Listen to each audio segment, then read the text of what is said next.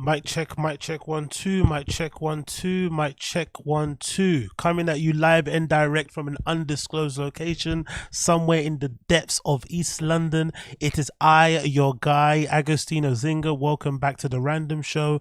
This is episode number 167, episodio number uno seis siete, with me, your host, Agostino Zinga. What's going on? Hola, amigos. Hola, todos. Is that hola a todos or hola todos, or however you fucking say it? Big up everybody in the stream chat.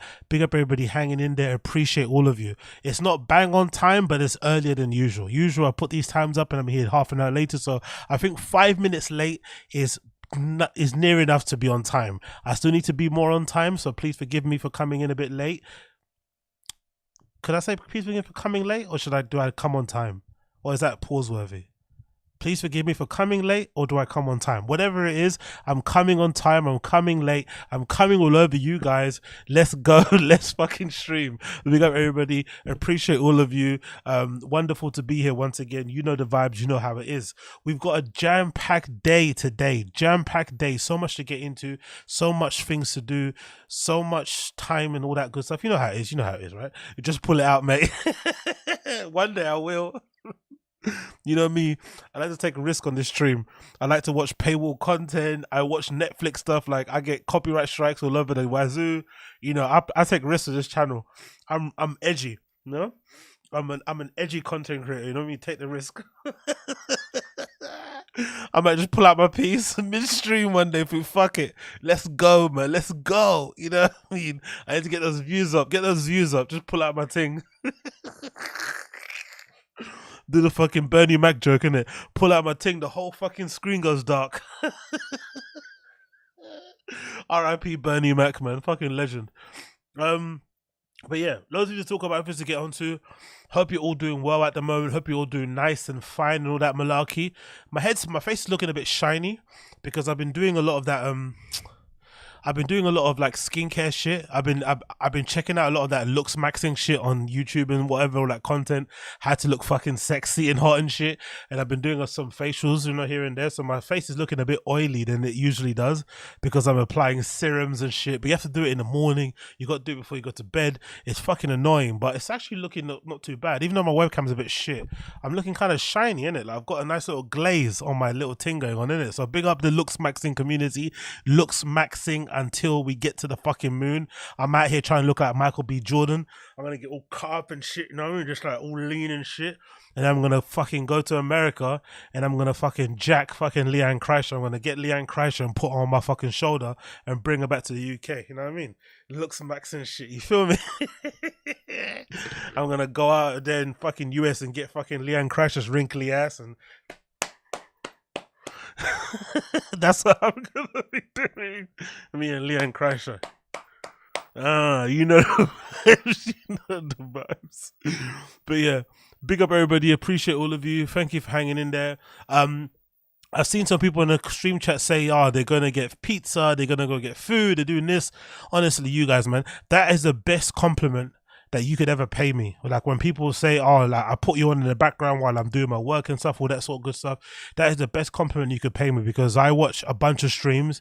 I'm in a bunch of stream chats and I know when, you know, we all know when a stream is not going well and it's a bit shit and you turn over and find another channel. So the fact that you guys leave me in the background and you trust me with your evening, you trust me with the hours that you have available to do all your free time, because you could do anything else. You could be watching an actual TV show, you could be watching a movie, you could be playing video games, you could be jacking off, you could be hanging out with your kids, you could be taking your dogs on a walk, you could be doing all manner of things and you're here listening to my dumbass in my fucking parents' bedroom covered in fucking Cheeto dust and shit, right?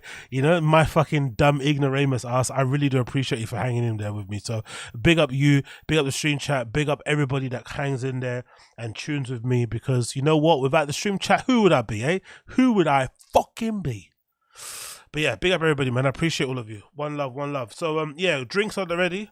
Banging stream to go in. We got like we got a cold brew going in there with a dash of milk. We've also got my little fucking trusted Stanley, my new little Stanley here. It's quite nice, this Stanley, because it's got a little sippy thing on the top, right? They can like suck on you, feel like a baby. Oops. spillage, right? So you feel like a bit like a baby, but it keeps you hydrated. So this is quite good, right? And this podcast is brought to you by Stanley, actually. Use my code Aggie. No, I'm joking, but yeah, this is a pretty nice thing. So I'm hydrated, I'm ready to go. Let's get fucking streaming, innit? Let's get streaming. So let's go. Number one thing to talk about. Do you want to know a good connection between Drake and Brendan Schaub? Are you aware that there's a connection between Drake and Brendan Schaub? You didn't know that, did you? You didn't know that Drake and Brendan Schaub were friends. You know why? I realized that they're friends. Look what I found out on fucking Drake's profile.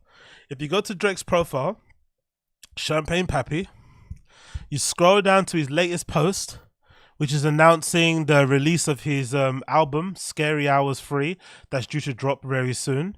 You click this, and you go to the comments, you will see Easy Money Sniper, who is also known as Kevin Durant, has left a comment here. Look what the comment says. The storm before the calm.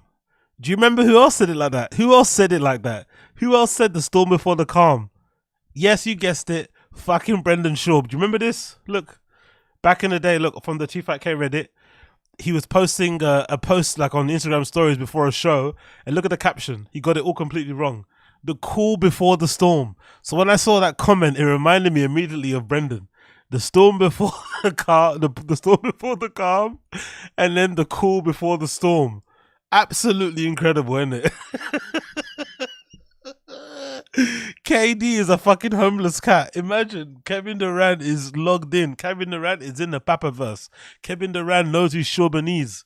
Kevin Durant is plugged in. Scary hours, bro. Imagine that. Look at that. The storm before the calm.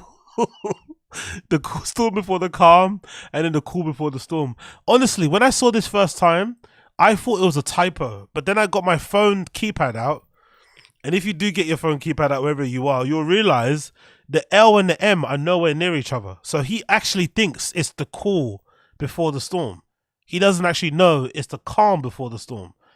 That's the problem. Like I remember when I saw this on Friday Kid, I was like, nah, this is a bit of typo. Then I pulled out my keypad. I was like, holy shit, the L and the M are nowhere close to each other. Like he actually thinks people say the cool before the storm. I fucking love Brendan. He's the fucking best. Look at him, the cool before the storm, you know. He's actually so proud. Ain't nothing like a Covina, right? Covina. And for some reason, Brendan kept saying the word Covinia.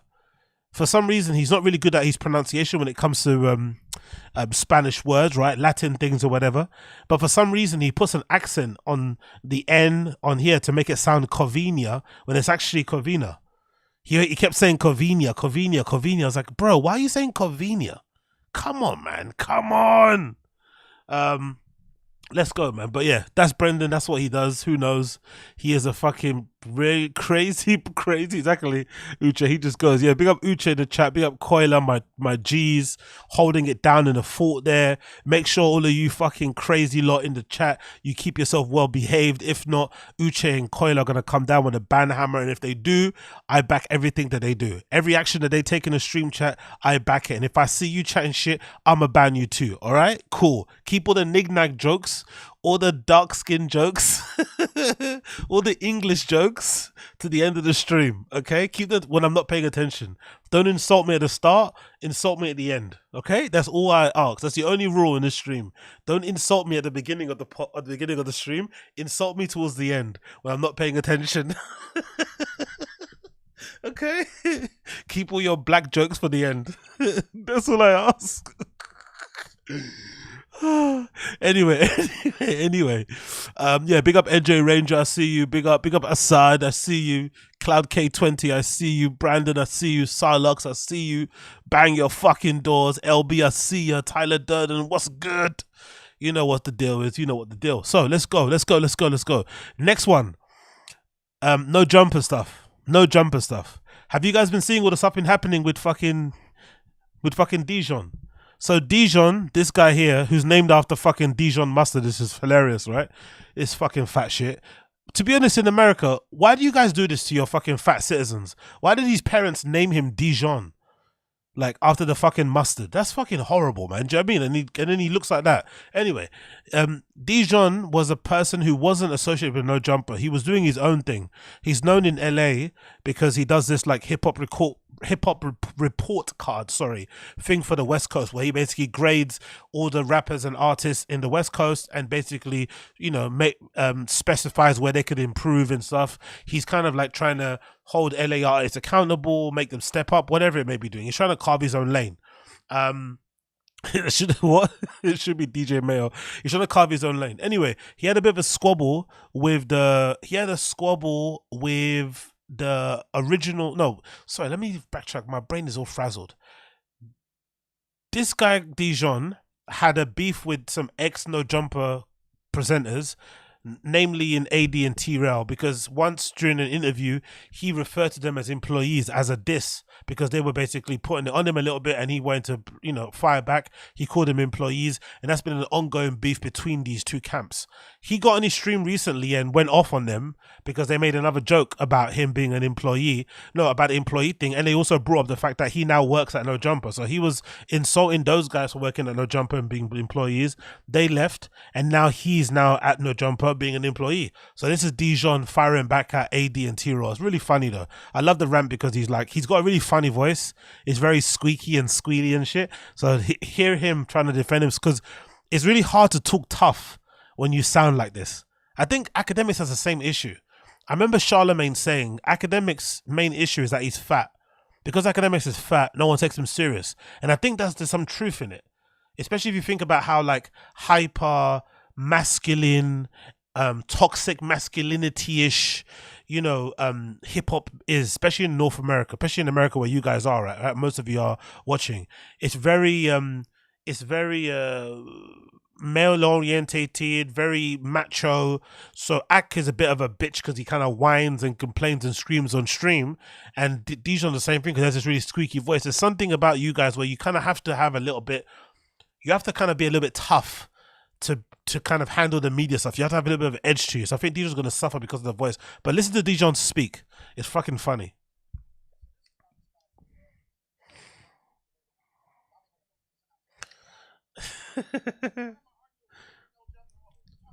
Actually, you know what? I want to read his statement that he put on IG. This is a statement that he put on IG firing back at those guys. What did he say? DIJON Paul. That's a big lot of text in it. He says, do you think that I tricked AD and TR at a position at No Jumper? Almost 2 years ago, I used the word employee with them while they were employees, and somehow it's still a topic. I already received an apology of this matter during the last interview together in February 2023, while they were in fact still employees at No Jumper. If my using of the word employee towards them back in 2022 was so important and meaningful, why did they work on a job? For years I hurt my own career demanding and protesting for black DJs to be hired at Power 106, which would technically make these black DJs employers of the white owned platform, wouldn't it? So it's not okay for me to fight for black DJs to get jobs, but God forbid I myself get paid an opportunity, huh? That's hate. But yeah, hey, if you see it as me tricking them out of position, that's what's up. I got rappers to grade, all is all well. So whatever, DIJON's fucking complaining. Let's continue on as well.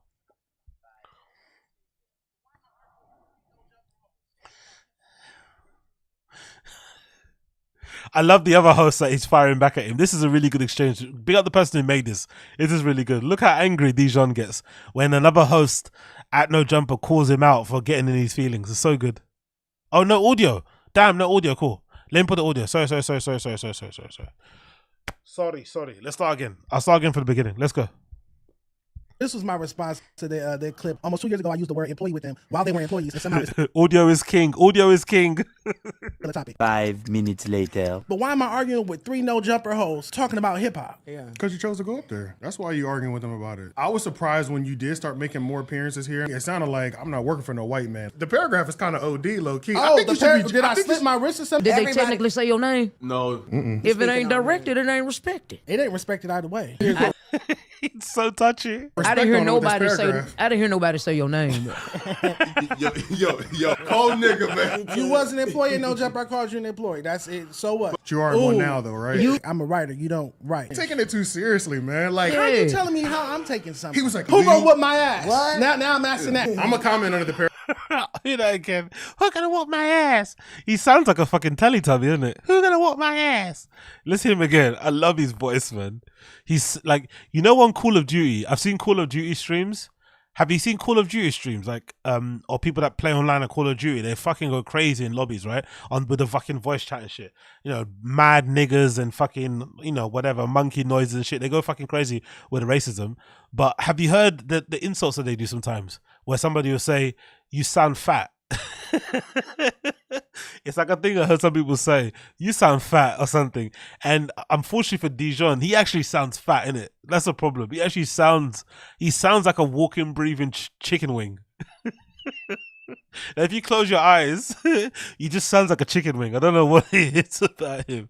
Let's go here one more time. One more time. Telling me how I'm taking something. He was like, who gonna whip my ass? What? Now I'm asking that. One more time. Who gonna whip my ass? What? Now my ass. What? Now I'm asking that.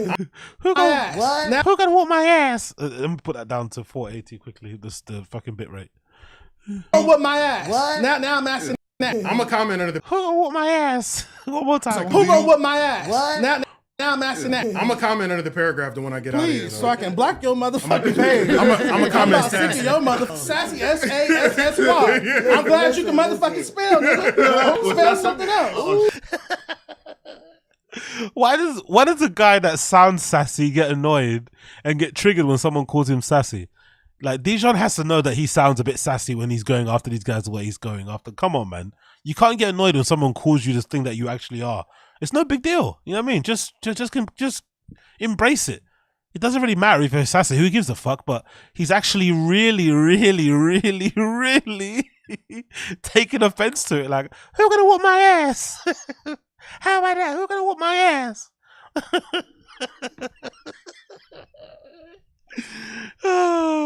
Also, what is with the fat guys in America not wearing fat guy clothes? Can some of you guys explain in the chat for me?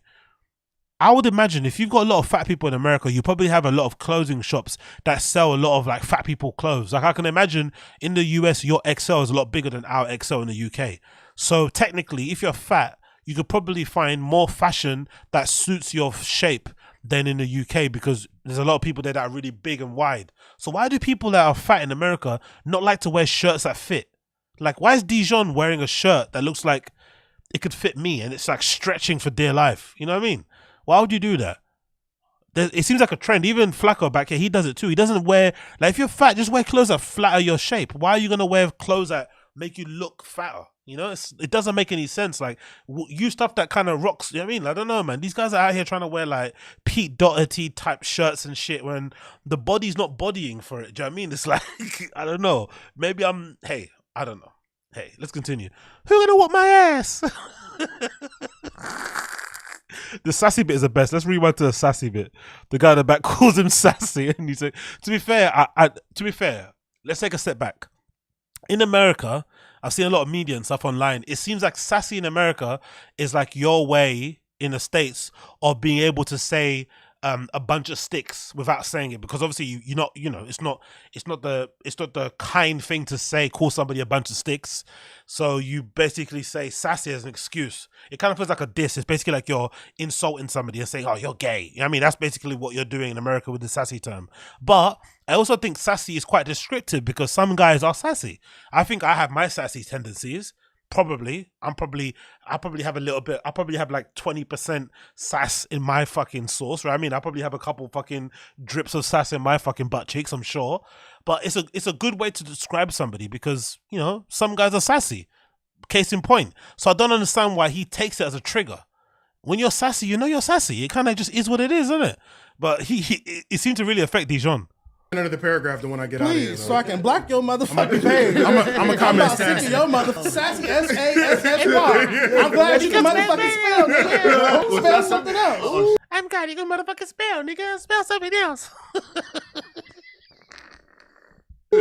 Sassy's only word that I need for you right now. You came up here with ice cream. And you came up here with your report card. It's the same thing. Hey, Sean, make sure we write sassy on the one that we did. You want to sit here and play with me. And what I'm saying is stop. That's what I'm saying. Stop playing. When you're losing an argument, you can't say stop. You have to just roll with the punches. Come on, man. You can't say stop. Stop. I don't want to play no more. All right? I just want to eat my chicken wing. Who gonna whoop my ass? I'll stop. Hey, my nigga say stop, goddammit. He a grown ass man. That nigga called bro sassy. He got Hey, you a little sassy, homie. Oh, that was really good, man. Big up DIJON. Hold your head up, brother. If someone calls you sassy, embrace it. It is what it is. You are a bit sass. What can you do? You know what I mean? I'm not talking about special special forces either. But yeah, he's a bit sass. What can we do? Moving on from that one, let's quickly talk about this because this is pretty crazy. So it looks like at the live show, there was a live show today, a FIGMUNITY World, right? Live show in New York. And it looks like they might have tried to set up AKADEMIKS. AKADEMIKS went to the FIGMUNITY live show as a special guest, and it looks like they might have set him up. Now, I'm not gonna go too overboard with this because I feel like if you watch a lot of FIGMUNITY associated back on Fig shows, you'll know that one of the guys on there called Pun has a show called Let Me Cook, where he invites fans to basically roast the host on like Discord and shit, and he live streams it. I'm sure some of you have seen it. It's a really funny show, and he just invites you to roast it, whatever, and you go back and forth and you have a little discontent. So maybe this was part of the show. They did it in real life, but some fans in the crowd came up on the mic and basically started going at AKADEMIKS, and one of the guys sounded like he went to fight AK. So this is taken from the back on Fig subreddit. This clip is fucking wild. The guy in the crowd is really basically trying to, as they say in LA, he's trying to mark AK out. So listen to this guy go crazy after AK.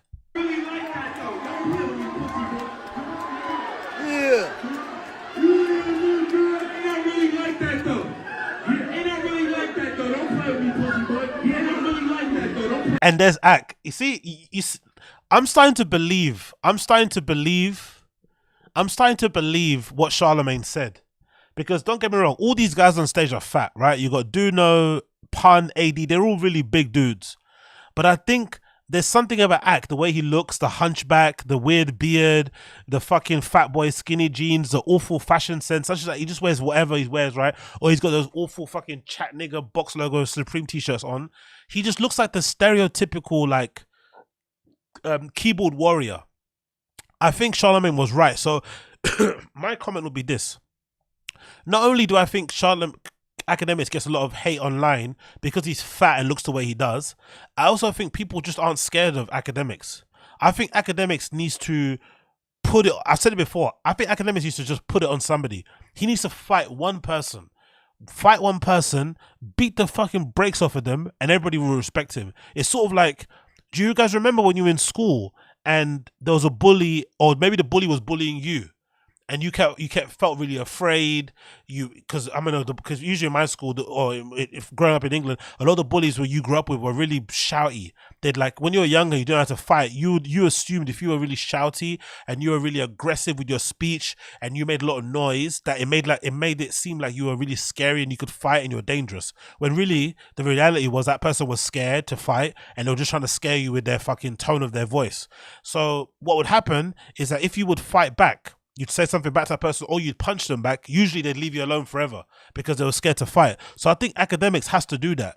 People keep marking him out, they keep testing him because he looks the way he does. Like, he looks like a typical hip-hop keyboard warrior type of person. So he needs to fight one person. I don't care if it's fucking Needle Drop, if it's fucking Yachty, if it's Vic Mensa, whoever it is, he needs to fight somebody. He needs to put the beats on somebody, and then I think everybody will leave him alone. But the way he looks and the way he carries himself, it's hard to respect somebody when they look like this. He's not the most good looking guy in the world. He's got that big fat face. He wears horrible fucking hoodies and snapbacks.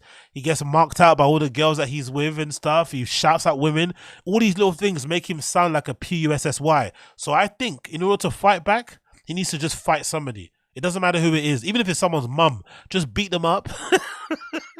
And then he'd get respect forever. Because look at this. This is a live show with fans. And there's this fan that rocks up to AK and is just barking at him. Fucking hell. yeah, nigga. Don't save this nigga. Cause we will put pulls on this nigga, nigga. We will put pulls on that nigga. Yeah.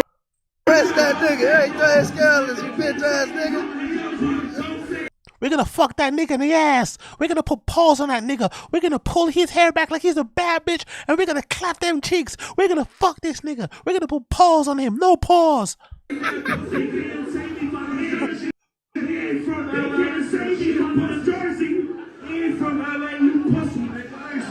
Look at Ak walking around. He's so nervous and scared. Look at him. Look at Ak, man. I feel so bad for him, man. Look how far back he's standing away from the. He doesn't want to have a moment. You know what? You know what I think with Ak as well. This is my theory. I'm saying this out loud. Maybe because Ak is so plugged into the internet and he covers all this stuff online. He's got a massive fucking platform, one of the biggest, if not the biggest hip hop platform. So he knows what's going on when it comes to fights and shit. He knows this could be a viral moment if the guy grabs his leg and pulls him off that stage and just puts the beats on him. So he's trying his best to stay as far away as possible from arm's reach from that guy. He doesn't want that. So I wonder if part of the reason why Ak is scared to fight, because he knows if he does fight somebody, whoever he ends up fighting, they're going to record that shit. And that video will never, ever not get passed around. He will never be able to live it down. If he loses, by the way. If he loses a fight and it's on video, and there's a video of him getting slumped and he's on the floor trying to stand up and his butt cheeks are, you can see his ass crack and his butt cheeks and shit. And he's all staggering and he looks all fucking, you know, he's got that academics face when he's out, you know, all that shit. Like he's not going to be able to live it down. So maybe that's why he doesn't want to fight. He's too scared of the negative ramifications of losing a fight, you know? That's probably his main thing. But I think that fear is holding him back. He needs just to fight somebody. It doesn't matter if you lose. People lose fights all the time. People get beaten up every single day. He just needs to put the beats on somebody, because you can't have people disrespecting you this in public. Hey, Mac, Wop, you see this here, man? Me and my dogs that kick some shit off, man. Everything's scandalous. Look at them standing up.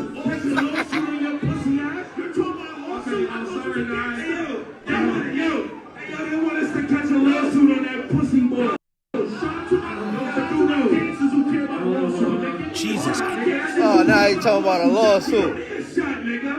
Oh, look at academics. Look how far back he is. My nigga talking about a lawsuit.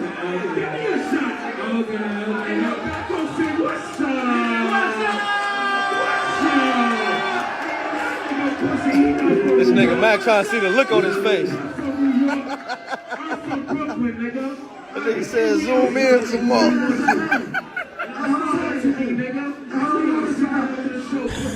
Man, that nigga I can't wait to hear Academics' side of things. When he gets on stream, I can't wait to hear what Academics has to say about this. need to off the rope, do a big off the ropes on that nigga. We got the hardest fan base on YouTube, nigga. Yo, we all bullshit in this motherfucker. Oh man, look at him. I feel so bad for Academics, man. Look at him. He's so scared. He's so fucking scared. Fuck. Anyway, Academics got marked out live on stage, but that is a bit bad mind from fucking FIGMUNITY World. Why are you gonna invite him as a guest and then have him get fucking rocked like that on stage? They should have took the mic off that guy instantly, turned his mic off. Like, you can't be having your guests get treated like this. And also, this puts a lot of credence why Academics is scared to like come to the West Coast and hang out with those guys, because it looks like those guys are quite grimy. Because if I'm not mistaken, the issue is here, as I got the video here, there's an issue here. There's a video here from KEEM. KEEM, one part of TDE. I think who's the manager for KEEM? I forgot what manager he's for. I think he's manager for Schoolboy Q, but he's also just part of the TDE crew. And allegedly, the reason why that happened, he basically divulged the reason. He fucking, stitched on himself. He got on stream, KEEM, and basically said he, in part, I guess, set it up, the whole thing, because of Academics' beef with SZA. So Academics has had a little back and forth with SZA. You know how Academics is with women. He fires off the hip with her. He says some crazy shit about fucking SZA. And I guess, the TDE camp didn't take that too lightly. And they've held a grudge. And I guess they then got their goons in the East Coast in New York to go to the show and put it on fucking Academics. And basically KEEM admits it on this fucking stream, which is kind of crazy to admit. But anyway, let's hear him talk about it. F out there performing that motherfucker, you know what I'm saying? He the one sent the niggas that act. Yeah, Apollo wasn't feeling that, nigga. Yeah, had to holler at a couple of our extended family members. That was KEEM TDE breaking down that even Oh, though no, not Flacco. We don't want to hear Flacco talk about it, please. We don't want to hear Flacco. We don't want to hear Flacco. No. We're going to get another clip. I don't want to hear fucking Flacco talk about it, please. No. Let's get another clip. Let's get another clip. You got Flacco there. I know who did it. I know. Pointing as well. He's so fucking happy to snitch. Let's get somebody else. There we go. Let's get the clear one. You know, that's why I'll be getting smacked, be yelling this TD, got TD on the side of his neck, and he swear he like, you know, he love Ak and all the shit and everything. And Ak cool, no diss, no whatever, but it's fuck him. It's, you know, he go get a Stone Cold Stunner. Stone Cold Stunner will be administered. You know, F out there performing that motherfucker, you know what I'm saying? He the one sent the niggas that Ak. Yeah, Apollo wasn't feeling that, nigga. Yeah, had to holler at a couple of our extended family members. Don't save this nigga. Cause we will put pulls on this nigga, nigga. We will put pulls on that nigga. Yeah, press that nigga. Everything scandalous, you bitch ass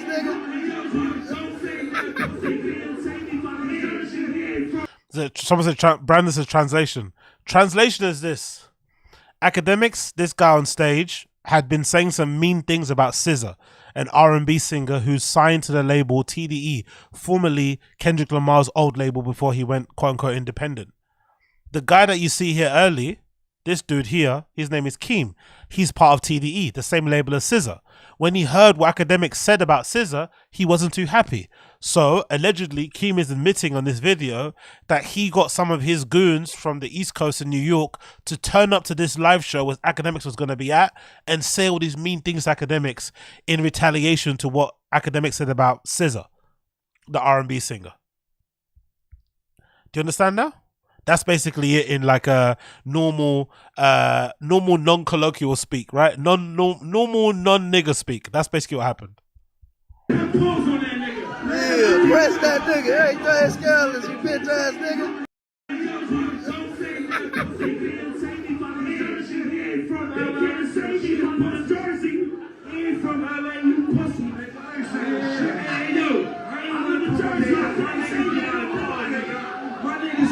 Hey, Mac, why you see this here, man? Me and my dogs that kick some shit off, man. Everything. Anyway, Look at him. Anyway, you get the gist in it. You get the gist. So, that's what happened. I feel bad for AKADEMIKS. He didn't deserve that, to be fair. Obviously, it's probably inevitable that AKADEMIKS is going to get beaten up at some point. You know, he just talks too reckless, unfortunately. And I just think in the hip hop space, you know, there's just too much fucking pride and ego and, you know, whatever to take that kind of level of criticism from somebody that looks at AKADEMIKS. I think that's his problem. He looks the way he does. So when it comes out that he, you know, how do you say that? Yeah, because AKADEMIKS looks the way he does, when he says stuff about people, they just never, it can never sit right with them because he looks like a dweeb or like a dork, you know, like I said, keyboard warrior type. So they take it even more as an offense. But really and truly, I feel like if AKADEMIKS wants to really do what he does, double down. And if I was him, you're never going to be tough. He's already proved it, right? He got on stream and cried because he was imagining the prospect of him getting beaten up by Saucy Santana and getting fucked. I can understand the fucked bit is obviously horrible, but he's more so he was scared about losing a fight to Saucy Santana. So we already know he doesn't want to fight. He's just a scaredy cat, right? It is what it is. Not all men are meant to fight like that. He can fight with his words, no problem. So if I was him, just stay at home. Stay at home, have security. Don't go nowhere, like nowhere where hip-hop rappers are going to be, and just talk your shit online. It's not a problem. But he wants to do all the things. He wants to be tough. He wants to be everywhere. He wants to pretend like he's not scared when he is. You have to really choose a lane. You can't be the bully and the victim. You have to choose. And at the moment, he's the victim. And just be okay with being a victim because he's a fucking millionaire. Doing what he does at the moment. He's won. He's going to be, you know, he's got a good role being a media person because all he does is basically respond to the news that's going on. He doesn't have to create anything really original. There's no real, I won't say creativity behind it, but you know what I mean? Like he could have a longer career being a media journalist than a rapper because he's still going to be around in maybe 10, 20 years.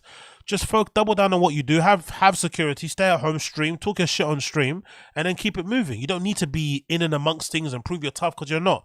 Because I've got a feeling if he tries to step, because I would like for him to step outside, put the beats on somebody, and then kind of shut everybody up, because I feel like a lot of them kind of bully him because they know they can, because they know he's not going to fight back.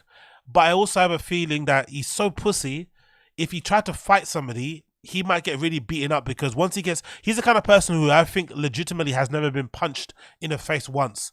And people like that, when you don't get punched in the face once, when you get punched once, it can really change your whole reality. You know what I mean? It can make you it can just make you so scared. Like, so I feel like he's going to have that kind of reaction. If he gets punched in the face once, it'll just completely shatter him and you won't know what to do. So I don't want him to do that. So maybe just stay at home, stream and do your thing, right? Anyways, next on the thing, we got this clip to play here quickly, courtesy of No Jumper subreddit. Big up them. It says, "Who would have thought Adam was running a No Jumper like a business?" So this is a really funny clip, because AKADEMIKS sat down with some of the FIGGMUNITY world guys. You got Pun, you got Duno, you got AD, and you got TRELL here, and let's hear what they have to say. I would say too is like, I hate when people think like the ending of all of that. They say, "Oh, AD got emotional, and that's where everybody did that." Like, nigga, and I ain't never said this shit on camera. I take full responsibility, bro, for everything that happened. You wanna know why? What do you mean? Because I should have never mixed emotion with business, bro. Oh, I love that clip. So in the first clip, that's recently, AD's basically saying that he didn't get emotional. Then in the second clip, which was taken before the first clip, he admitted that in the breakup with No Jumper and fucking Adam 22, he admitted that maybe he did get a bit emotional. And he kind of got, quote unquote, tricked out of his position, which is true. I think looking back at it, even though what Adam 22 did to these guys was really grimy, I think him basically talking to other employees about sacking them and stuff wasn't cool. And that's never going to sit right. But I think they could have easily worked it out. But obviously, AD got emotional about it because he thought him and Adam were really friends. And it was a big betrayal that he found out that Adam was talking about him behind his back. That's what really got him annoyed. And obviously when Pun got in his ear. So I love that they put these clips together. Bro. As a man, I should have never mixed emotion with business, bro. As a black man. Mixed emotion with business, bro. As a man, I should have never mixed emotion with business, bro. As a man, I should have never mixed emotion with business, bro. You know what I think? I honestly think this beef is going back and forth. Oh, Jesus, look at T.O.'s missing tooth. I think this beef is going back and forth too much. I really do think these guys actually miss each other. Like, for real, friendship-wise. Like, I've said it before, and all my fucking fellas in the chat could let me know. What did you say here? AZ needs you as a bodyguard. Honestly, I regret sharing that Penny Loafer story. I swear to God, you fucking guys, man, you're never gonna let me forget that one, innit? I fucking regret sharing that. I'm gonna make sure to share more personal stories, because you motherfuckers never gonna let me forget that one. The fucking Penny Loafers. Oh God almighty. Anyway, going back to my point, I honestly think these guys all miss each other. For all my fellas and anybody else in the chat over the age of fucking 25, you know how difficult it is to actually have to make friends, new friends, especially if you're not meeting them at work, or you're not meeting them at a fucking hobby thing that you do, or whatever, a rave, I don't know, whatever. It's hard to meet like adults and make new friends. So I think when all these guys linked up and became friends, including Adam 22, it was a real cool thing, because they were all working under the same company. They were making money at the time. They were having fun, making content, blah, blah, blah. So I think they were generally friends at one point. And it probably breaks their heart, you know? Like, it probably breaks their heart to know that they're not all cool anymore, you know? Like, it's probably really stressful. No, it's probably really distressing, basically, that they're not friends anymore. And I think that's how they take it out on each other, by insulting each other online. That's what I think happened. As a man, I should have never mixed emotion with business, bro. As a man, I should have never mixed emotion with business, bro. But yeah, that was a fucking brilliant clip. Oh yeah, big up my guy Fashion Roadman. Yeah, what happened with the penny? Oh, another time I'll recap it. You know what I'm gonna do actually? I'm gonna make a clip. I'm gonna pull it because I think I remember what episode it's from. I'm gonna clip it actually. Let me actually write this down. I'm gonna clip it and I'm gonna put it up there so everyone can see it, because it keeps getting mentioned every time. No one actually knows the law of the penny loafers, but I will actually make a clip about it. But short synopsis or short fucking version of it. I had a fight one time on the way back from the clubs when I was on the way back from the clubs. I happened to be wearing a pair of penny loafers. To be specific, GH Bass penny loafers. I'm sure you will know what they are. Fashion Road, man, right? The one with the tassels on the front. So I was coming back from a rave somewhere like, I don't know, Bethnal Green, Mile End or something.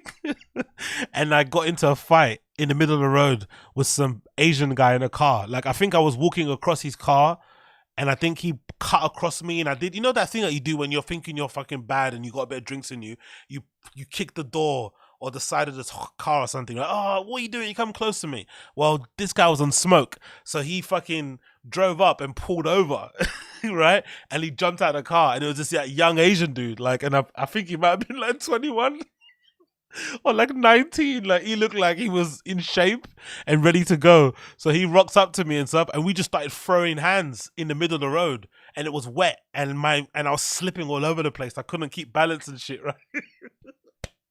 I got some good punches in. But I remember slipping a lot. So I'm sure he must have hit me. Maybe more than I hit him.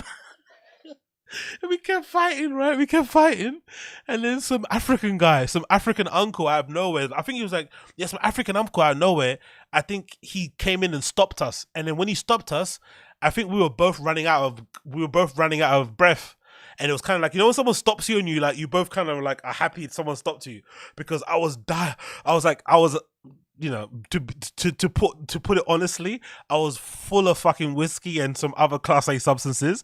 I was off my head. I don't even know how I was fighting. So I was in no mood to fight any longer. And that Asian dude, I think, was also a bit tired. So we both kind of looked at each other, and then he made us stop. And then I think we just kind of like said fuck you or something at the end. We threw our little exchanges, and then we walked off. But I remember waking up in the morning and I was like, the side of my face hurts. Like, and I remembered, oh yeah, I got in a fight yesterday. I completely forgot about it in the morning.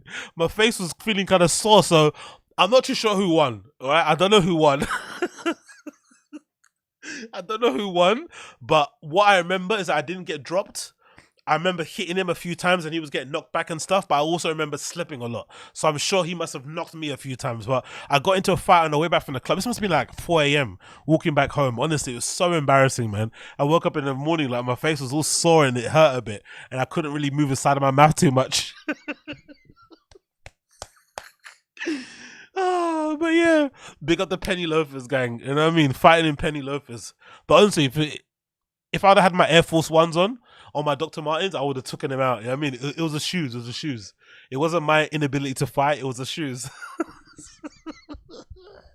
It was the shoes, man. The shoes. Oh, God. Anyway, next clip. We got here, AD admits to pun getting in his ear. Let's see what he says here. He didn't like this motherfucker the most. Nah, he want to squabble with you. I don't think he want to squabble with you personally, but he don't like it at all. He said you fucked it up. Pun is... That's true, actually. Adam22 doesn't like pun. He fucking hates pun.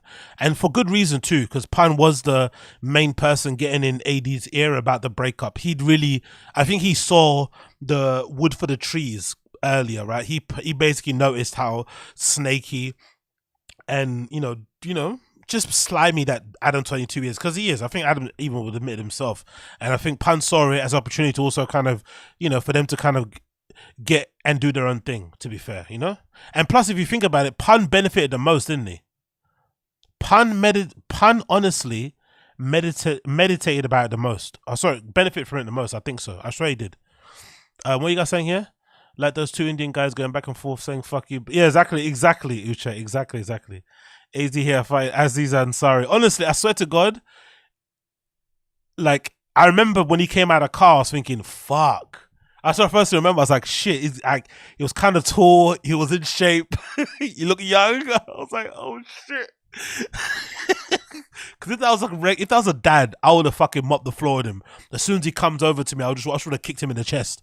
Do you know what I mean? I would have done a big Sparta kick, but this is a young kid. If I tried to Sparta kick him, he would have moved out of the way and punched me or grabbed my leg and spun me around and fucking gave me a fucking suplex on the floor. Like, he looked like he was in shape. So the fact that I kind of, you know, held my own was a good thing. And I have to thank those Groupon classes, honestly, Groupon classes in Muay Thai and MMA and stuff, they helped me so much. Those Groupon classes I took for 6 months were fucking the best thing I ever did in my life. Like, honestly, learning how to fight like properly and not being afraid to get hit in the face and shit was beneficial. Because I remember when I went to my first Muay Thai class and I was sparring against this girl that was like 14. And she was lighting me up. Like, that was the first time I realized, you remember people say about when you get punched in the face, like you see like flashes. That's what I saw. I remember when I was sparring this girl and we were kind of going through drills and shit, I kept seeing flashes. Like, she kept like knocking my head back and I kept seeing like, I was like, oh my God, bro. And she was just dancing around me. I was like, oh my God. It was so humbling. But then when I kept going back and stuff, I kept learning and improving or whatever, maybe. What are you guys saying? Your most famous story, every time you speak about fashion and you shit on Palace and tell the story. Yeah, exactly. Yeah. Fuck Palace forever, man. Burn that shit to the ground, man. Fuck them forever. I hope they fucking end up like fucking Marihishi. Fuck them. John Doe says AZ is gonna be the worst pain in your life.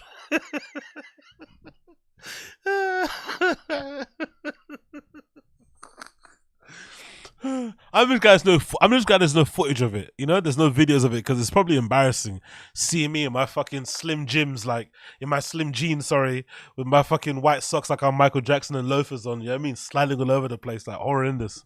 I ain't gonna say Pun wanted to do business correctly, and he would just call shit how he see it. He like, look, I don't work over there and shit too, so he'll tell you, I'm looking at shit like, that's the homie, nigga. He got our back, nigga. He like, nigga, that's not your friend. And I'm like, nigga, no, this is my friend. Nigga, I trust him, nigga. This is, and you was taking squabbles for that man. Nigga, I didn't, bro, his shit I don't even talk about. I ain't done for that person. But I'm sitting there, he's telling me like, bro, stop doing all this stuff because this nigga don't fuck with you the way that you fuck with him. He's telling me that. I'm like, no, you wrong, fool. Mm-hmm. And the more time go by, he, hey, and then it started being on him. And he like, listen. To be fair, can you really blame Adam22 for that? Because AD's basically saying, which is his whole point has always been, he thought him and Adam were closer friends than they actually were. Similar to what happened with the Rory and Moore and Joe Budden thing. But is it really Adam22's fault that AD thought they were closer than what they are? Isn't that just him putting more on the relationship than what it was? You know, it's not really Adam22's fault. If anything, I still think Adam22's major fuck up in this whole breakup was mostly his inability to be a leader. Like, he didn't really lead. Do you know what I mean? He was a bit, he kind of acted like an employee when he was actually the leading role. You shouldn't be talking about other employees to other employees and thinking it's not going to sit right with them. It's also not, it's never going to sit right with them. That's what he did wrong. And he wasn't really clear about the boundaries, like limits and stuff. He didn't let these, because I think from the beginning, Adam wasn't really a fan of how these guys were doing their own streams. You know what I mean? Like, I think he should have told them, hey, I don't like that you're going on your own platforms and talking about office drama or making drama. He should have made that a rule. But obviously, by the time it started getting up steam, it was too late to kind of pull it back. So that's probably the main mistake that he made. But I don't really think you could blame Adam for AD's feelings about the relationship, really. But hey, it is what it is. Let's move on from that one. Next one, we've got, let's talk about the clip, actually, where TRELL goes off on Adam22 and stuff, right? Let's see if we can find it here. TRELL goes absolutely off on those guys. He goes absolutely crazy. Let's see. There, I think this is it. Yeah, this is a clip. So TRELL going crazy on Adam22 and Josh. Let's hear him go crazy. This is a really good rant, I think. Big up TRELL for absolutely letting it go, because TRELL's been really kind of he's been a little bit too mature about this stuff, because Adam's been going after him. He's kind of, I wouldn't say exposed the whole bankruptcy thing, but he did bring light to it. He's been insulting his wife Heather a bit and just keep poking and probing at these guys, and they haven't been replying. So let's see what happens here. So this is TRELL basically responding finally back to Adam22. New store. I didn't even see that. I see everything, right? I mean, I seen that. I said, oh my God. Man, I didn't see that. All his employees together, no disrespect, bro. If y'all get all together they not fucking with me by myself. Damn. I'm the set. Yeah, nah, hold on. Nah, somebody fight this shit. Hey, nah, look. hold up. Rally everybody in the room. Oh, nah. And go live. Hey, Go live. Hey, hey. Hold on. Is he lined up? No. The numbers are there. Is he lined up? No. Emergency rally, Yo, AD. The fuck you talking about? I'm taking credit for that line. Bitch. Remember what I said it to Adam one time. So you hit him with the same shit. Damn. Now Flacco do this thing. Rally them niggas up. They not fucking with me by myself. Put them all in a row, go live. If I get all my homies, that's these niggas in here. You feel me? Plus niggas outside. Shout out to all my niggas. You feel me? Matt Keem, all niggas don't even know. Niggas ain't fucking with me. And The only thing I don't like about this beef is the emphasis on the views. I know it's a big deal for a lot of these guys because, you know, a lot of the reasons why they left was to do with the money and not really feeling like they were being acknowledged or whatever.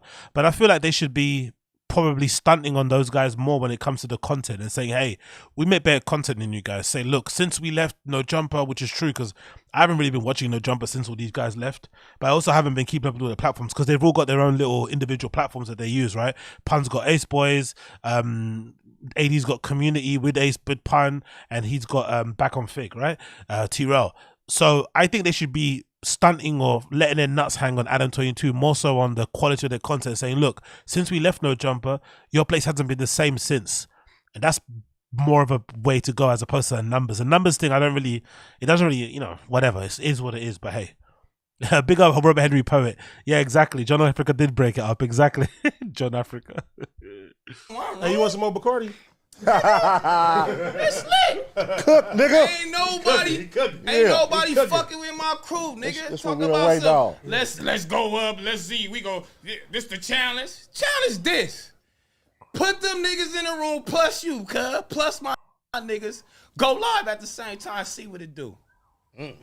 Step up. Step up to the challenge. I like that. You See what it do. That's a challenge from FIGMUNITY World to No Jumper. Step up, nigga. See what it do. Same time. Go against us. So, like, Let's cook, nigga. See what it do. Let's cook. I ain't mad at using nobody words. or nothing like that. I ain't saying niggas whack, but come fuck with me and my niggas. You said so content for content. No Jumper ain't fucking On with. the same day. Ain't fucking with FIGMUNITY. Ain't fucking On with the Community. Nowhere God. back on Fig. Not saying nothing against you either. Cook it. Not Cook saying out. against nothing against you Y'all either. niggas funny. But you and that nigga You was want to pack? live. You want to pack? No. But you and Cub That's how was you live. feel? Cub right here. Oh, let him cook. But you and Cub was live on the same day. I was live. What? On the same time. I All was together. live one day. You were? Yes. Yeah, that nigga's baked you. And I had Hey, me? Damian Lillard. Hold up now. Adam got to tell me this before. It was a chill day. It was a Sunday for me. No chill day. If Adam had told me Damian like, Lillard on. if Adam had told me like, yo, Fuck you talking if about? Adam had told me, wait, what was the numbers? What was the numbers? How What you you look? talking about? Y'all shit was like 3,000. Cuz You was like crazy as 20 hell. or something. 25. Baked y'all. Nigga, you crazy as hell. Go to Reddit. Baked the You like goat, Reddit. cuz. Hold on. Goats together. Baked Hold y'all. on. Go to Reddit. You like Reddit. got like baked, I Reddit. nigga. definitely had You like 10K. Reddit. You like got Reddit. baked. I definitely had 10K. I don't know what No Jumper had. I definitely had 10K. Okay. Oh, so you by yourself. Yeah, what? On this platform. Wait, we not counting me and him? I was just counting here. Oh, fuck with y'all. Okay, all right.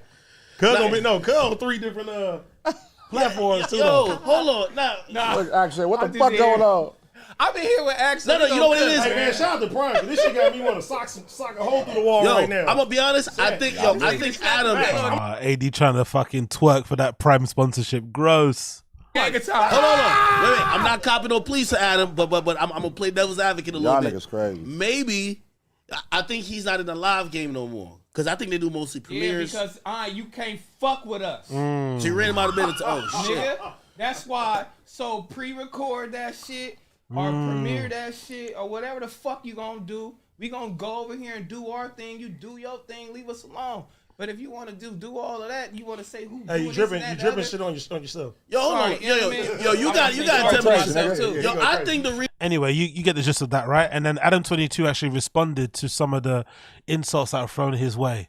Let's see if we can find it. Adam 22 actually responds to some of the insults. Let me see if I can get this up here. Bear with me a second. And then we'll move on to the Brendan stuff. Let's see, where is it? Oh, there it is. Yeah, Adam 22 responds to this. There we go. Adam 22 responds. This is courtesy No Jumper subreddit. Let's play this one. Look at his response. Adam 22 responding. What does he say? He was crying, and he said that he could beat me up. Are you fucking serious? Bro, you know those handicap signs that you see everywhere? That's you. You are handicapped. I love how Adam22 is shouting or replying back to those guys while he's in some sort of, it looks like a circus fanfare or something with his family. So he can't scream. And he's self-conscious about how crazy he looks shouting to a camera. So he's whispering. He's whispering back threats. You can't fuck with me. I will knock you the fuck out. I will kill you. You know, he has to kind of whisper because he's in a family-friendly environment. It's fucking hilarious. You only have one functioning arm. Even if you had both functioning arms, you weigh 96 pounds. You ain't doing nothing. Look how scary he is. He's saying all these threats with his angry face, but he's looking around all over the place. Right? His eyes are darting. Look how his eyes are moving all over the place. He's scared about who might be around him, ready to snuff him from the back. Look, his eyes are like, you know. Look. You know those handicap signs that you see everywhere? That's you. You are handicapped. You only have one functioning arm. Even if you had both functioning arms, you weigh 96 pounds. You ain't doing nothing to nobody. This dude is actually delusional. He reminds me so much more. He reminds me so much of like a few people that I've grown up in a scene with, man. Like all talk, no fucking action. Really is. But yeah, he's a funny guy. So Adam22 and TRELL are going back and forth. I'm not too sure what the outcome of this beef will be, whether or not they will actually put paws on each other or something, but I'm eager to see what happens. And here's a threat actually. This is a threat. This is TRELL threatening them actually. This is the threat where it comes from. This is quite funny. This is the threat, but then we'll move on. And like you don't got no homies. Like we entering this shit trying to be homies. Like, so once you lose that aspect, it's crazy. Like, and I'm a choose this nigga. You feel me? And I'm not choosing the money. I'm not choosing the clout. I'm not choosing your platform. I'm not choosing none of that shit, nigga. I'm choosing my homie, nigga. The nigga called me, like, you know what I'm saying? And I called AD. AD said, nah, that's not what we doing. That's not what we doing. Motherfucker gonna get mad, that's fine. I'm not finna keep on fighting no nigga and all of that shit and doing all of that. Like, I'm a nigga, like you said, I cannot fight with my words. I'm not a nigga that I'm not there yet, cuz. I'm not academics. I'm not y'all. I'm not Adam. It's hard. Hey, the way he just said that, I'm not academics, is basically saying I'm not pussy. I'm not doing none of that. It's hard. I see you at house. I'm socking both of y'all. Wait, God. Who's both of them? Whoever. You can make a guess. He's basically saying if he sees Adam22 out, he doesn't care who he's with, he's beating them both up, which basically means Adam22 and Lena. He's basically saying if he sees Adam22 out with Lena, it's on site for Adam22, and if Lena tries to jump in to break it up, he's beating the brakes up of Lena, which I like. I like that energy. I'm with that energy. I'm with the energy of where if you see an op, it doesn't matter who they're with, where they're with their mum, their auntie, their kids, you need to beat the brakes off of them. There is no fucking fair ones. There is no, oh, this is the wrong time. Nah. If you see an op, somebody that you fucking hate, somebody that you want to beat the brakes off of, you beat them up, and if the kid jumps in and says, leave my daddy alone, you sock that kid in the face as well. You fucking knock the fucking lollipop out of their mouth and you send them flying. You fucking dump their fucking carcass in a fucking bin and you keep it moving. You take that charge the next day when they come and arrest you, you take the charge like a fucking champ.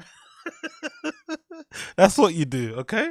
Wait, Adam and Big 22? You can make a guess. If you win whoever, I'm banking both of you niggas. Yeah. This nigga is funny, cuz. Who's two of them? I'm tripping. Huh? Who's the second person? You can use your imagination. Say whoever. So Adam and who else? Whoever. Somebody else banging on him over there too? Whoever you going to Target with. Yeah, whoever. Oh, security. Whoever. Oh, you're on that Jimmy. Can you imagine catching somebody at a Target? I'd love to catch someone at a Target. Imagine catching somebody at a supermarket. Oh, that'd be so good. There's so many things you could, because at a supermarket, you can make such a ruckus. You can throw them into fucking displays, throw them into shelves. You could fucking throw shit at them. Fucking tins, bags of rice, bread. You know what I mean? You could whack a fucking steak over their head, chuck them in a freezer, run their fucking kids through the fucking ice cream cabinet and shit, lock their kids in the ice cream cabinet, like with one hand holding the door as you punching the dad in the face. You could do so much damage, bro. You could open a fucking bottle of milk and pour it all over the fucking wifey. You know what I mean? You could do so much fucking damage, bro. You could break a glass and slice the kid in the face. You could do a bunch of madness, bro. A bunch of madness, man. Everybody's mum's crying. Everybody's crying. Wow, wow, wow, wow, wow, wow. Fucking sound of the fucking police, man. The fucking security guys. There is a security front aisle fully. All passengers, all customers, police in the front. You're just going crazy. You're fucking smashing everything, bro. Smash it all. Temper T, smash. Fuck it. Everybody's fucking getting it. Joe shit, even security could get it. Holy shit. Acting funny. Y'all niggas wild. Damn. Hey, look. No. You know, just Yo, I ain't gonna lie, the reunion gonna be hella lit. You with think all it'll that. be a reunion? No Of reunion. course. No Not way. with these two niggas, man. Yo, place. As long as nothing escalates. I want to see Josh from fucking No Jumper get beaten up the most. As much as Adam 22 deserves to get punched in the face, I want to see Josh from No Jumper get fucking beat the I want to see someone beat the brakes off of Josh from Adam from No Jumper, because he's been a little bit of a spicy, instigator in the background himself. I want to see somebody fucking punch Josh square in the face. Nobody get hurt. There's gonna be a lot of words said, and over time, as time and. Let me ask you this. Anyway, that's basically the gist of it. You saw the beef. You saw the fucking issues. It is what it is. Okay, moving on from that one. Let's switch fucking tactics. Let's switch tactics, and let's go over some of the information that's been happening about Diddy. Have you guys heard about this? This is fucking crazy. So, courtesy of the New York Times, have you guys fucking heard of this story? It kind of came on my flipping came. Is that a pause? Anyway, I saw it on my timeline recently, and yeah, this is a wild story. So the headline says Sean Combs is accused by Cassie, his former girlfriend, of rape and years of abuse in a lawsuit. So as most of you will know, Cassie, the legendary pop star, singer, R&B act from back in the day that Diddy was involved with for a very long time, has now come out with these fucking allegations, which is crazy, in a new lawsuit. So let's fucking read the article here, courtesy of New York Times. Sean Combs, a producer and music mogul who has been one of the most famous names in hip-hop for decades, was sued in federal court on Thursday by Cassie, an R&B singer once signed to his label. In the suit filed with at the federal district attorneys in Manhattan, Cassie, whose real name is Cassandra Ventura and who had long been Mr. Combs' romantic partner, says that not long after she met him in 2005, when she was 19, he began a pattern of control and abuse that included plying her with drugs, beating her, and forcing her to have sex with a succession of male prostitutes while he filmed the encounters. So all those rumors about fucking Diddy being freaky were real, innit? There was always rumors that he was into some really freaky shit. Like really, really freaky shit. Not just threesomes and whatnot. No. Some actual freaky shit is true, because she's alleging that Diddy fed her a cocktail of drugs and made her fuck male prostitutes while he filmed or jacked off in a corner. Madness. In 2018, the suit says near the end of their relationship, Mr. Combs forced his way into her home and raped her. Whoa, I didn't know this. So they're saying recently, so the last time, so when they, you know what, this explains so much. There was a time, I don't know what happened, but a few months ago, Cassie was in the news for something, and I think Diddy made a comment, maybe on her profile or something. He made some sort of comment, and Cassie's now, I don't know if she's married or whatever, but she's got a new guy who she's with now, and they have kids and shit. I remember he left a very spicy comment or reply back to Diddy, and at the time I remember reading it thinking, this is a bit over the top. Why is he going so hard at Diddy? I know he used to fuck her back in the day, but it's just an ex. But now it's making more sense why the boyfriend or the husband of Cassie now went so hard at Diddy in the replies, because he's obviously known about this information from ages ago. So he didn't respect, he didn't want any, no confusion from Diddy. Like, if you talk about my wife, I'm going to come at you straight away. Do you know what I mean? He went super hard at her. So this explains it. Because 2018, allegedly he raped her. Jesus Christ, bro. After years in silence and darkness, Miss Ventura said in a statement, "I'm finally ready to tell my story and to speak up on behalf of myself for the benefit of other women who face violence and abusive relationships." I also want to know, though, if this happened from 2005 to 2018, why is she speaking about it now? Is it because of an NDA or something? Maybe the NDA ran out or something. It expired, and that's why she can talk. That's actually crazy, though, isn't it? Think about, like, if you're a woman and you're involved in the industry, it has to be a big red flag if the guy says sign an NDA. If someone makes you sign an NDA, that has to be the biggest red flag ever.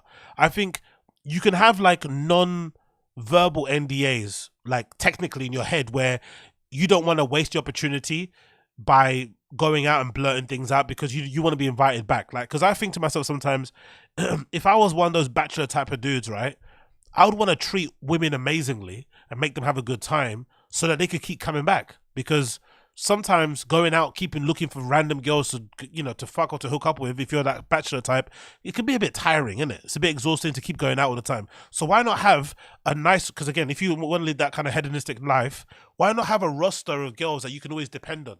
Like kind of like your kind of quote unquote Taz Angels that you kind of fly out everywhere and they go around with you, so that they are happy to like just be around you because you treat them nice. You buy them things, whatever the stuff that you didn't like, you do that stuff, but you just treat them well.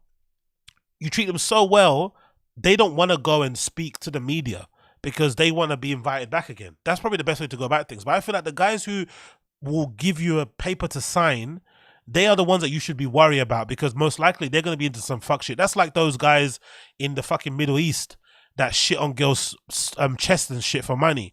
That's some really scary stuff, man. You have to be very careful about that thing. If you're a woman in the industry and a guy makes you sign an NDA to hook up, there's something very, very off there.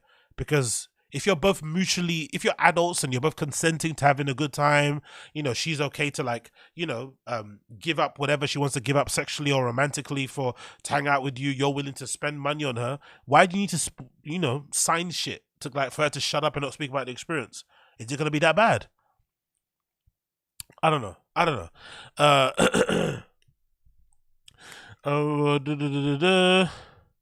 Let's continue here. After in response, a lawyer for Mr. Combs, Ben Braffman, said, Mr. Combs vehemently denies these offensive and outrageous allegations. For the past 6 months, Mr. Combs has been subjected to Miss Ventura's persistent demands of $30 million under the threat of writing a damaging book about their relationship, which was unequivocally rejected by the blatant blackmail. Despite withdrawing her initial threats, Miss Ventura, who's now resorted to filing a lawsuit riddled with basic outrageous lies aiming to tarnish Mr. Combs' reputation and seeking a payday.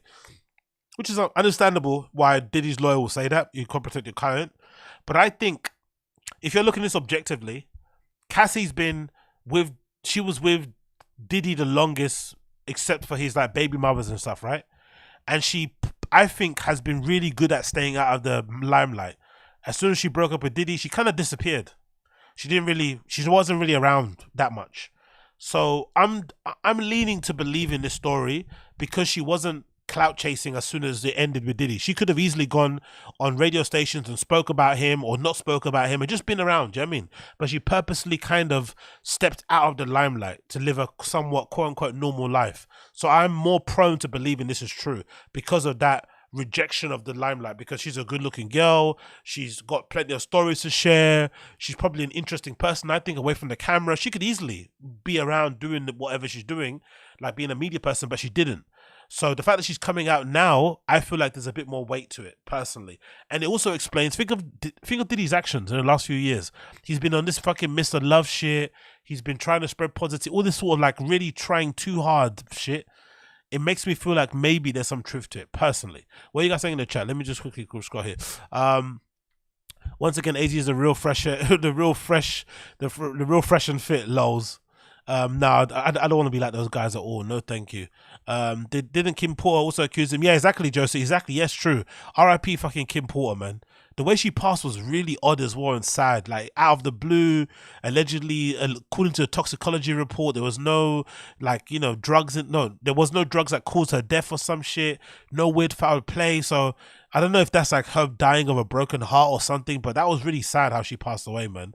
Like, and for all intents and purposes, she seems like a lovely person. I feel like what's Fashion Roadman saying? You're saying what? I feel like some people will try to use what? To be a red flag. You don't think red flag? That isn't a red flag. Okay. I feel some people will use women to collect info from you if you're like Drake famous. Okay, cool. Set you up, expose you. Ah, okay. I see what you mean. I see. So NDAs. If someone gives you an NDA, it's not a red flag because sometimes if you're Drake level famous, you have to protect yourself, you mean? Yeah, of course. That I guess makes sense, but I don't know. I just think there's a way of going about things. Even if you're a good dude and someone tries to snake you, people will still have your back because they know you're a good dude. They'll give you the benefit of the doubt. But I think a lot of these guys are basically scumbags, or some of them have that little like DJ Academics thing where like you slightly hate women. You kind of there's a weird thing I think with some dudes I've seen, especially nowadays in this like new media space where people are making money really quickly. I feel like some guys like end up despising women because when they get rich, they see that their options open. This is my own theory. I feel like some of those guys in that manosphere space, they end up hating women because before they made money, like Fresh and Fit guys making a good example, Academics being a good example, right? They're not the most attractive men in the world, physically and just like spiritually as humans. So they probably find it hard to get the caliber of women that they were interested in to be interested into them. Then they become famous, get money, and suddenly those girls are into them. I feel like it builds up a level of resentment inside of them for women because they see the difference in their attitude to them now that they've got money, if you get what I mean. So I think a lot of them carry that resentment into the interactions and into the hookups and shit. And it becomes a weird, like, kind of like, they're sort of like despise, it's all like they despise fucking these women. Like, it's really strange, but I think a lot of it does exist in that kind of where it's like, you know, you might be sexually active, but you've got a little bit of an incel energy about you because you don't really like them because you feel like, why do you like me when I was fat and I didn't have any money? That kind of thing. It's a bit like, whatever. Anyway, let's continue here. So Douglas Wigdor, a lawyer for Miss Ventura, said the parties had spoken before the suit. Wow. So Diddy knew about this. This might explain why he's been everywhere. He's been in the UK recently on a big press run, making friends and shit. He did a concert with Gigs recently. Mr. Combs offered Miss Ventura 8 figures to silence her and prevent the filing for the lawsuit. So they were made. So I guess Cassie's lawyers made Diddy aware that she was going forward this lawsuit. Diddy tried to silence her by giving her some money, but she wants all the money and she wants to put it out there also. So bloody hell. Miss Ventura's case is the latest in a series of sexual civil suits filed recently against the prominent men in the music industry, including Steven Tyler of Aerosmith, the executive L.A. Reid, and Neil Portnoy, the former head of organization behind the Grammy Awards. All these guys in the music industry are fucking, God almighty. But Steven Tyler is not that surprising, isn't it? Back in those rock and roll guys back in the day they were fucking teenagers and shit, underage girls and stuff, so they're on the madness. Diddy, Mr. Combs founded Bad Boy in 1993 and became one of the premier figures of commercializing hip hop. His net worth is estimated at $1 billion last year, blah, blah, blah. Mr. Combs, who is in his career, has variously been known as Puff Daddy, Diddy, and Love may be the most famous music executive of his generation, but the suit depicts Mr. Combs as a violent person who, beyond repeatedly assaulting Miss Ventura, asks her to carry his gun in her purse. That's what he did to Jennifer Lopez, isn't it? They say that's why him and Jennifer Lopez break up, innit? They had that dispute where like a gun went off. I think that's Shine thing. And she was like, you know what? I like black men, but I don't like black men that much. And she ducked out. He was responsible for blowing up the car of a rival suit. Okay, cool. So let's read the actual suit itself, right? No, actually, can we keep reading it or should we read the rival suit? Let's keep reading it. In naming additional defendants, the court papers assert that others who worked for Mr. Combs had helped him to control Miss Ventura. You see, this is the thing I hate the most about these cases. I say it again and again. I think monsters like Diddy and like Harvey Weinstein, all these guys, they're always going to exist. You're always going to have monsters in our society. The responsibility of us non-monsters is to call monstrous activity out, to shine a light on it, put it out in the limelight and actually expose them, lock them up, whatever it may be. But I think when normal non-monsters are complicit in these crimes, that's when it becomes really dark and evil. Because then there becomes this cabal, this fucking silence culture thing, whatever going on where people don't want to say things because they're afraid of the repercussions. But then what ends up happening is that you have more victims. We have to call that shit out. You have to call out the evil shit that you see. And then that's how it you can kind of keep some sort of like reins on it. But when good people, quote unquote, are turning a blind eye or they're enabling the evil people, that's when we'll never get rid of this shit. It's really, really sad, man. Honestly, I fucking hate it. But yeah, Mr. Combs helped him to control in naming additional defendants, the court papers assert that others who worked with Mr. Combs had helped him to control Miss Ventura at times by threatening her with retribution, like suppressing her music if she did not obey his orders. Oh my God. Or by helping to conceal his behavior. The suit, which named Mr. Combs and a number of his associate companies as defendants, seeks unspecified damages. So they're accusing the record label and shit of knowing what was going on but silencing her. Yo, this is fucking wild. I'm beginning to wonder. Do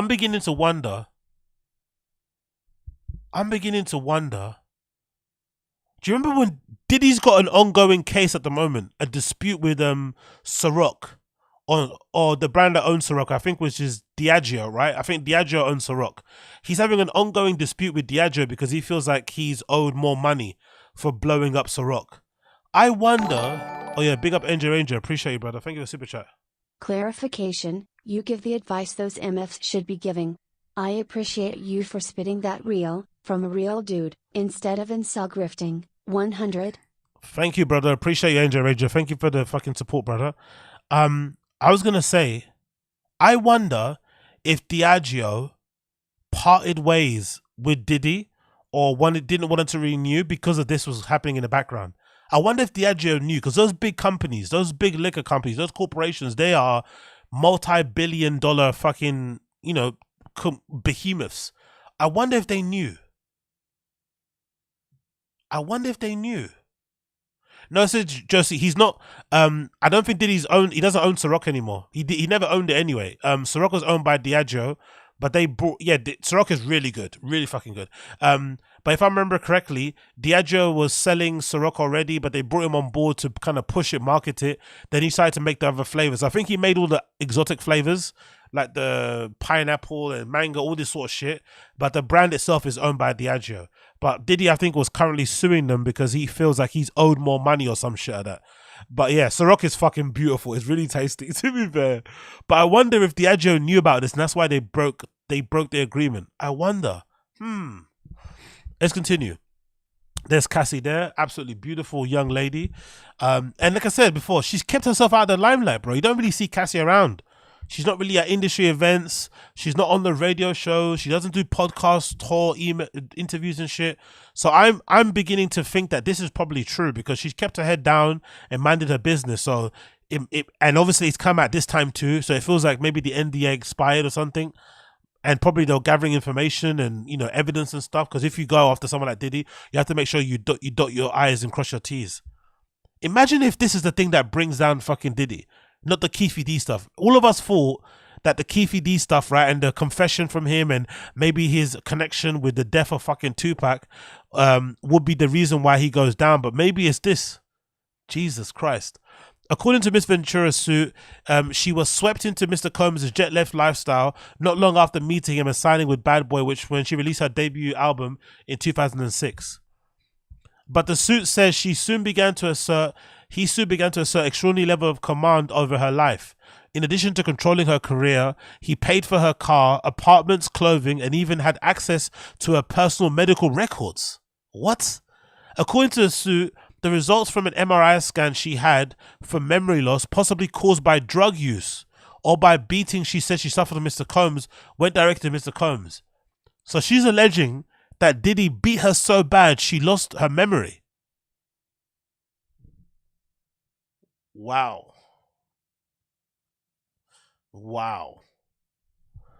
Mr. Combs also provided Miss Ventura with copious amounts of drugs, including ecstasy and ketamine, and urged her to take them, the suit says, often became violent and beating her multiple times. So he made her take ket and ecstasy to get freaky, I guess, because, guys who like to get freaky love a bit of ecstasy. A bit of MDMA, like as Rick Ross said, put a little bit of Molly in her drink, she ain't even know it, right? That fucking line from Rick Ross that cost him his Reebok deal. Fucking hell. The suit says Miss Ventura never went to the police because she feared she would merely give Mr. Combs another excuse to hurt her. Wow. In one instance, in Los Angeles in 2009, the suit says Mr. Combs became enraged when he saw Miss Ventura talking to another talent agent. then pushed her into a car and kicked her repeatedly in the face, making her bleed.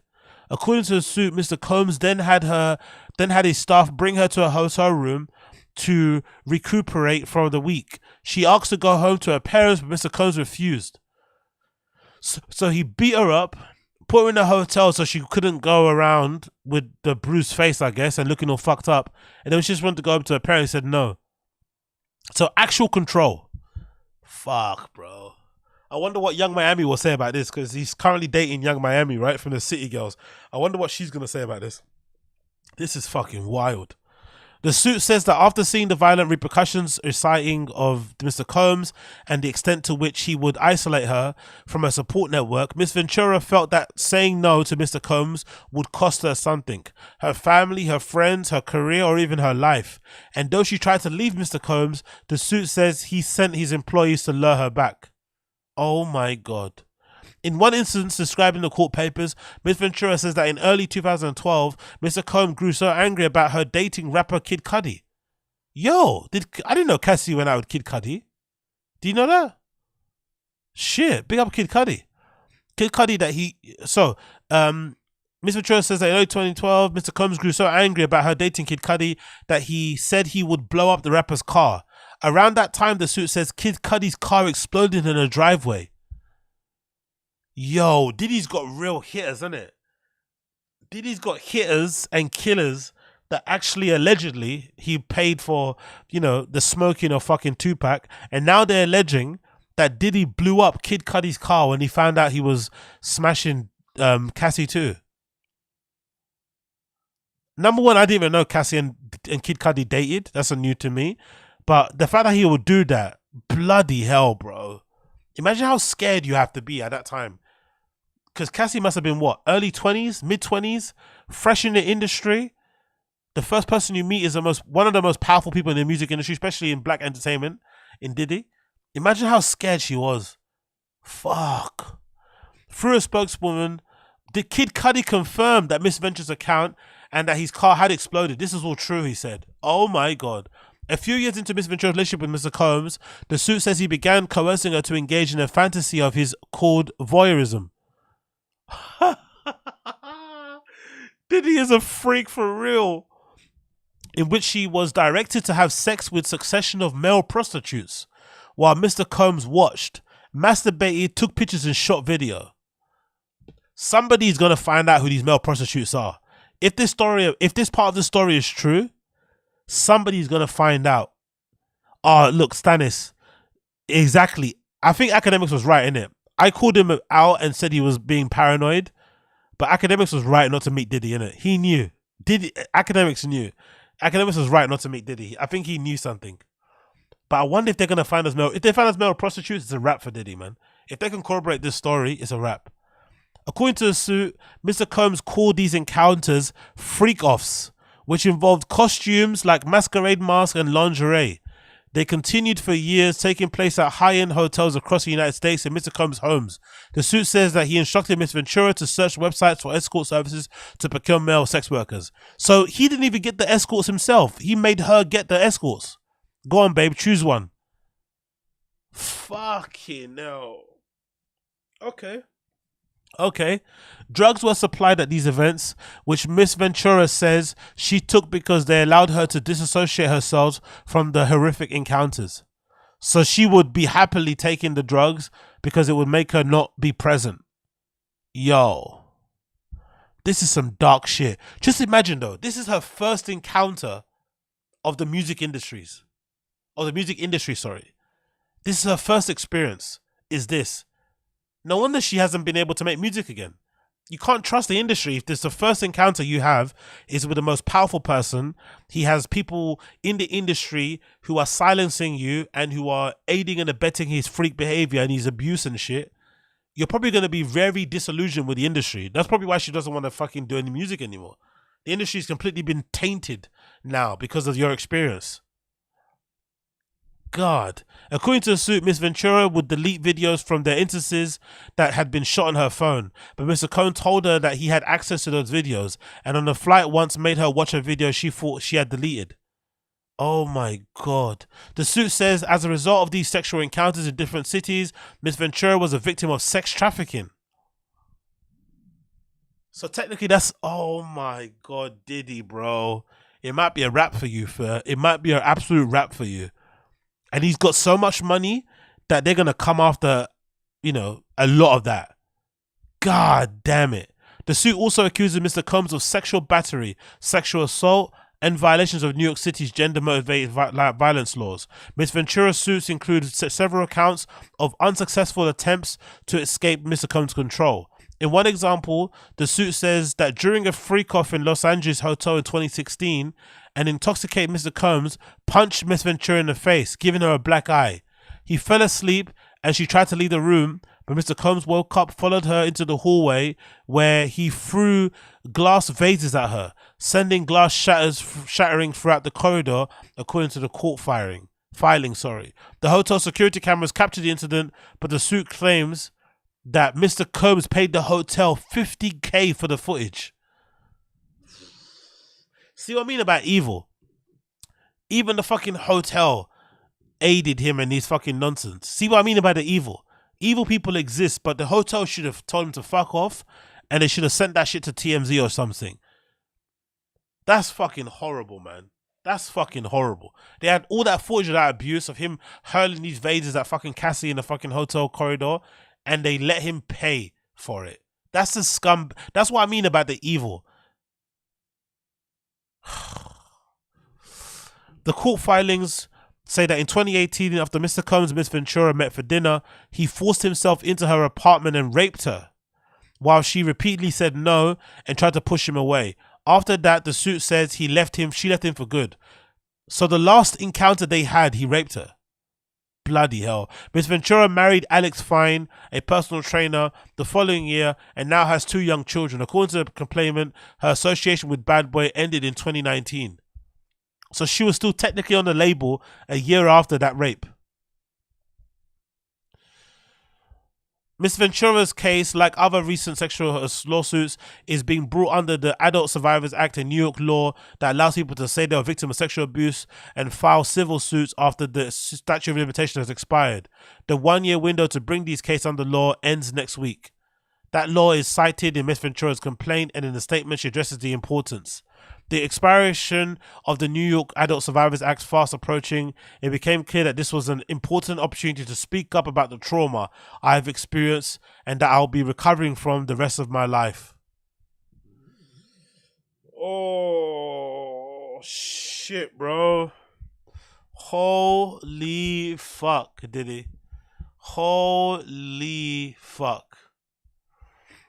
Well, to be honest, there's been too much smoke about fire. There's been rumors about Diddy from the longest time.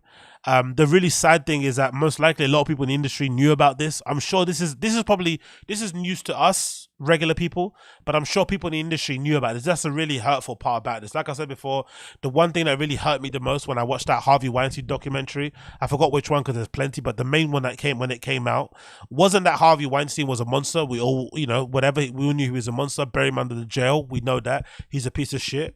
But the thing that hurt me most about that Harvey Weinstein documentary were the accounts from women when they would say, oh, Harvey Weinstein tried to proposition me. He tried to invite me to his hotel room. He wanted a massage. And all these women said no.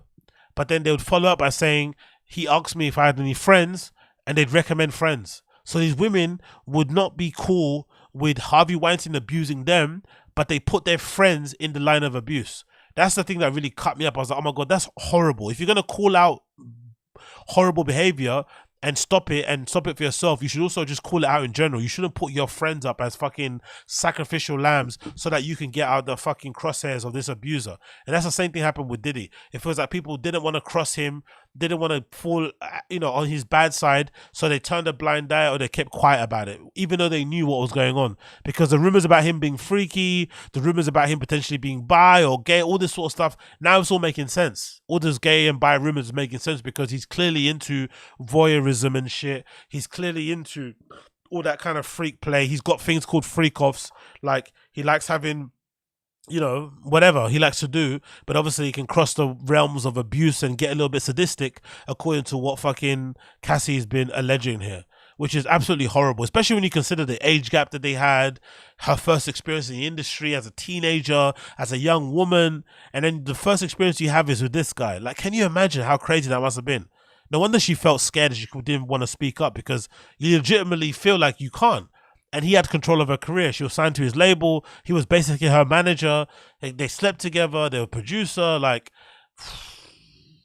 man. And he used to literally carry her around like she was a trophy, like a handbag. Do you know what I mean? She rarely spoke to the media and stuff. Like, it was pretty crazy, the control he exerted over that girl at that time. But yeah, prayers to fucking Cassie. And yeah, I'm curious to see how this fucking case rolls out. And most likely, you know, a lot of people are going to come out of the woodwork. And I think if people in the industry come out of the woodwork and start saying, oh yeah, we knew, I hope the people on the internet give them fucking fire. I hope everyone that comes out and says, oh yeah, it's an open secret, I hope they get dissed as well. Like, if it was an open secret, why didn't you speak up for her on her behalf? If she couldn't speak up because she was too close to it, why didn't you speak up about it? Hopefully those people that say, oh, it was an open secret, I always knew, you don't get no brownie points because of that. Because you should call out evil when you see it. Don't get no brownie points for me because you knew but you didn't want to say nothing. Like, go get fucked. You know what I mean? Go get fucked. But yeah, what are you guys saying in the stream chat? What are you guys saying? I hope she has enough proof. Space Kai, it seems like Diddy probably deleted a lot of stuff. Yeah, for sure he deleted it, but I think she probably has enough evidence for him to at least settle out of court. And I think for something like a Diddy, for his legacy and how he's viewed, that will be an admission of guilt. If Diddy settles out of court, that'll be an admission of guilt straight away. So for someone of his legacy, of his standing, he won't want that. So that is already damaging enough, I think. And the fact that she's spoken out about it, you're most likely going to hear other victims come forward too, because that fucking fear stuff is going to subside. NJ Ranger, they should make an apology spirit called allegations and have it like The Wire. Sarlocke says the R word and the violence is criminal. The other stuff I'm not sure about. Okay, cool, fair enough. Remember when it first came out, Hollywood was yelling at us like that, I don't know him, don't work for him, exactly. Drugs and boredom equals disaster, exactly. Drugs and boredom with unlimited wealth. He probably addicted to dick juice as well. I'm drugged and bored and all that led me to the Diddy got gay. Diddy's just gay to keep up with his payments at his point. 30% of 30% off code for his dick juice is fucking hilarious. But yeah, that's it. What can you do? What can you do? Moving on from that one. We've got this kind of editorial courtesy of Vogue that features Jeff Bezos and his wife, but it's mostly focused on her. Even the title says Lauren Sanchez is looking to the future. And this is interesting because it's fucking, you know, the photography is by Anne Leibovitz, right? Legendary fashion photographer Anne Leibovitz. And I'm wondering, what is with these mega multi-billionaire types and their kind of insistence on trying to, I wouldn't say even become cool, but become somewhat culturally relevant. I remember there was a time in our history when billionaires didn't want to be seen. You know, they kind of wanted to be in the shadows. They didn't want anyone to see them. They wanted to go kind of unnoticed. So I wonder what's happened nowadays when billionaires like Elon Musk, for instance, they want to be cool, or like in Jeff Bezos' case, and Jeff Bezos' wife's case, they want to be somewhat culturally relevant. They want to be looked at a certain way. What is with that? Like, I feel sometimes if you're a billionaire at that kind of level, you have to accept that people are going to view you the way they're going to view you.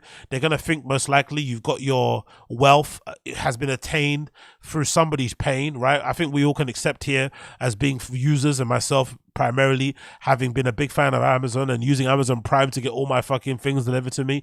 I know I'm in a deal with the devil. I know in order for me to get my things delivered to me next day, most likely workers are being ill-treated, they're being underpaid, they're being overworked. It's just one of the things you kind of have to like basically put up with, because that's what happens when you live in a capitalist world, right? Somebody's going to be suffering in order for you to have your convenience. And if you're the person that owns that company, you have to be conscious that you're an evil person. It just is what it is. That's how you attain your money. You have to have some lack of scruples to do it. So what is with these articles? Like, what is this? Can somebody explain why they want to have everything? They want to be the billionaire.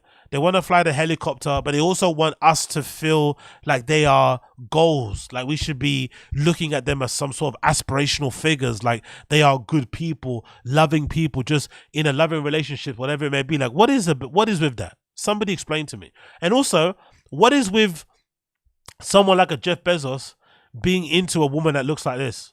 Clearly really, really jacked and cares about her body and stuff. Is there something a little bit weird about that too? Like a really type A driven billionaire, cold-hearted dude being into a Latin woman that looks like she could fight, or it looks like she knows her way around a squat rack. There's something interesting about that, isn't it? Because she is fucking jacked. Like for real. Like she's like CrossFit jacked. Like, you know what I mean? Like she's fucking CrossFit jacked. So I wonder if like that's something that she's always been into. Forget the dainty types. I want a woman that could look like she could punch me in the face. You know what I mean? And look, Jeff has got his good old TRT arm there, right? He's got that big jack TRT arm. Look at that. He's on that Joe Rogan cocktail. Let's look at some other pictures here. You got her flying a helicopter, right? Boss Bae, she can do it all, right? She's flying over the peasants. I fucking love that picture. The pictures are fucking pretty cool, I'm not gonna lie, but fucking hell, look at this. Where are they now? Is that an oil rig? Or is that like oh no, that's a runway. That's an airport somewhere, I'm guessing, right? I thought that was an oil rig somewhere. That's her walking in the look at that. That's a baller move, isn't it? You're walking in some what's she wearing here? She's wearing a Dolce & Gabbana dress as she walks through the Blue Origin facility, right? Blue Origin is fucking Jeff Bezos' spaceship company. That's a fucking flex, isn't it? Taking pictures that, oh look, looks like a lols. And then more pictures here as we scroll down. What else we have here? We have here, oh, look at that. Look at her lying down in, is that a Dolce & Gabbana dress as well? That's a Ferragamo dress. Looking across against the peasants as well. Wonder what that diamond is worth there. God damn. Face full of fucking injections but looking taut. That face has been pulled back and tightened as much as possible. She looks like she's on just lovely, lovely. She definitely hasn't eaten any lunch meat sandwiches in any time recently. Do you know what I mean? She definitely has not, her lips have not touched a lunch meat sandwich ever. Looking out into the Sahara Desert. Look at that. God almighty. But yeah, I'm just curious why they fucking make these articles and want to convince us they're normal human beings when they're not. I don't get it personally. But yeah, that's it. Jeff Bezos out here trying to make his wife look somewhat normal and him also trying to look like a loving husband. And obviously, let's fucking leave that picture of them together hugging in the car. That's fucking incredible. Look at that. Jeff Bezos and wifey. Chilling, chilling, chilling. Anyway, moving on, let's talk about this video. Yeah, let's talk about this. So let's quickly jump into some fucking DSP. This is a video courtesy of the one and only DSP Tries It, Memology. Big up Memology. Let's check in on Darkside Phil and see what he's doing. DSP rages at viewers laughing at how his chest looks. This is one of my favorite clips of him. DSP's been getting mugged online because he's been wearing these shirts where you can see his man boobs, but he's obviously a narcissist and also he's also lacks in any terms of self-awareness, so he doesn't know how he looks. So he doesn't believe he has man boobs. He thinks he has pecs, but he has tits. So let's watch him try to convince us that he doesn't have man boobs. It's fucking incredible. All right, so I believe this is going to be our epilogue now. I think this is a chapter 7 epilogue. First tip of the day is a $2.22 tip. So let's see. Hugh. It's funny too because he's 41, isn't it? How old is he? I think he's 41 or something, if I'm not mistaken. The guy's 41 years old, but he legitimately looks like he's fucking 60. It's so crazy. This is from Hugh, who says, I used to be a hater of yours, but now I've become a fan. I love the new shirts you're wearing. They feel fresh, feel better. Signed, Hugh. Well, Hugh, thank you. You didn't have to tell me you were a former hater. I really don't care. I really don't. I don't give two shits who's who. If you like my stuff and you enjoy it, enjoy. Thanks for watching. If you support it, thanks for supporting. I don't care where you come from or what your past is, or I don't give a shit. That's how I am, man. Water under the bridge. Thank you for the tip. And by the way, I'll answer this because some people have been Oh yeah, big up Fashion Road, man. Yeah, you're right. I know about that, about the Met Gala and the Vogue thing, because I also found out recently, going back to the Jeff Bezos thing, I found out because of this, because the podcast I listened to called How Long Gone, really fun podcast I like to listen to. The hosts are a bit insufferable, but I think I like that about it. I think podcasts sometimes you either have to like the guest, no, you have to like the host, or you have to think the hosts are insufferable for you to like listen to it. So I kind of like how insufferable and obnoxious they are, because it makes me interested to watch it and listen to it. So How Long Gone, recently one of the hosts, Jason Stewart, aka Dem Jeans, he was recently featured in Vogue Scandinavia, his wedding. And I remember reading an article that said that nowadays in Vogue you can pay for coverage. So if you're famous enough and you meet a certain criteria, you can have your wedding or whatever it may be featured on Vogue. So I know that they have a payola option. So it's not beyond the realm of imagination to assume, if you're a big patron and supporter of the Met Gala, which is obviously associated with Vogue, that would also buy you some kudos to get featured in Vogue and to get a favorable article. It makes a lot of sense. So it's a really crazy and dodgy and scary world, but I'm not surprised that is the case, to be fair. Been asking, everyone's mentioning the shirts, right? So basically I have like two different kinds of clothing that I've been wearing. Look at that boobie. Look at that boobie. The first are like nice button-down shirts, right? And those are nice. They look nice. You can see it right there when you're going out or whatever. The other shirts I've been wearing are ones like this. This is actually a sweater from Uniqlo. I told you guys before I moved to Washington State, a store had opened up in my local mall in Connecticut. It was called Uniqlo. It's a Japanese designer clothing store. And at that point, I lived in Connecticut. It was very cold in Connecticut all the time, particularly during Uniqlo, the winter months. So I went there and I spent a lot of money. This is back in the day. I love how his eyes are always darting to the chat, looking for donations or looking to ban people. I love the little look to the eyes to the chat all the time. Money, like a fucking money machine to try to pull. You know, when I had a lot of money, I was a YouTuber. I was making tons of money back then, not like today. And you have to remind you that he's not making as much money as he used in the past, so that you can give him more money. I love DSP. The begging never stops. He's the ultimate victim, and he loves to beg for donations and tips. It's fucking second nature to him to beg for donations. I was making money then, but not enough now. Please give me money. Basically, I went there and I bought a whole wardrobe. I bought, like, I'm not kidding, like 10 of these sweaters, right? And I bought like form-fitting shirts and all of this. Now, here's the thing. I didn't care how I looked. Back then, I wasn't on camera all the time, right? I didn't give a shit. So I just bought whatever I wanted to wear. I didn't care about what people would say about my looks or whatever, right? I didn't care. Okay, what a disgusting asshole. Seriously. Disgust me, you disgusting pig. Now, here's the thing. Uniqlo, as you can see, is not thick. Look how thin that is. You see how thin this is? It's a very light sweater. But it is a specialized technology where it... Imagine the amount of cope you're trying to give yourself just to excuse the fact that you have man boobs. Just say, look, I'm a grown-ass man. I don't work out. I don't leave the home. I eat DoorDash every fucking single day. Of course I'm going to look the way I'm going to look. Right? And he's got that thing. What is it? He's got that thing. What's it called?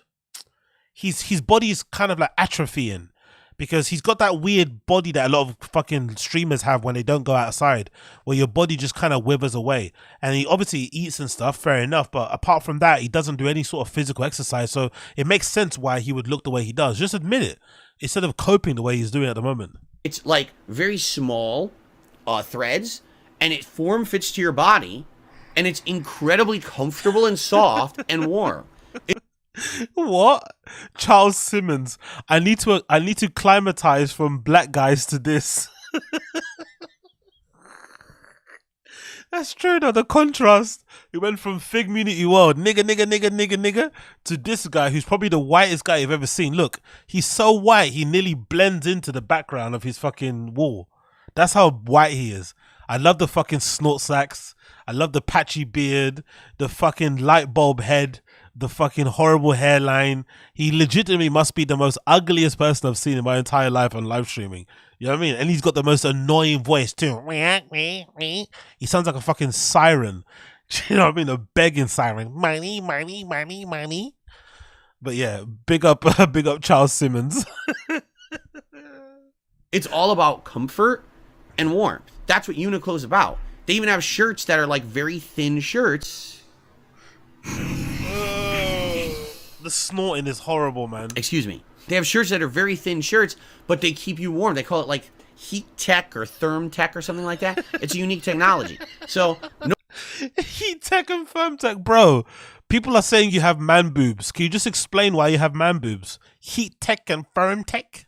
No exaggeration. Right before I moved here to Washington. Yo, big up Darksea the Flow. Big up Darksea the Flow. One of the best detractors out there. Big up Darksea the Flow. Washington State about 9 years ago. I bought like a wardrobe of these Uniqlo clothes, right? And then I moved out here, and I changed everything. Like, everything changed. Like I started, you know, only wearing t-shirts and stuff because out here it's a lot warmer. It's more moderate weather out here than it was in Connecticut. In Connecticut, it was always super cold, snowy, icy winters. Bro, why do you have man boobs? Just explain. Please just explain why you have man boobs. None of this coping mechanisms. Come on, look at him. Looking at the chat still. I love his eyes looking at the chat all the time. It's fucking incredible. Donations, ban, donations, leaning manual ban. All the time. And rather than having the heat blasting, I would wear clothes like this all the time to stay warm. So... the snort. Disgusting. Basically, I have this wardrobe of clothes, all right? And some people are like, well, I don't understand because when he wears the button-down shirts, he looks good. But then when he wears shirts like this, oh, it's not flattering. Oh, look at that boob. You can actually see it there. You can actually see the little A cup. Just look, just there underneath the bar. You can just see the little A cup poking there. Or whatever, because he actually has pecs. Pecs. You have boobs, bro.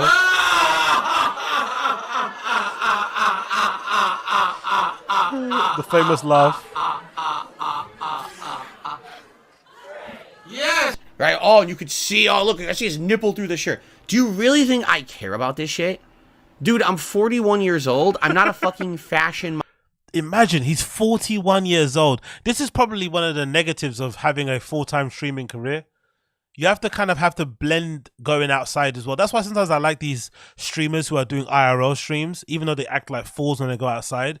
It's pretty important. If you have a career that involves you just sitting in front of a camera like this, you have to have some level of like curiosity about the world. You have to go on trips a little bit, maybe go on vacations with your partner, maybe just do some streams from other countries just to kind of keep you active. Because if you don't, look what ends up happening when you stay indoors and you're allergic to the sun. Look at him. This guy's 41 years old.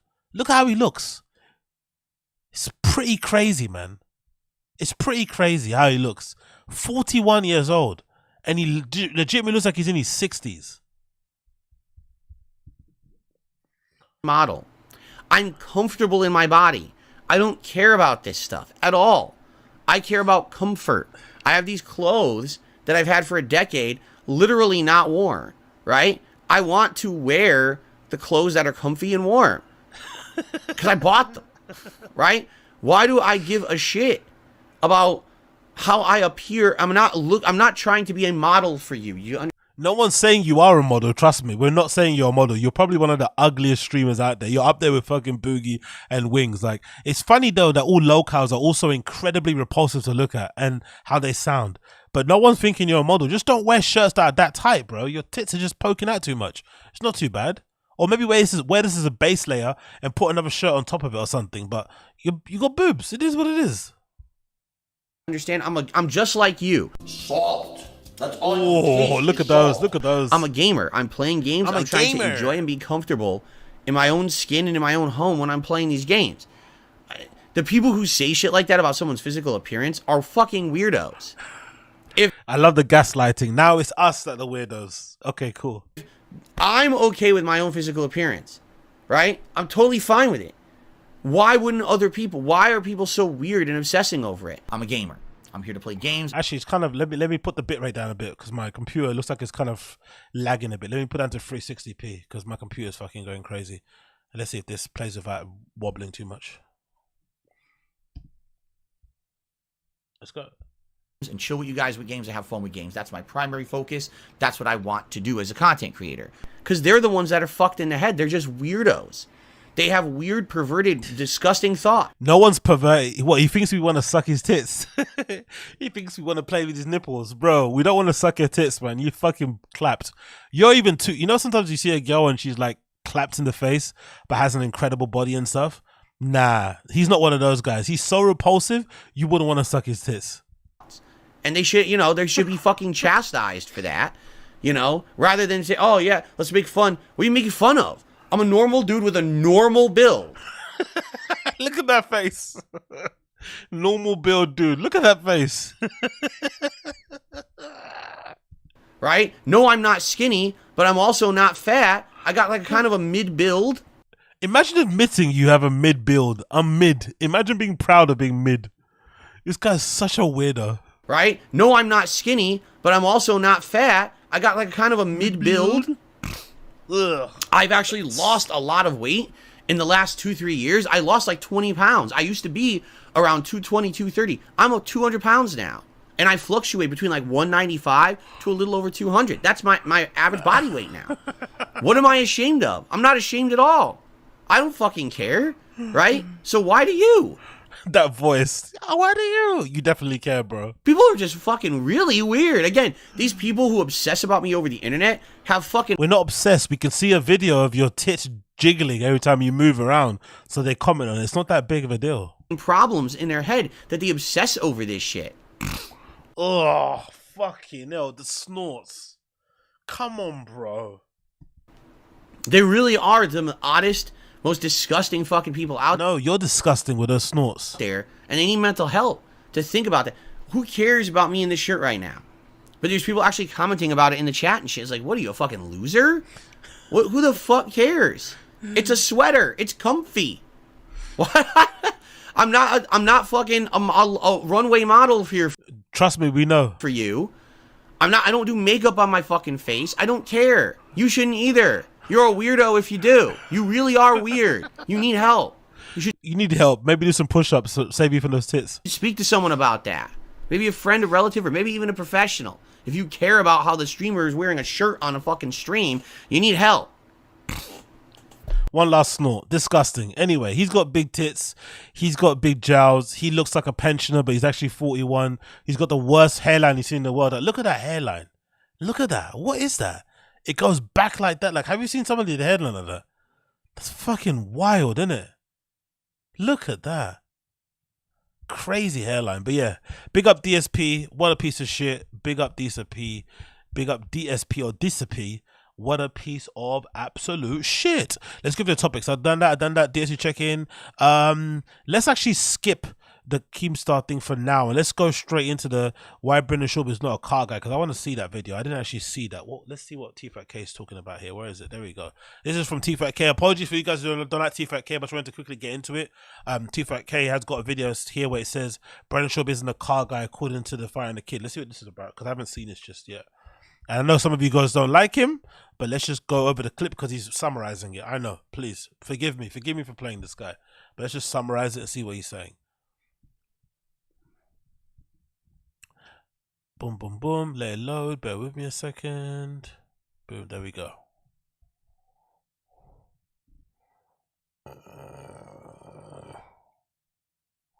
Come on. Let's go. Let's roll. Let's roll. Let's roll. Bear with me a second. Please forgive me. Holy shit, I knew he wasn't a car guy. But he legit has no clue what's going on with his own truck. Oh, it's dicey. This is a post and thoughts from a Reddit user named Utess00 over at the Fighter and the Kids subreddit. And of course, in regards to Brendan Schaub and probably his new truck show, Toontown. Let's take a closer look at what Utess says. Now I'll be reading top comments from this Reddit post. And here we go. After seeing a non-YouTube link of his Toontown video, he legitimately has no idea what any of the parts are called and just defaults to handle the crazy horsepower the installed basic part name read from a list, like silver spark plugs LMAO. He flat out said in the video, "I've been a car guy as far as documented. I have a tuned out GT2 RS, Ferraris, and literally has zero clue how any of this works. I'm not surprised, it's just hilarious." When he says the boys tuned this thing to over a 1000 HP at the crank, he has no idea what a crank is. Why is that a thing, by the way? Like, I've kind of got a little bit of knowledge of cars just because I did, you know, industrial design in college. I went and studied a bit of it in uni for product design. You know, I don't know, car design, interior design is kind of like it's kind of like a thing that a lot of people kind of go into as a what would you call it, as a specialization when you're doing any kind of design type of work. Maybe because it's a big industry, I guess, but because of that, and also reading Max Power magazines back in the day, I've kind of got some little knowledge of it. And my dad used to fix cars and stuff back in the day too, so whatever, right? But I wouldn't say I'm a car guy. I don't really drive anything, but I know the basics and shit, right? I can change oil, change a tire, you know, regular maintenance I can kind of do. So I know some stuff, but I would never go as far as saying I'm a car guy because there's so much stuff I don't know. So I'm curious, why is there a group of people out there like Brendan who exist, who have money to buy whatever they want and to get it done the way they want, right? Because I think a lot of car guys, it happens that you become a car guy just because you have not the means to get someone just to kind of do your repairs or your mods or whatever else to your heart's desire. You have to kind of just figure it out on your own because you have no money to afford someone to do it by yourself. So you fix your car, whatever it may be, tune it, whatever it may be, because you don't have the money to afford it, take it to a garage. So you know, by default, you get into it that way, or just because you're just curious. So I'm curious why people who have credit cards and who have money to afford getting their cars done up the way they want, why they conflate themselves, or why they want to have the stolen valor of being a car guy when really they're just people that have money. It's not a problem, but why pretend like you're the other thing when you're not? Because it's still cool. The fact that you have the ability to have money to be like, hey, take this to a car garage and get it, you know, get the wheels changed, the exhaust changed, maybe the seats, some of the interior, the finishing. That's also something that you should be proud of. You shouldn't be trying to pretend that you're not doing that thing when you are doing that thing. It's just a strange thing. I really don't get it. He thinks wheels equals tires for F's sake. Multiple times he said he went with 17-inch rims and bigger wheels, which wasn't a mistake for actual bigger wheels because 17-inch is smaller than OEM. This is all after he said he wanted 20s, VUT or VUT, asked IG and got lit up and said, in the video, I went with 17-inch rims because this isn't a street vehicle, it's gonna be off-road. All after he claimed to be a Raptor guy and complained that he never left pavement. Now he has a TRX in his bio and show posters like it's always been part of his personality. You know what I love the best about this whole new Brendan Schaub car arc? He hasn't realized, in the same way, remember when Brendan got into the fishes? Because I didn't know fish was a big thing. I didn't know guys having fish tanks and all that stuff was a big deal, and it's a big hobby for a lot of people, and it's got like a niche industry about it. It's kind of like, you know, I wouldn't call it a subculture, but it's a thing. So he gets into these things thinking he could just LARP and pretend like he's into them. But there's people that are actually balls deep into fish, balls deep into fish tanks, balls deep into cars. And when they hear him trying to pose, they get so angry and they call him out. You know, they fucking go in detail and point out how dumb he is. I love it because he thinks he could just get away with pretending he's into it and faking the funk. But the people that are really into it always know and are never afraid of calling you out, which is really, really funny. I love that bit of it. What a effing joke. He effed up the most basic CAI install, then doubled back and blamed his FIL or Phil. He literally knows nothing about vehicles and claims to be a gearhead, but knows absolutely nothing. I haven't used or heard this in a long time, but he's the ultimate poser. And that's the thing that he does a lot, but I think it's something it's an extension of that whole thing he does with jerseys. Honestly, I think that's always been a weird thing for me. I've never understood how somebody like him who's into sports, and especially as an ex-professional athlete, how you can support so many teams. Like, he seems to be such a big bandwagon. Like, the other day when I was doing the stream and I said, oh, what's that team I mentioned? I think it was like it's a baseball team. I think it's like the Serpents or something. I think basically it was a team, like a minor league team or something along those lines, right? And they made a special jersey that was the name of it, I think, was like serpent, I think whatever snake is in Spanish, right? So they had it written on the front.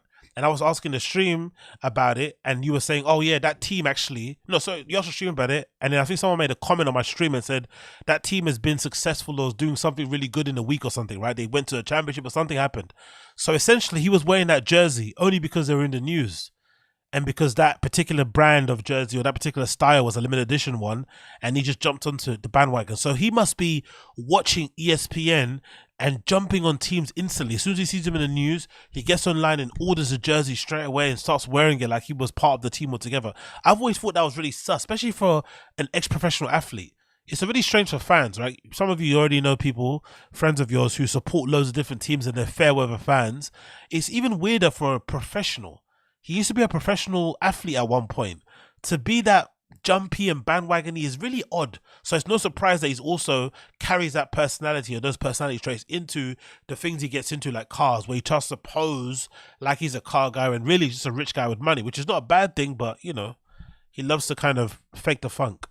I'm surprised he hasn't jumped on the F1 hype train. I can see slobs saying Vax Verstappen's greatest of all. That's actually true. That's actually a good point. Why do you guys think he hasn't jumped on the F1 thing? Because that's become a little bit of a trend nowadays, especially with a lot of people in my friendship group. I think the older you get, a lot of guys in my friendship group are falling out of love with football and stuff.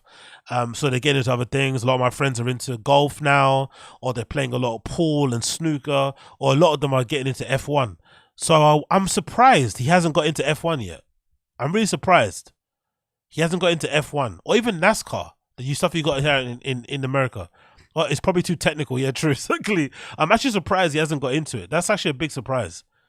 Time, Bubba. I would pay good money to hear him say Grand Prix. Talking about the 147K Grand Prix on hair. Talking about Pontiac. This is the worst market for him to try.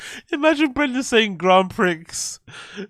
Grand Prix. To grift. Car guys tend to be legit and are super inside baseball about everything. I used to work in a car parts warehouse and help my cousins tune their cars. I still wouldn't call myself a car guy because I'm just not that deep into it. Real car guys can sniff you out real quick. That's why I said about the whole car guy thing, because there's car guys who are into like luxury sports cars that they know everything about the luxury. Like, it's not just like that. That's why I'm always surprised about he went to the car route, because from what I remember of watching car content on YouTube, when you have your every person that's into cars is balls deep into it, whether they're into like sedans, estate cars, really small hatchbacks, whether they're into EVs, like they are super knowledgeable about it. There is no like casual, because, you know, to get into cars is, what's the fun of getting into it and being a casual fan?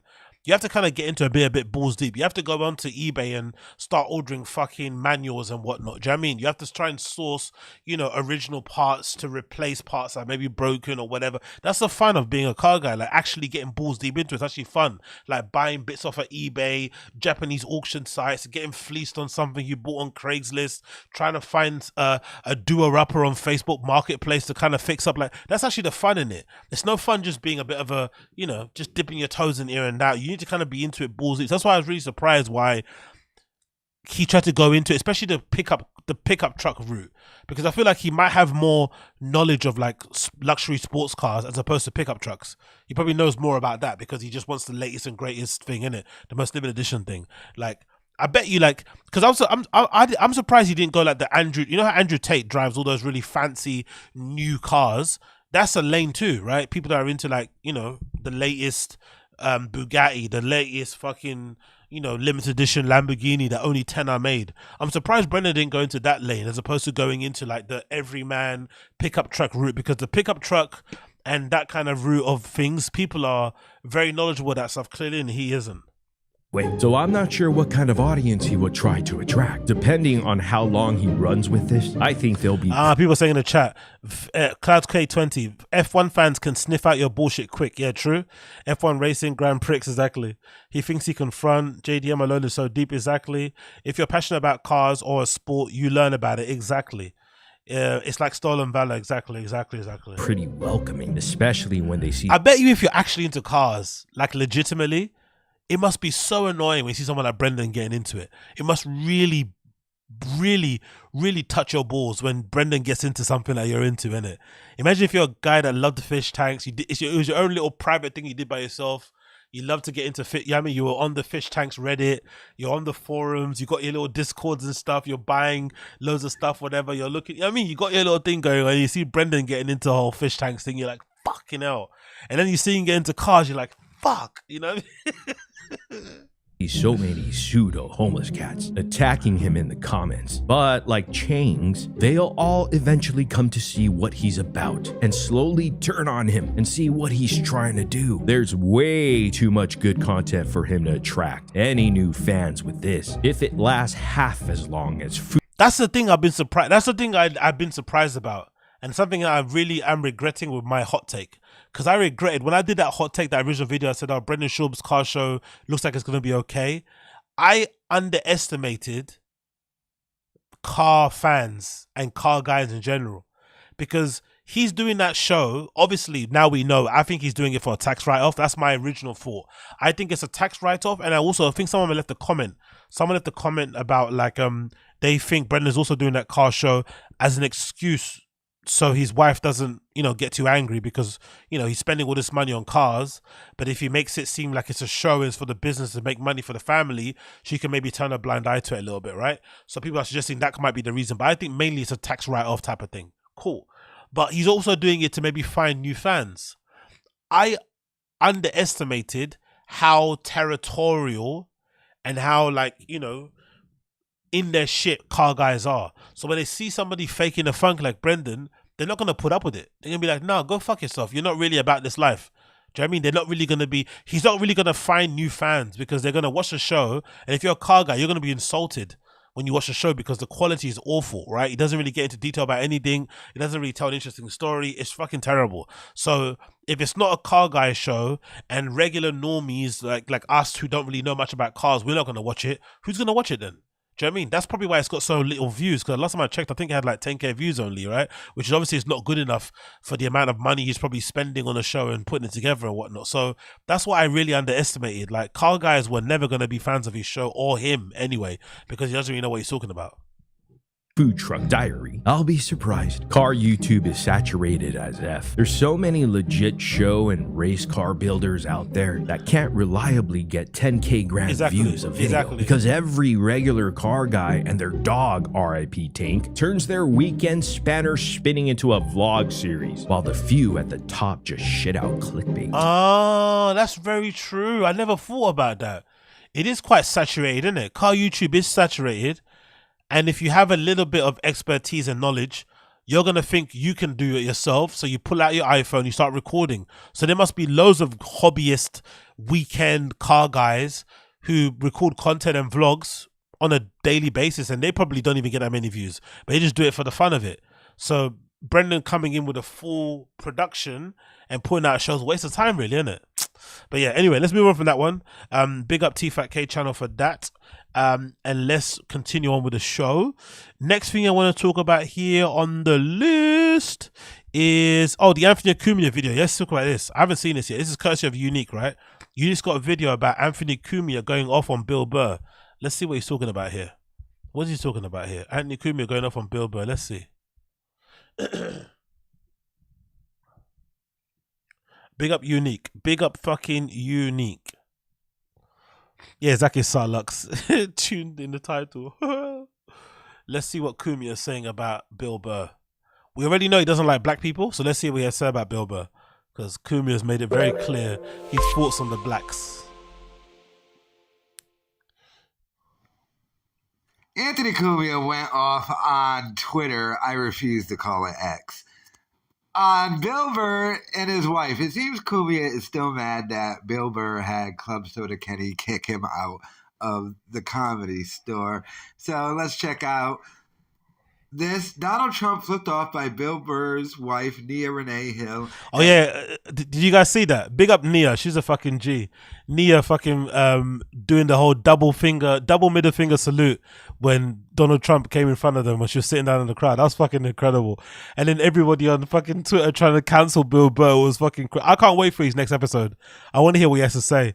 That was the first time I've really seen people trying to cancel Bill Burr, but I fucking love it. I love Nia as well. Nia's one of the best stand-up comedy wives on the scene. She's super funny as well. She's actually funnier than a lot of comedians. When her and Bill Burr go back and forth, I fucking love it, man. She absolutely rips him.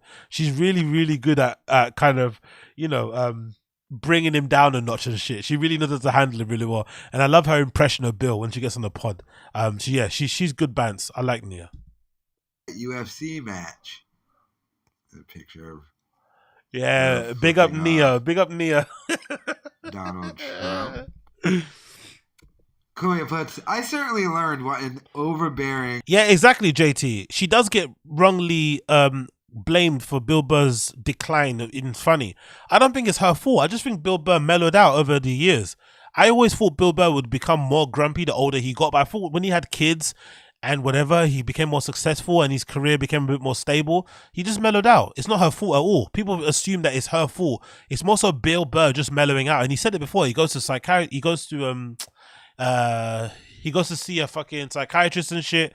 He's taking active steps to not be as angry, anger management, all that sort of shit. He speaks about it quite openly. So I think Bill Burr made a conscious effort to be a bit more dialed down and not be as steamy as he was in the past, which obviously made him super funny, but he obviously didn't like how toxic it made him. He doesn't drink anymore also. So I think it's more so Bill Burr making a conscious decision not to be as toxic as opposed to his wife being the one that's kind of like cucking him or something. It's a weird narrative, to be fair. It's very strange because if you really keep abreast on Bill Burr's career, you would have known he's been slowly over the years trying to change himself, actively change, because he doesn't like how he reacts to stuff and how ratty he gets and whatever. So it's not Nia's fault at all. Piece of shit this woman was years ago when she made Bill cut all ties with me. Don't be fooled by his tough guy persona. This woman runs every aspect of his life. Notice how his comedy has changed since he's been with her. Anthony Cumia is a fucking hater. So what if she does run his life? Like, that's actually a good thing. A lot of these comedians are married or with families and they act like they aren't, right? They pretend like they're not. Even Brendan's a good example. He always calls his fucking wife and the mother of his children my girl, as if they're not fucking married. Like, you basically are married now. You have already 3 kids. Well, they're about to have 3 kids. They've been living together forever and ever. You're basically married anyway. Like, claim her, man. That's your fucking wife. Do you know what I mean? She holds your full...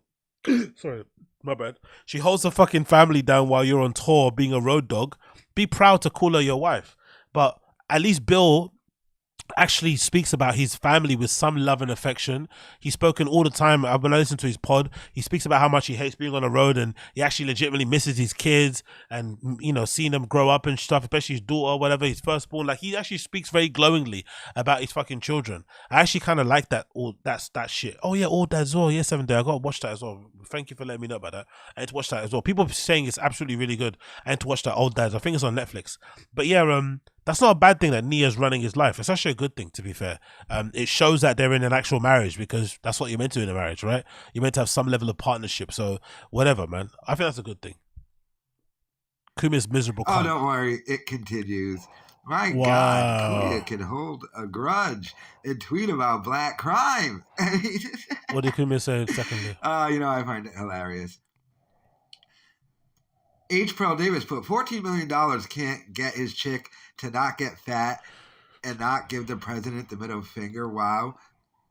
Christy Mayer puts, our culture and media made it not just fashionable to disrespect Trump, but actually a prerequisite for success and opportunities in Hollywood, which is the world they live in. The Hollywood, it makes her edgy and cool, but to the majority of the country, it makes her trash. Kumia retweeted that. It does continue. And then she blocked Chrissy Mayer As she should, man. Fuck her. Fuck Chrissy Mayer anyway, man. She's fucking terrible. Bullshit opinions, boring as fuck. Like, fuck Chrissy Mayer. And to be fair as well, I'm surprised all those guys in that kind of like comic book, TV series type of camp have embraced her. She basically, you know, didn't really get much heat with her comedy and stuff and other bits she was doing. Then she leaned into the right-wing grift and all those guys that lapped her up and stuff. She's a bit of a poser anyway when it comes to that sort of side of things. I'm surprised she was that well received by that side of the, you know, comics, Marvel, TV series side of things. Like, they love her for some reason. But I think she's a fucking airhead, personally. Never really been the biggest fan of Chrissy Mayer. She's not that funny either, to be fair. And Chrissy Mayer put, I've never met Bill Burr's wife. I've never talked to her. I've never even mentioned her. That changes tonight. Well, you are connected to me, so you had to go. She's a racist, vindictive, miserable, failed actress. Yo, Anthony Cumia is a real piece of shit. If I'm Bill Burr, Anthony Cumia is on site with you at any time. Wherever you are, wherever you're doing, it's on site.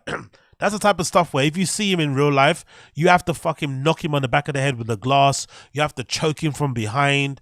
You have to fucking kick him in the nuts while he's taking a piss. Like, you cannot, not, ever, let fucking Anthony Cumia rest. If he's talking about you this spicy and he's calling your wife a vindictive, racist, failed actress. I love also that Anthony Cumia is calling somebody else racist. That's fucking a legend. Hilarious, sorry. Damn. And then... Oh, there's more. There's more. Jesus Christ, he's still going. My God, this man. You know, someone who can tweet so much, you would think he'd be able to do a show, but he said sometime before October. I love how, you know what? I kind of find it funny how much Anthony Cumia hates black people. I love it. How much he hates black people is fucking hilarious. I fucking love it. He'll probably be doing another show. Then he retweeted Bill Burr's comedic bits about... Oh, really? Is that true? Abba and Preach just roasted Pearl on their latest video. Okay, cool. I'm going to watch that too. Good to hear that. Good to hear that. I love Abba and Preach, man. Fucking one of my favorite channels out there. They fucking smash it. Hate Chrissy Mayer. Yeah, Chrissy Mayer is fucking terrible. Fuck her, man.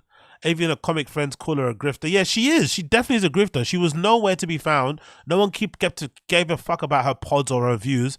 Then she leaned into the whole right-wing grift stuff, right? All the, what's the thing? All the MCU shit, right? Criticizing Disney and all that sort of shit. And then suddenly she got lapped up by that side of, you know, the Marvel, DC, anti-Star Wars stuff fucking side of things. And they fully embraced her. But she's fucking trash. About being henpecked were funny until last night. That really is his life. He's not doing jokes. He's doing a spoken word cry for help. Imagine Cernovich trying to tell you what's funny. And then this picture. This guy puts all you need to know about Bill Burr and Renee Hill. And then Cumia puts, I'm surprised Club Soda Kenny didn't tell Trump to leave. So he's still... Okay, cool. We get the gist. Anthony Cumia still hates Bill Burr.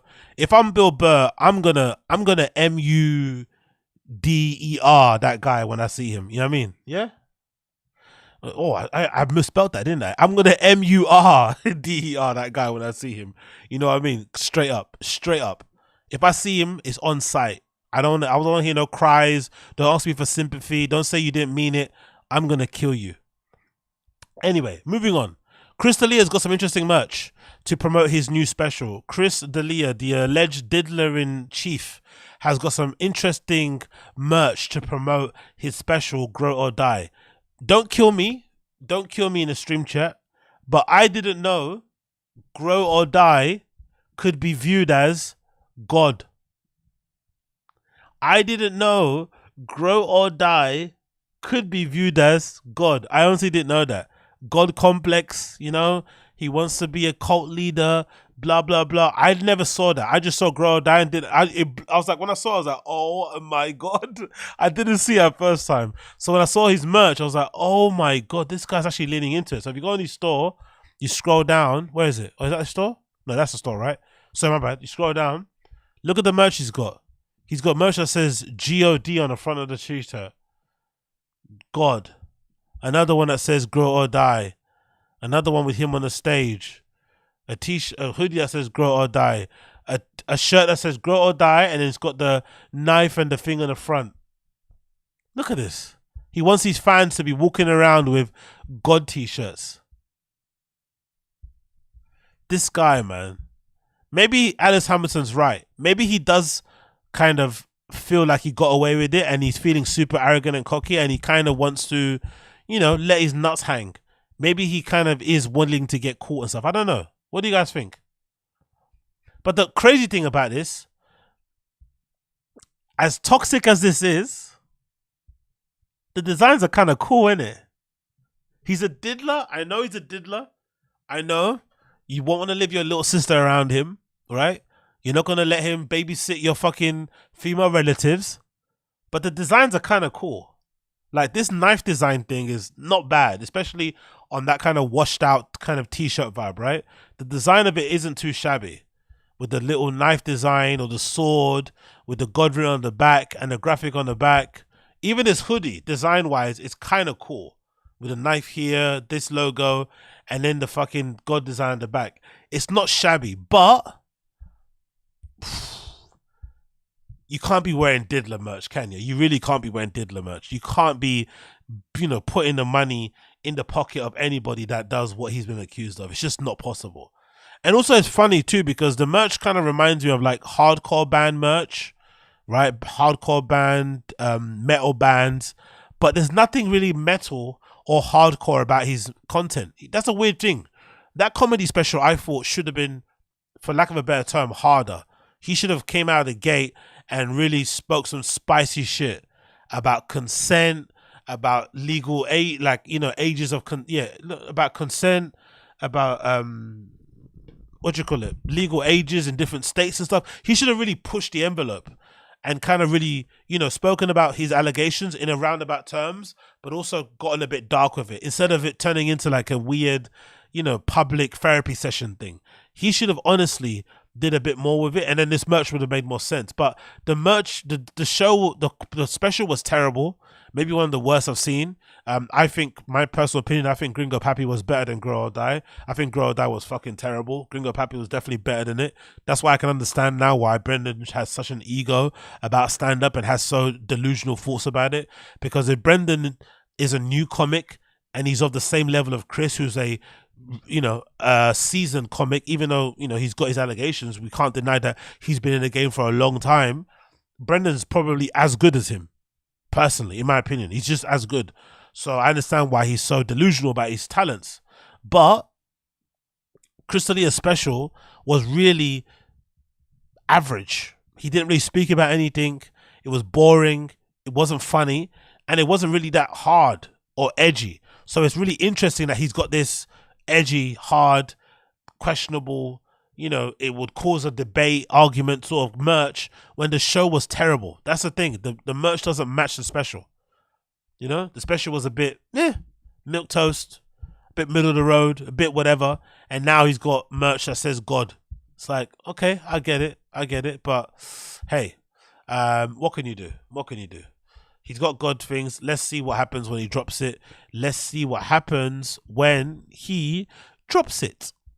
Oh, let's talk about this one. We got to talk about this, right? Let's go in this. What is it one? Where is it? What is it? What's that one? Joe Rogan and Rock Self Poverty. Yeah, let's get this clip up. Where is it? Let's see if I can find it. Bear with me a second. Oof, where is this clip? If you're watching as well and you're enjoying the show, please make sure you're liking the stream.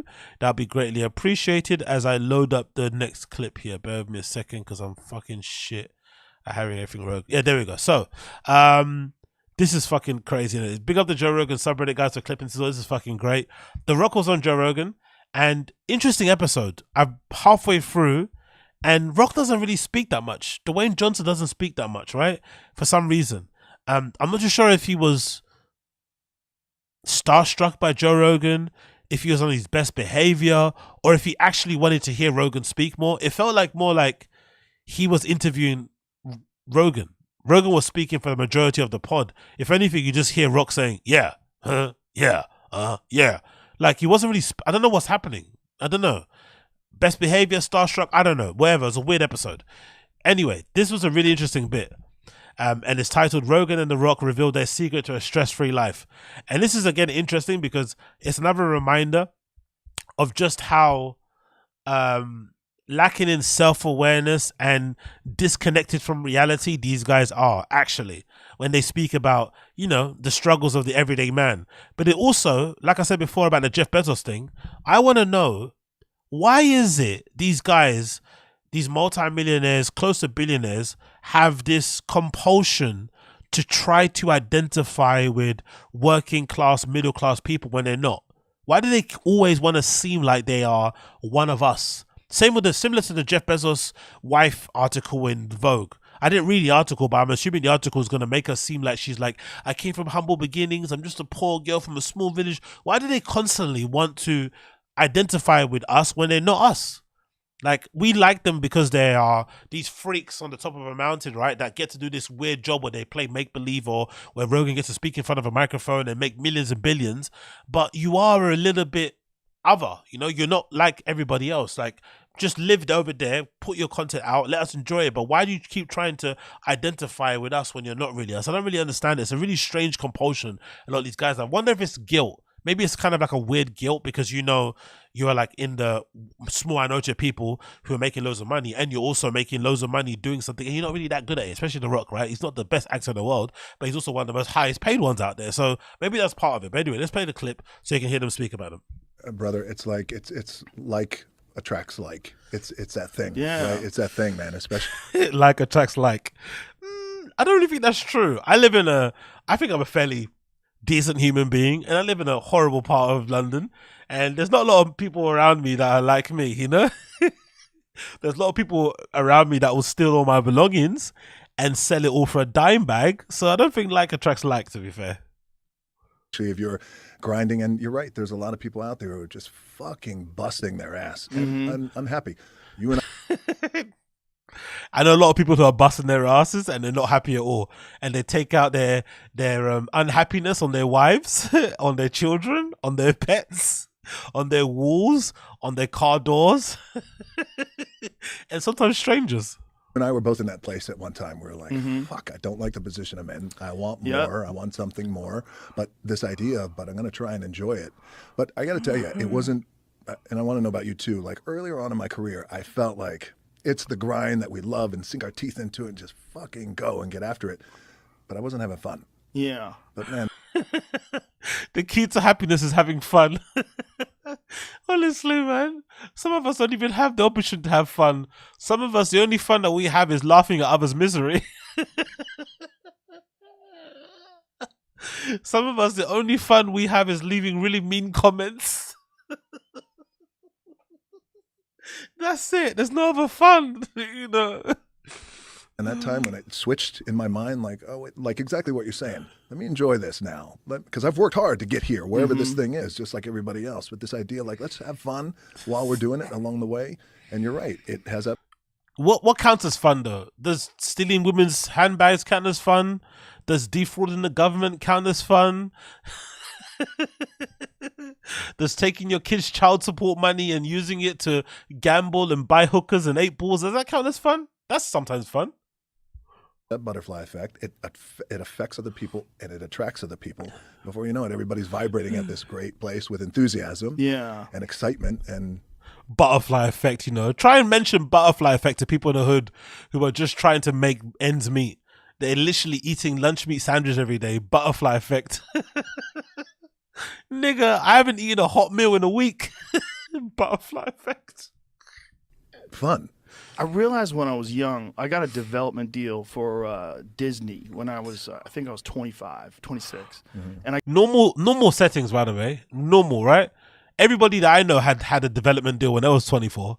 Very normal upbringing where you just get a development deal when you're 26. Very normal. Very, very normal. Back then as well, when he was 20s. What was that? Was that in the 80s or something? Right? Like, that's big money. I got this development deal, and all of a sudden they gave me like, I think it was like $100,000. Ooh, I don't think I've even ever had $100,000 in my bank account at one time. Actually, I would go as far as saying I don't think I've ever had 100 grand in my account throughout the entirety of my adult life. Like, if you add up all of my income in my account from the time I was born until now, I don't think I've ever had a total of 100 grand. And he got given a check of 100 grand once, but he thinks this is his way of connecting with the regular Joe on the street. Do you know how hilarious that is? He thinks this makes him one of us. I got 100 grand once. Like, what? And I had money in the bank. I was like, this is crazy. Because I felt how old were you at that? So I was like 26, I think. And I was it was a development deal for a television show. And all of a sudden, I had money. Like, my whole life, I was poor. And my whole... Listen to Joe Rogan's version of what poor is. Because in my head, poor is like your Wi-Fi gets cut off, your lights get turned off, you literally don't have money to get to fucking work. That's poor, right? And I've been there, right? And I've known friends that have had worse. Like, legitimately, I've had friends who have had cars that gets towed and the car's gone now. You don't even have the money to get your car out from the fucking tow place. It's just gone. As soon as it gets towed, you get a ticket, it's kind of done. You're kind of fucked. Your car's now gone. You don't have a car anymore. But listen to Joe Rogan's version of poor. Whole life, I was like wondering how I was gonna, when I was on my own, and it was like, how am I paying the bills? How am I eating? You know, I remember like taking like a loose jar of change and counting it all out so I could go to Subway and get a sandwich. You know, what poor person do you know who don't have money for food? They're poor.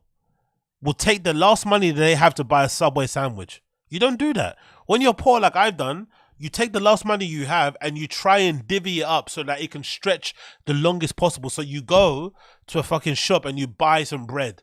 Maybe the most horrible bread that fucking tastes like rubber, but at least you can make you can divide in your head and try to space out the sandwiches throughout the week.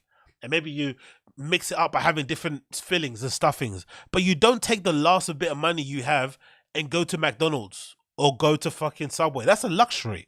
In the hood, like, going to McDonald's is like going to Five Guys, right? Because people don't have money for Five Guys. And McDonald's is way cheaper.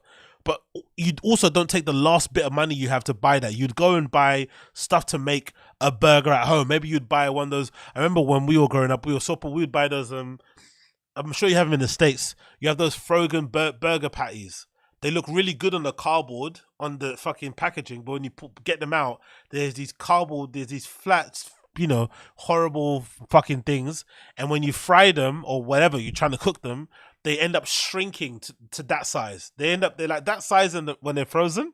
But then when you fry them, they go up, they end up like a fucking 10p piece or something. Super small. And then when you try and eat them, they taste like nothing. You have to cover them with so much ketchup to get some sort of taste out of them. That's fucking poverty. You don't take your last money and go to fucking Subway and buy a fucking £6 or 10. Because how much even back then, Subways are still expensive, like $5, right? That's a lot of money. If you're poor, you just buy a sandwich. You're gonna do that. You know, like that kind of shit. You don't forget that kind you of shit. You don't forget that kind of shit. But then the moment I got that check. Uche knows. I ate 2 of those yesterday. Honestly, they're so bad. They're so fucking bad. Or if you got a bit of money, you upgrade and you get the ones where they kind of sell them in 2 packets. Or the worst thing I remember when you were poor is sometimes, I remember in our area, we had a supermarket. Yeah, when it first opened, Iceland. They will sometimes sell, they had a brand, I forgot what the brand is, but in Iceland, right? Imagine, listen to this, in Iceland. There's a brand in Iceland that they had of these ready-made burgers that you could make in the and again, you could make these microwavable burgers and they would sell you 2 burgers with the patty and the cheese and the bun for £1. Can you imagine the ingredients that they're using to make that food? It's not going to be good. They're selling you 2 burgers that you can make in the microwave for £1. It has, and some of them come with a little packet of fucking sauce. So they give you a little packet of ketchup. They give you the bread, the buns, the cheese, and the fucking meat. So you basically get 2 burgers for 50p each.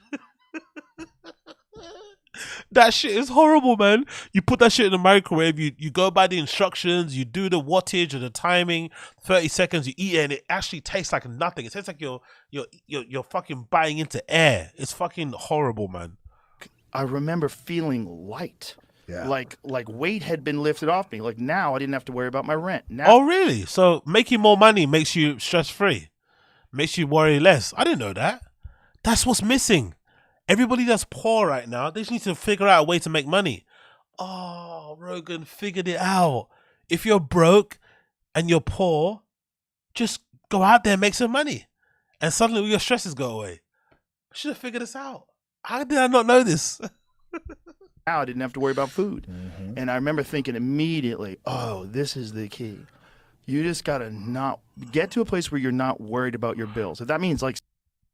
So if I find a way about not to be worried about my bills, hold on. So if I close my eyes and if I cover my ears and I pretend my bills don't exist, I'm basically happier, innit? That's what you should. I wonder if there's somebody out there. I wonder if there's some motivational speaker out there, some fucking piece of shit that's selling a program where if you think your bills don't exist, it will come into reality. I bet you there's somebody out there doing it, like The Secret. Like, you have to think about being debt free.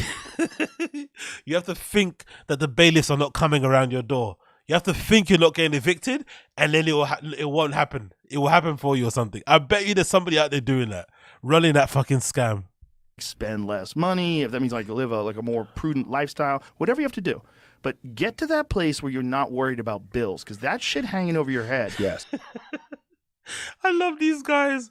That's advice they're gonna give you. You bump into Joe Rogan, you're like, hey Rogan, I'm a big fan. You bump into him at an airport, at a car garage, at a fucking sauna, right? You bump into him and then he's like, hey man, I'm a big fan of yours, Rogan. I want to know, what's advice you'd give to me as a poor, struggling, middle-aged, working class man? And he'll be like, just get to a point where you're not worried about your bills. Okay, thank you, Rogan. Causes stress that fucking ruins lives. Yes. It ruins people. Yeah. And so then I was like, okay, now the most important thing is fucking keep going. Yeah. Like, make sure you don't lose. That's why he does so many podcasts. Because he's afraid he might lose all the money that he has that he's not going to spend. Rogan has so much money now at this point, he doesn't have enough time to spend it all. And his kids are probably set up for life. He seems like a financially, prudent and, clued up guy. I'm sure he's got his kids sorted out. But he's got so much money now, he can't spend it. But then if you remember one episode, I forgot who he was speaking to, where they mentioned universal basic income, and he legitimately was shaking at the thought of like, maybe his money would be used as an option to kind of, make universal income a thing. If they had to tax people that made a lot more money to make universal basic income a thing. He did not like it in the slightest. So Rogan is telling the poors to work harder, to do more, just worry about their bills. But when there's an option for him to maybe alleviate some people's poverty or lack of money, he's like, not my money. Any ground here and keep going, because now you know what it's like to be successful. Continue that. Do whatever the fuck you have to do, whatever work you have to put in to continue that. Yeah. And then when I got to a place where I felt like I have enough money that I feel really secure, then I started to learn how to be happy. The only way to become happy is to have loads of money. But even if you have loads of money, you still have to make an effort to be happy. Bloody hell, man. Life sounds like a miserable place to be in it. Life sounds miserable. Even when you get the money, you have to teach yourself how to be happy. But in the beginning, it was just drive. It was just all go. Yeah. And it was just very selfish thinking. I'm just thinking only on what I'm trying to do. But that's all we know. But especially if you grow up broke, and it's the thing that you make up your mind. And I feel, and it's the same thing that happened to me. I made up my mind, like, I'm broke. You just got to make up your mind. That's what I'm lacking. I haven't made up my mind yet. If I make up my mind that tomorrow I'm going to have £1 million in my bank account, it will be there. I just got to make up my mind first. Oh, come on, Agosino, make up your mind. Make up your mind. See, that's what I'm missing. We're all missing that bit. We have to make up our mind. When we make up our mind, our bank account becomes made up. Get it? Yeah. Today, but one day I'm never going to be broke. and I will never fucking go back to being broke. At least I'm going to do all I can not to be broke. So when you have that mentality, you have the blinders on. Yeah. I'll tell you, this is the way you're thinking. It isn't until I think we get a little older and we achieve the success, we understand, then it starts to go like this. Oh, man, I fucking love it. I love it, man. Just pull yourself up by your bootstraps. It's easy. Look, I did it. It's easy. I'm a millionaire. You can be a millionaire too. Everybody could be a billionaire. Millionaire, billionaire, millionaire, billionaire. But yeah, that was an amazing section. Big up The Rock. Big up Joe Rogan for reminding us of just how easy it is to get money. You get me? Ryan Joseph, AZ, can you play Steve-O's new special and review it? Yeah, I'm actually need to watch it. I haven't watched it yet. And if I do review it, going forward now, because I don't want to get my channel deleted, because the last Crystalia special had me on the fucking chopping block. What I'm going to do now is I'm going to review them, and I'm going to put the review up on Patreon. Not because I want to paywall it, just because I want to put it somewhere where it won't get deleted and I won't get in trouble. So if you want to watch my review of any special going forward now, I will put those reviews up on Patreon. And what I'll do is I'll watch through them at the same time. I'll do like a watch along, record it and upload it on there. Just because I don't want to get fucking I don't want to get fucking dinged, you know? That's all I don't want to get dinged. So any specials coming up, like I'm going to do the review of Stavros' special. I'm going to do the fucking Steve-O one also. You're going to see that, oh, okay. Okay, Andrew Tate. You don't want to watch it? Okay, cool. Don't worry. I'm not going to subject you to it, bro. I'm not going to subject you to it. Don't worry. Please don't. Okay, fair enough. But if you want to watch it, you'll see it on my Patreon. Patreon link is patreon.com/Agostino. I'll be reviewing all specials coming up on that Patreon. I'll be subjecting myself to sitting down, watching these things in full and recording my reaction in real time. So if you want to see that, go over to my Patreon. At the moment, my reaction to the Crystalia Grow or Die, the God specials up there on at the moment. So if you want to watch that, make sure you check that out. Moving on from that one, we've spoken about the Rogan and the Rock with poverty. What else did we speak about here? Oh, actually, let's move this over here so I can see it. Bear with me a second. So we spoke about the Rock and poverty. We need to speak about the merch we've spoken about. Oh yeah, Joe Rogan's TRX. Let's talk about that. Let's talk about Joe Rogan's TRX. Bear with me a second here. We spoke about this. Oh yeah, cool. There we go. So this is a fucking hilarious clip, right? Because I remember somebody mentioning on the Joe Rogan on the Fire and the Kids subreddit probably, somebody mentioned that Joe Rogan had a TRX. And I honestly had no idea he had one. I didn't hear him mention it. I remember him mentioning he had a Raptor, right? The Ford F-150. I remember him mentioning he's got Porsches and whatever else, and he's got a Tesla. But I never heard him say he had a TRX. I remember him saying he had a Ford F-150, but not TRX. So I was surprised when someone said the TRX, and I honestly thought they were confusing the TRX for the Raptor. Big up Stinger Good. Appreciate you, brother. The key to happiness is a TRX. Exactly. You know. We're talking about that right now. Big up you, Stinger Good. Thank you for the super chat, brother. I thought that person was confusing the TRX for the Raptor, but I guess they wasn't. They actually knew that Rogan had a TRX because he mentioned it, and he mentioned it again with The Rock. So this is making me think, and everybody else out there, maybe this is why Brendan got the fucking TRX in the first place. Because to me, it seemed kind of out of the blue. Maybe you're not believing this, but so far we've seen Brendan be infatuated with Porsches because obviously Rogan loves Porsches, and then getting into Ferraris and whatnot and all those kind of fast cars. I just assumed the next progression up for Brendan would be a fucking Lambo. I actually thought he'd get a Lambo next or something, right? Or Bugatti or something. I never thought he'd go the pickup truck route. Because apart from his Bronco that he had and that old pickup truck, the one that he allegedly asked Andy Lederman to walk the truck with, right? It didn't seem like he kind of liked to drive them as an everyday driver. So I was surprised why he suddenly was pivoting into it. But then I thought to myself, maybe Brendan is getting into the pickup trucks thing because he's now doing this whole he's kind of playing soft with the whole right wing thing. He's trying to dip his toes into the right wing grift, but he's also not. He doesn't have big balls enough to really dig in deep in that, right? And be like, anti-immigration and all the fucking talking points those right-wing guys get. He couldn't handle the blowback from that stuff. So he's too pussy to really go in on the right-wing grift. So he does a lot of like right-wing cosplaying, right? LARPing, where he has a trucker hat, he's doing the mullet thing, he's trying to pretend like he's into country. He kept repeating that line, not in my town, not in my town. He does the Trump 2020 stuff, but he doesn't actually say anything about right-wing, you know what I mean? He doesn't really talk about politics. He doesn't say he voted Republican. He doesn't really want to go that far. He's a bit too scared to really push that far. So that's why I thought the pickup truck was a good way to get around it, because it's kind of like him being working class, middle class, the whole Texas thing, Austin, pickup truck, blah, blah, blah, right? So that's why I thought that pickup truck came from. But this clip is maybe showing us that actually the pickup truck thing isn't a right-wing grift, and it's just him sucking Joe Rogan's dick. And this for me is really embarrassing.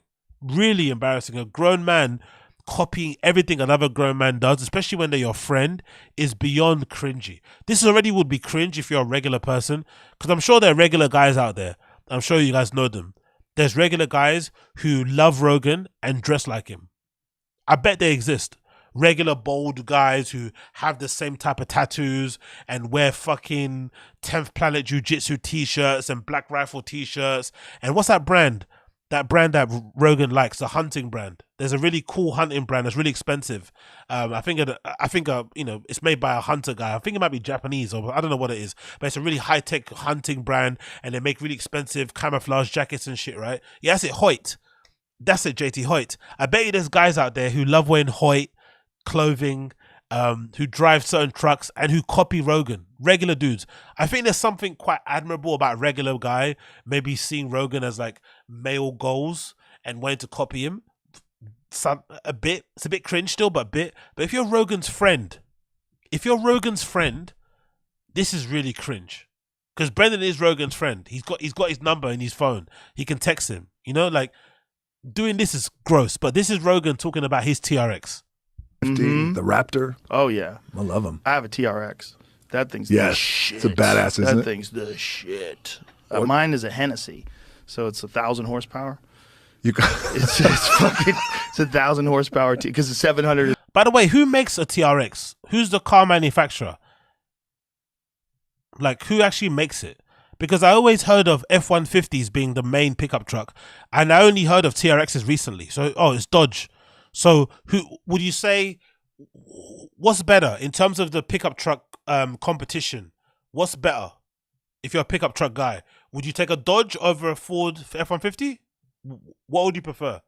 Because Ford F-150 is obviously the most popular one, isn't it? Right? They're the ones that are the most highest selling. What people prefer instead of them? Dodge, Fiat. Raptor is a queer bait truck. They're sort of the same. Okay, cool.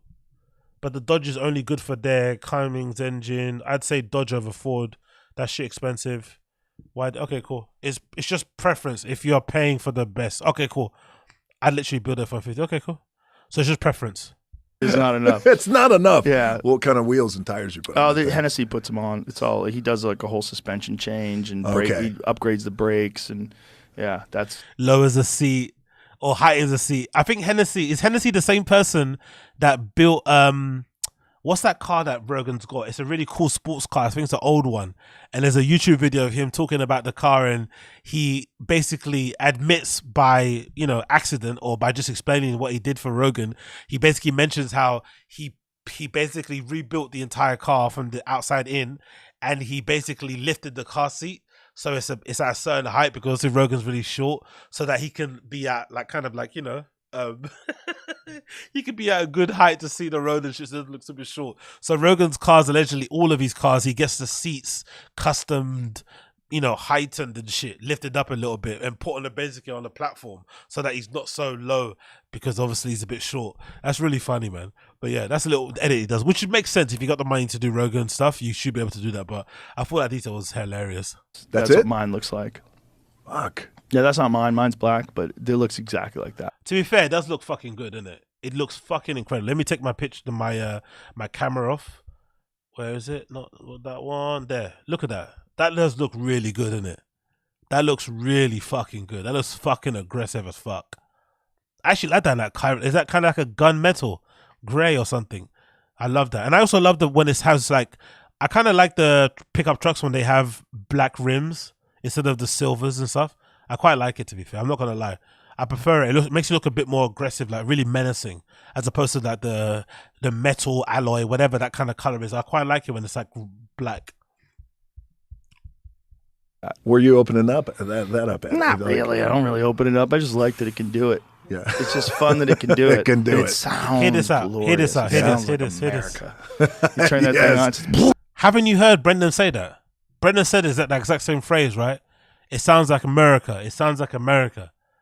Imagine, man. You have to be how can you not be embarrassed that your whole entire life is meant for copying Rogan? Like, he probably loves this guy more than his own father, man. That's really gross. Honestly. Sounds like America, yeah. It just sounds perfect. It's the best part, man, yeah. And if you're in Texas, I think you have to have a pickup truck. I think it's a law. I'm wondering as well, did Brendan get the pickup truck thinking that he was going to move to Austin? That was part of the whole like thing to kind of get him, you know, to be closer to Joe, because Joe's into pickup trucks. They could have something in common, because that's also maybe another theory. Maybe Brendan noticed that they were drifting apart. They weren't as close as they were before. So one way to kind of make sure that they're still friends and you can text him, because I'm sure he still texts him his mod. Look, hey Rogan, look, I got this done to my truck. It keeps a connection between them because they have something in common they can hold on to. If you're a man and you're in Texas, you probably want a pickup truck. Dude, I used to live here in Texas. Where'd you live? Dallas. So yeah, Brendan might have copied Rogan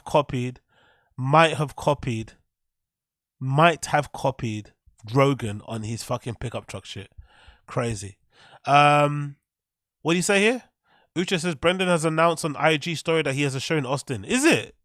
No way is he performing at the Comedy Mothership. No way. If that's true, that's going to be hilarious. So Rogan finally thinks Brendan's funny enough to perform at the Comedy Mothership. Let's see. Let's go on his Instagram. Oh my God. If that's true, that's hilarious. He finally got in. Let's see. Because if he's not announcing it, it's probably a Comedy Mothership thing. If he's not announcing it, he probably wants to make some hype, you know what I mean, and add to the fucking law. I'm sure. If he's not saying it, you know, he wants to fucking, you know, make it a thing. So he's probably going to not say where it is. Let's see. That's his Instagram. Let's see. Let's see if this is true. Oh my God. Let's see. What happened here? Come on, son. Oh, there's gold. Oh, okay. Look. Oh, so now he's watching races and shit, right? Okay. Interesting. Let's go. Next one. Tonight, Shub and friends at the Ice House. Cool.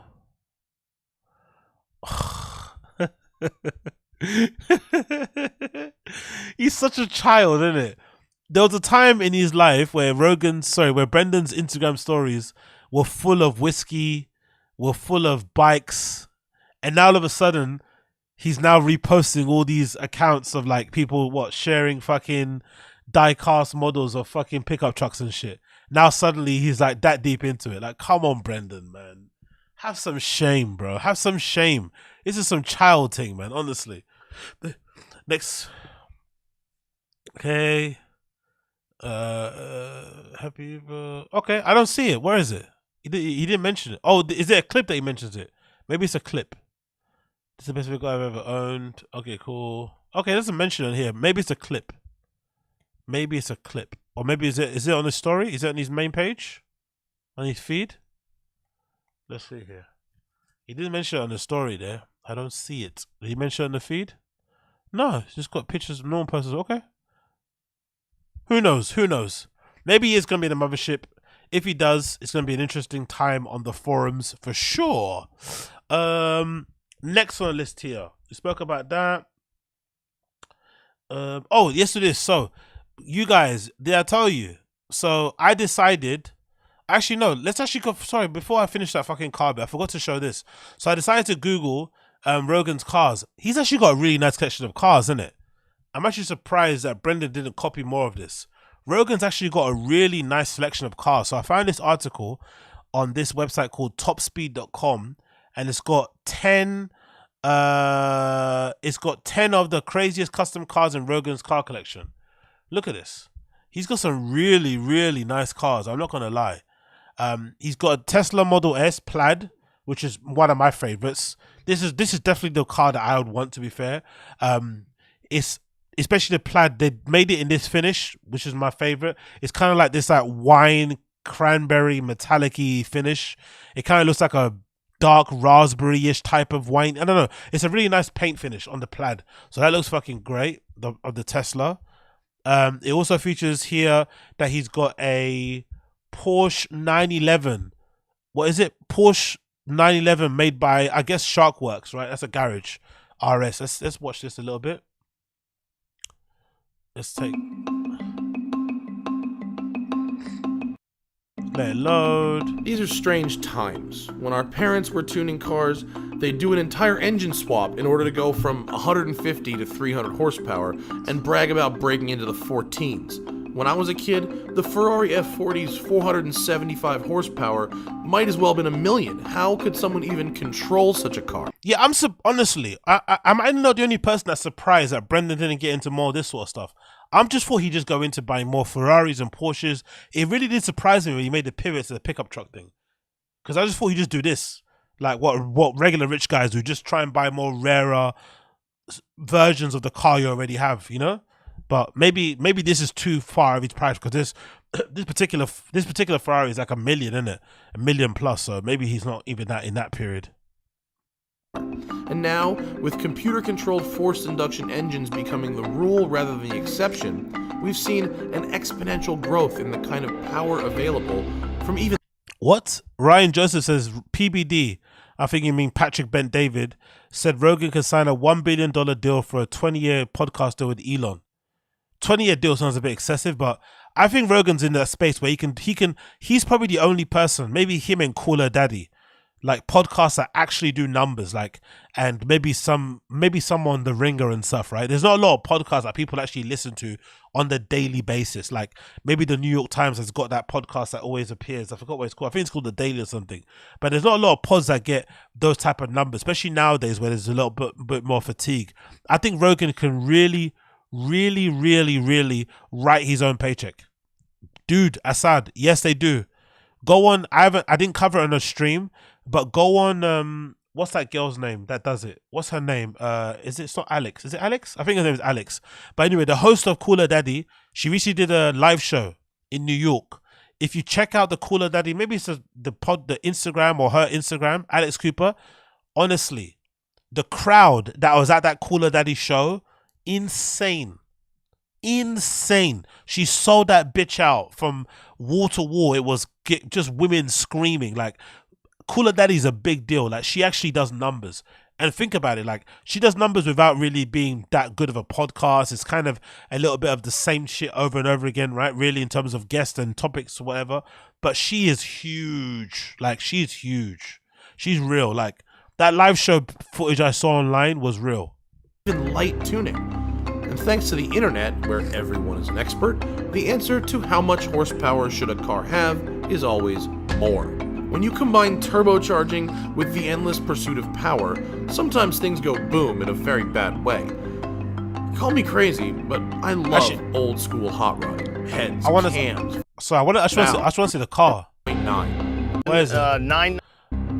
Oh, come on. Rogan has good taste in cars. He may not be a car guy, but he has good taste in cars. That's a good collection. I'd be happy with that. This Tesla Model S, in the Plaid version, and this 911 GTR. Come on, bro. Look at this, bro. This looks fucking beautiful. This is a 2007 997 Mark I GT3 that I sent to Alex Ross, Sharkworks up in Northern California, and they converted it to a 3.9 liter, 502 horsepower. It's just the greatest car I've ever. I'm sure in the car, this is probably what I'm thinking now watching this. If you're a real car guy, you probably look down on guys like Brent Brogan, innit, right? Who are able just to kind of you know, give people at Sharkworks a credit card and say, I want my car to look like this. You probably look down on them a little bit, innit? Because it's the easy way. You just go straight from a stock car to a Sharkworks car in a heartbeat. Or sometimes you don't even see the car in stock. It just goes from the fucking manufacturer to Sharkworks and they do it. Or maybe Sharkworks even give you the car already made. Maybe there is exactly, no effort required. If you're a real car guy, it's like, come on, man. You didn't do anything. You know what I mean? Yeah. I see. Grown in my life, without a doubt. I've had a bunch of different sports cars. The first one I had, when I first started getting some money, I got a Supra. Anyway, let's scroll down. He's got that car. He's also got a Gunther Works 911. Oh my God. Yo, that's beautiful. Holy shit. Rogan's got a really good collection of cars, bro. Let's not lie. Fucking hell, look at that. That's like a fucking beast. Then he's also got hold on. Did Brendan copy Rogan's love for Porsches? Because Rogan looks like he actually likes Porsches. For real. He's got Porsches from, different years and stuff, done differently. Did Brendan's love of Porsches come from Rogan as well? He says, I've always been a Porsche guy. My family's been a Porsche guy. Oh my God. He's so shameless.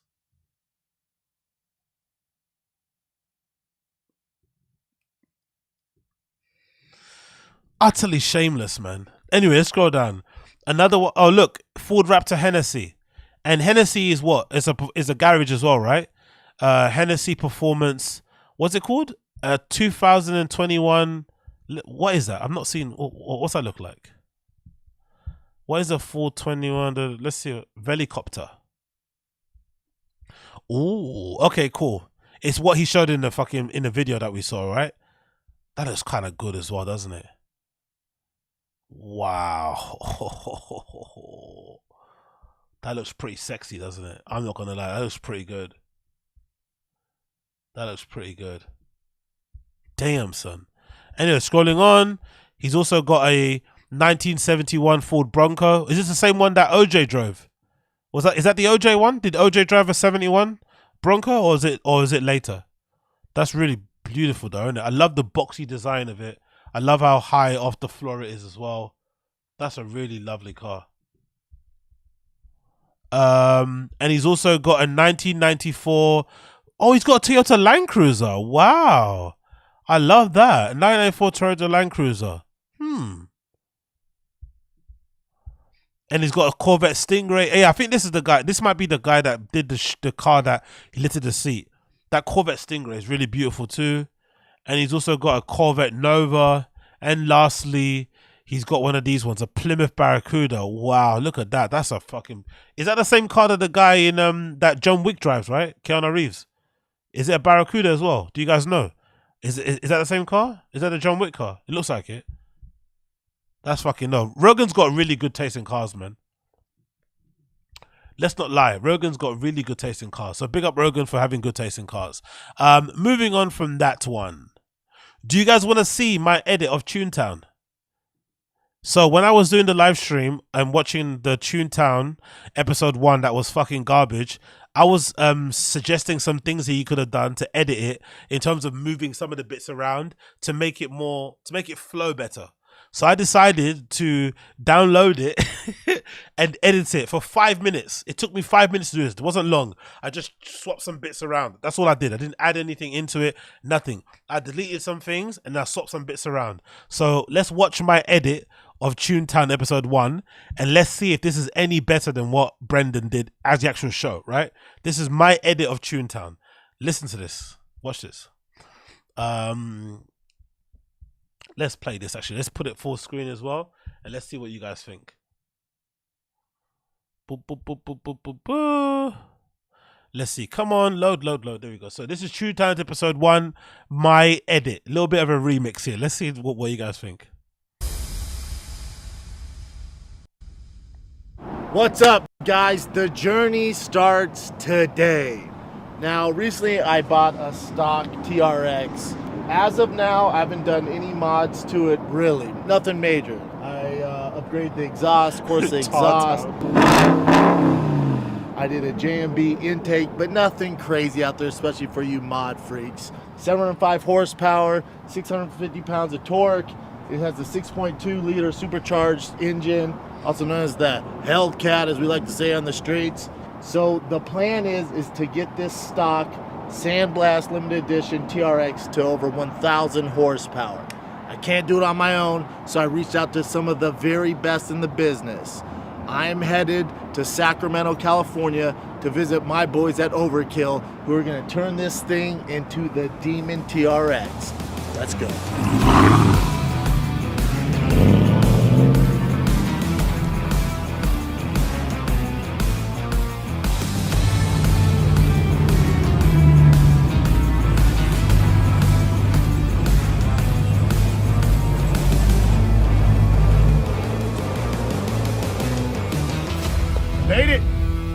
Made it 5.5 hours, LA to Sacramento to see the boys at Overkill. A lot of beef jerky, a lot of big gulps. We left at 6 a.m., but we made it. I'm so excited, man.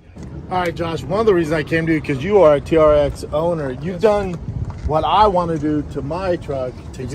So you have the 900. So quickly to butt in there, that bit where the map was, I was trying to actually find some footage. I was going to include it in there, of random footage of Brendan driving, but I couldn't find anything, right? Just random footage of him driving it. Because I think that was a really missing part. I don't know why I didn't do that. Forget the map. Just put a bit of some B-roll footage of him driving with fucking Jay in the background, giggling or something. That would have made it much better. But this cut that I made here, in the actual normal video, when he comes out of the car, it goes into them just skidding around. So he doesn't even talk to the guy first. It goes to him driving to the garage, talking about what he wants to do, and then it cuts to some, you know, donuts and fucking burnouts in the fucking parking lot. It doesn't actually go to talking about the car itself. So it's a weird way to edit it. So I'll put that after it. Let's continue. Package here. You have the SMB intake, which I absolutely love, with the ram air. That's filthy. So you actually not only do it to other people's trucks, you do it to your truck. Absolutely. I think that's the biggest thing when you go down the list. Just like when we were running the times we were doing with the Trackhawk, I went out and bought my own Trackhawk back in 2018 and wanted to be a pioneer, so I used my own vehicle. No different than using the TRX, the same thing. So this is our 900 package. We use a closed air intake system that utilizes the ram air and everything else, along with the rest of the parts we were talking about, the pulleys, the You've done injectors. all that to this truck. Everything's done to this one. This is bad boy moves. Daily driven. If you look in the back, we got the car, the baby seat back there and everything else, just like you. The Trackhawk used to be my dad van. Yep. This is the new dad van. Wagon. Right. I just noticed in the background. I just noticed in the back that Axe J is doing his own show. What a weird, and obviously the guy looks at the camera. Look at that. As like Axe J is always in the back, like, awkwardly standing, but Jay's in the background also having his own little show. If you see on his shoulder, look over Brendan's shoulder on the right. You'll see Jay there having a conversation. We got the car, the baby seat back there and everything else, just like you. Look, he's just having his own little chat with somebody, having his own little car show going on there. Trackhawk used to be my dad van. Yep.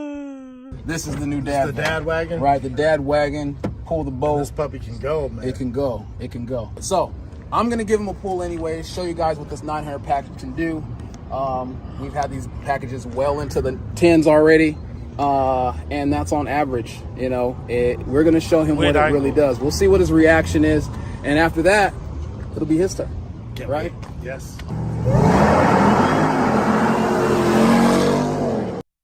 You see what I did there as well, that bit? I cut out the bit where he tries to offer him his car. He says, hey, you want to drive mine to see how it feels? And Brendan's like, no, I don't want to drive your car. Like a weird fucking response. If you're making a car show, surely you'd want to have some footage of you driving the car as well. Like, especially it's a strange decision anyway. Whatever. He was scared of driving a car. Maybe he was scared of driving into a wall and killing himself and burning himself alive in a car. Who knows? That would have been a good thing, but who knows, right?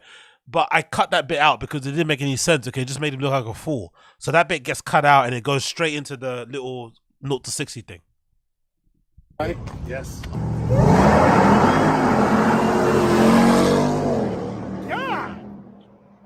You got the reduck face.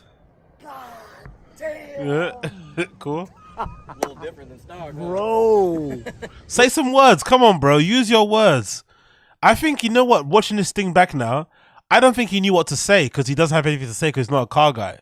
He was genuinely lost for words. Like, I don't know what to say. So he just kept saying, bro, whoa, yeah. It's like a kid. The first time you see a fast car, oh my God, wow. Mum, is that a Hot Wheels?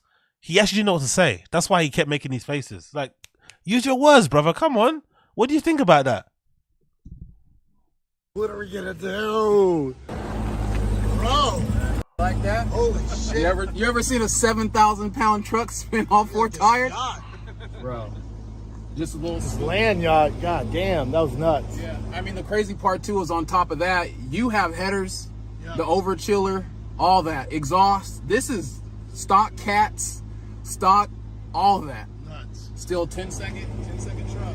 So you're gonna be even crazier than this one. So I was talking with Josh. My plan, and I'm See sure that we're cut? gonna come New to cut. agreement New here. cut. The plan is to use their 900 kit on this, which include the headers, the pulleys. They're gonna mess with the computer here as well. Get to over 1,000 horsepower with all that tuning. Andrew Tate, what are we gonna do? Exactly what we're gonna do. We.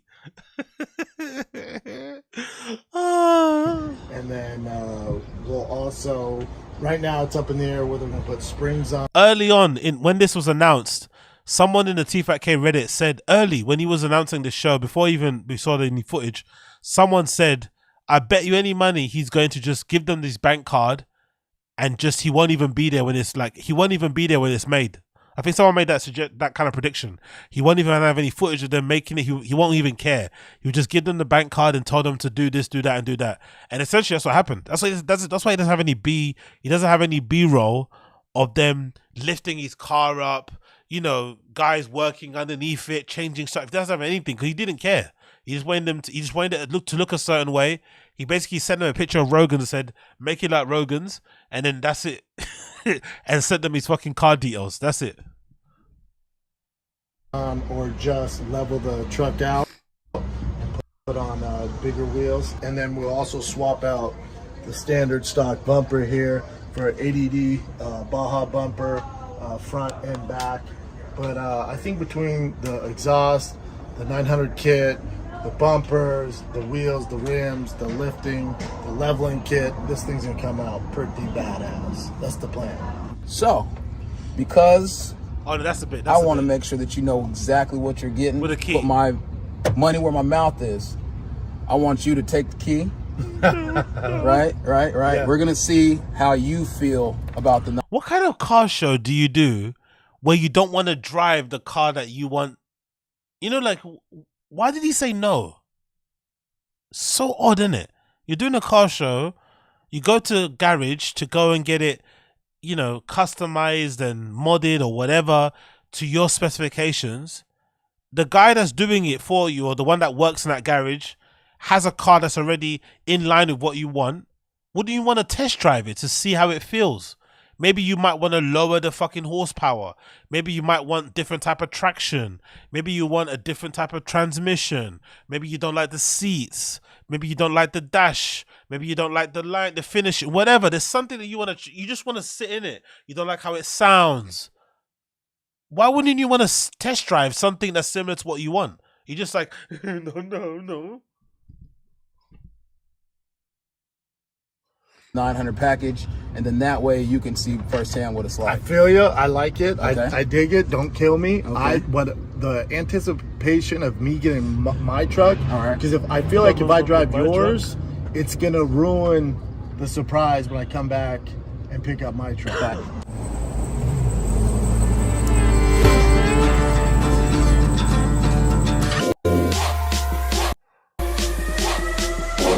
So what I did with this, right? I took there's the only B-roll footage they have of his car getting, you know, worked on is when he took his car to KIBITEK. So I just took that footage from KIBITEK and put it here to make it look like that place did the edit. Do you know what I mean? Just to kind of give it some footage of because there's not a lot of footage of the car getting worked on. you just see all the fucking adverts. So I cut out all the adverts and just swap some stuff around.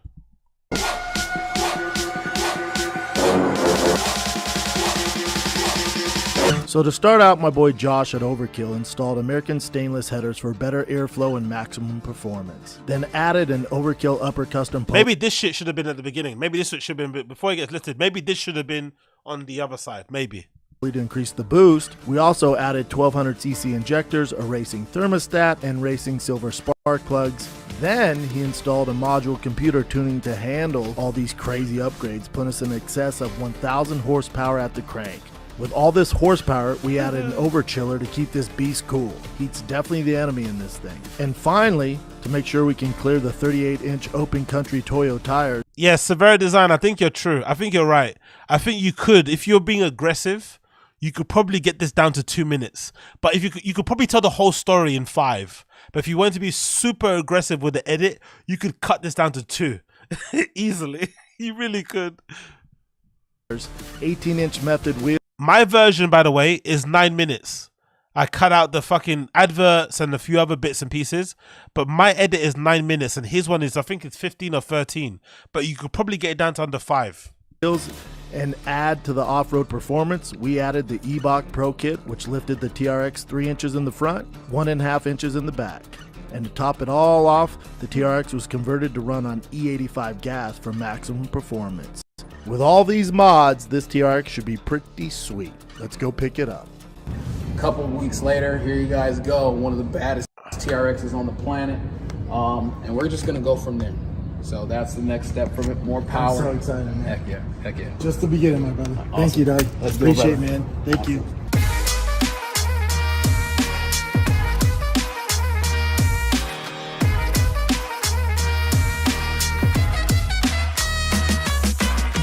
What's up, guys? So we're finally back from Sacramento, but we're not done yet. I'm here at the headquarters of KIBI-TEK, and the owner, Ryan, has some fun stuff in store for the TRX. All right, what's up, Ryan? This is the owner of KIBI-TEK. This is my boy, Ryan, here.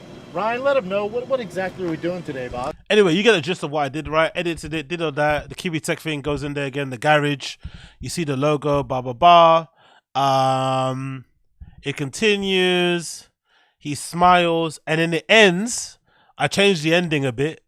Here's what I did with the ending. Instead of that fucking horrible, he says, oh, look, we're going to go to the suspension place. I just put the end bit, I think the spinning, I think all the drifting and the whatever. I think that's what I did. All the skidding and spinning and burnouts. I did that as the ending. I'm pretty sure. I'm going to go now. I'm going to leave now.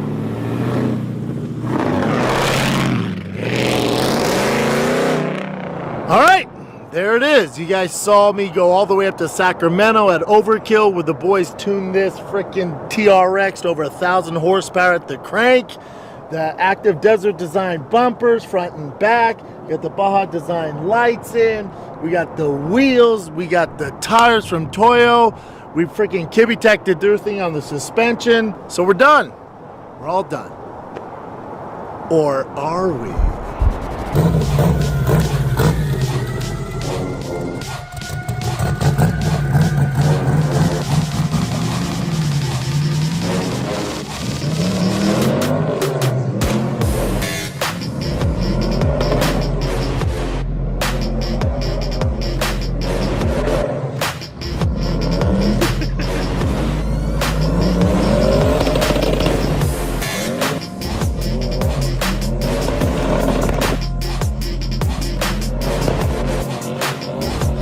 So that's how it ends. That's how I made it end on this one. And it's 9 minutes. I'm going to actually have it unlisted on the channel so you can watch it yourself. But yeah, I did this little edit. But it's still like, it's quite impressive how terrible the show is, isn't it? It's pretty impressive how absolutely dog shit this fucking show is. Like, fucking hell, man. And the adverts. The amount of fucking adverts that he fucking shoehorned in there.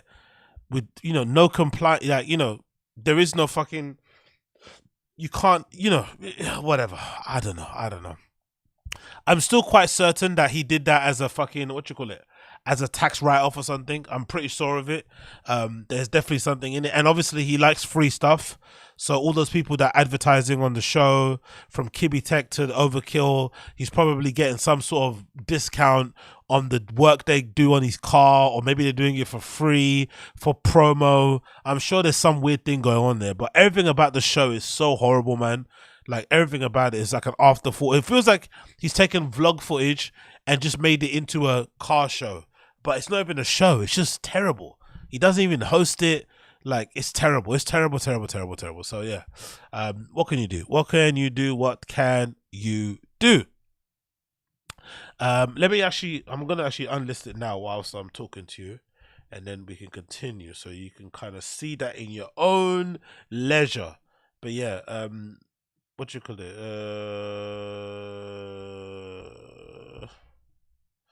Let me actually let me edit it and say my Toontown edit, and then that's it. And then you guys can check it out on my channel if you want to see it yourself.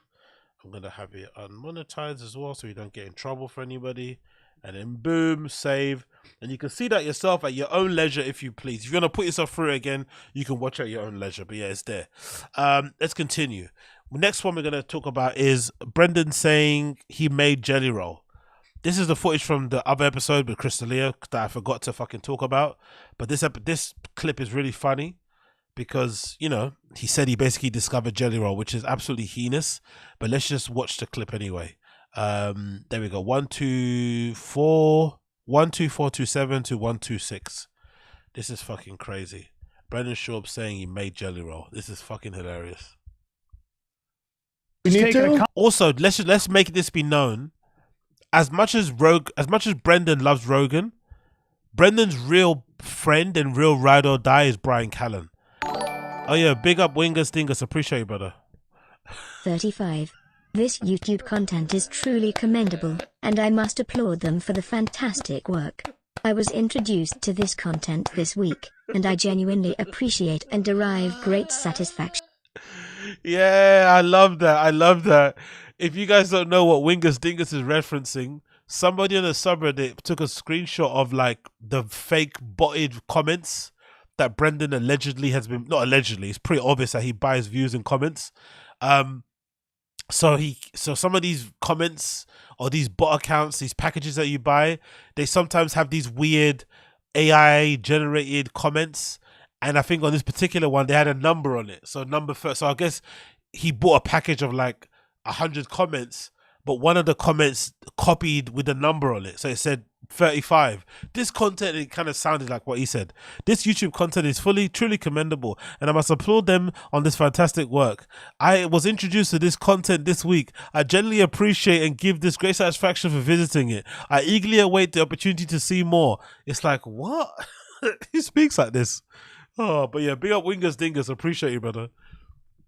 But anyway, like I was saying, I think Brian Callen is really Brendan's real ride or die, but like Brendan doesn't appreciate him as much because Brian is the reason why Brendan pretended like he made jelly roll, because he comes out of nowhere, Callen, and starts sucking off Brendan. Oh yeah, I wouldn't have known a jelly roll without you. So listen to this.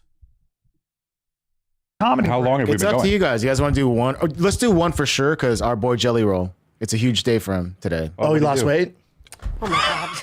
What'd he do? No. So look at Brendan trying to be funny by insulting one of his quote-unquote friends with a cheap and easy joke.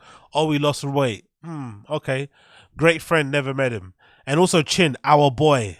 Chin needs to relax as well. I know you're getting paid in stocks, but you need to chill. The biggest award ceremony in the world for country music is today, the CMAs, and Jelly Roll is nominated for 5 awards, which is the second to the top. So there's only one person above him, Lainey Wilson. And he's performing, right? Yeah, he's performing. There's going to be a bunch of artists One person more who's nominated for more? 6. Yeah, 6. So every other country artist, Jelly's like second. Wow. He's amazing. We were the first podcast he's ever been on. Yeah. He's our boy. Wow. Yeah, that's my brother from the very thick. You were the one who, again, Jelly's been my boy forever. People don't give Brendan credit for how many people he found. He's helped. Also, hold on. My boy for. What does that even mean? My boy. That's such a like an LA way of like conflating friendship, innit? Are you really his boy though? Why were you getting him on a show? Because he was ascending in his fame? Because he was getting somewhere? What does it even mean? Did you meet his wife? Did you go out to dinner together with his wife? Did you meet his family? Do you know what do you know his kids' names? Like, for me, friendship is that. That's what friendship should be. If I have a partner, you've met my partner, you know what my kids' names are, you know what they look like, you've been to my house, you know? That's what a friendship should be. But these guys, he was my boy. What, because he recorded like, I bet you, Brendan and Jelly Roll have never been together where they weren't recording content. I bet you they've never hung out when there wasn't a camera around. If that's the case, you're not friends. If you only record content together, you're not friends. Ever. People don't give Brendan credit for how many people he found. He helped a million people. Yeah. See what I mean about Brian? He comes out of the blue and sucks off Brendan. Like, Brian is very aware of where his bread is buttered. He knows that without Brendan, he would never be in the position that he's in now. Like, Brendan saved his life effectively, which is kind of sad to think about it, because Brian is like, you know, very much Brendan's, you know, he's senior. He's like, what, 30 years older than him or something, right? He's a fucking old fuck. He's been in the industry for a while.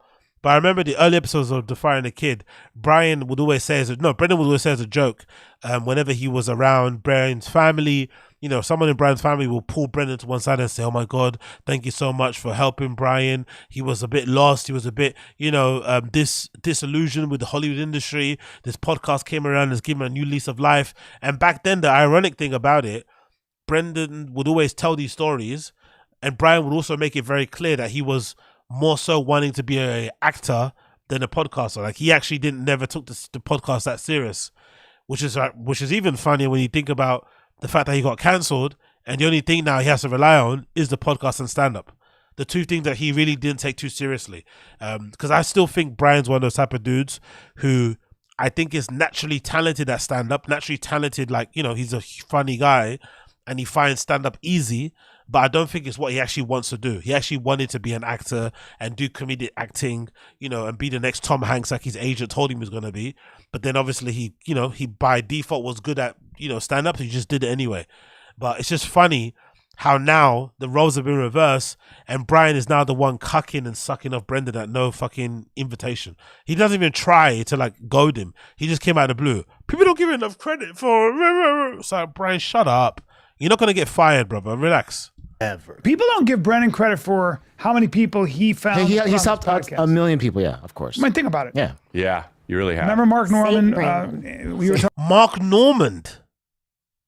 He's trying to give Brendan credit for Mark. Okay, Jelly Roll, I think is a stretch, but still, maybe you can say Jelly Roll, he might have introduced him to like the Bappaverse GRE podcast side of things, but still, Jelly Roll's a legit artist. He was already coming up and blowing up. People already knew his name. Like, let's not try and lie. He's reinvented himself a few times over his career. Jelly Roll's been around. But Mark Normand. Talking about Andrew Schultz, all those guys. Shane Gillis. Yeah, but they're all stupid talented. He doesn't even try to like dispute and say, no, I didn't find them. Come on, man. They knew already. He tries to take credit for Mark Normand. Oh, amazing. Yeah. No, but you saw the talent. Yeah. I'm not saying we But I don't do it because I see talent. I saw it because he's such a good guy. Yeah. Oh, there we go. Oh, it fucking, you know, humble brag Brendan, right? The humble king. I don't see it because they're talented and they got clout and I want to fucking siphon off their clout and leech off of them. No, I just do it for the kindness of my heart because I'm a good guy. Man, fuck off. Joey's the best, yeah. The best. Awesome. He's crushed. He's so famous now. He's on American Idol. He's on Good Morning America. Yeah. Yeah. He has tattoos on his face. He's a felon. That's what I'm looking at. And he's crushing it. He's fucking talented though, man. That's amazing. Oh, he's so talented. Hey.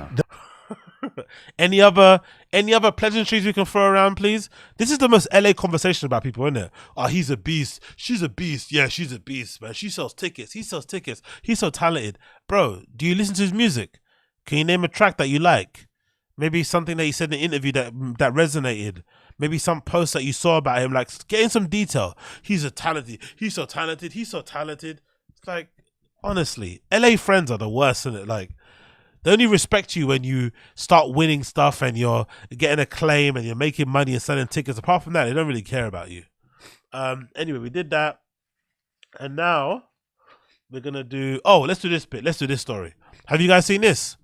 BERT KREISCHER being a main character. So there was something called a Netflix Cup, which is some sort of tournament, golf tournament that Netflix does. I don't know why Netflix is getting into golf. Don't ask me why, but it is some sort of golf tournament. And they hired BERT KREISCHER as the host. And there was some protesters, right, that were there. I guess maybe climate change protesters. I'm not really sure. And BERT KREISCHER saw a protester going onto the fucking green, I guess, right, doing their thing. And he tackled one of them. Yes.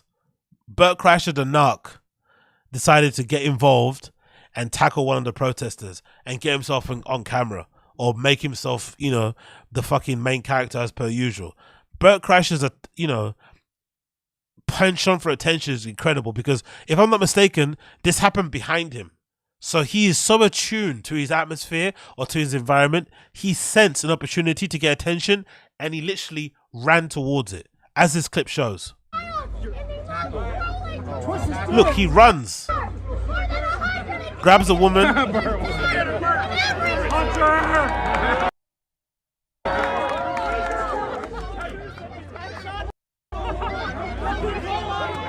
He gets another one. Look, BERT KREISCHER get involved again. He sees another guy, he pushes him.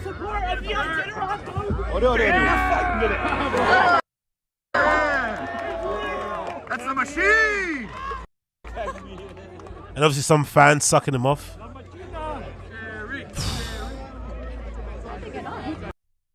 That is not only big boy snitch behavior, it's also incredibly narky to be running and tackling somebody who's going to be doing a protest so you can get on camera and have more attention on you and have a piece written about you, because I think he was in the New York Post and some other places and stuff. Look at this stuff, man. Look at him.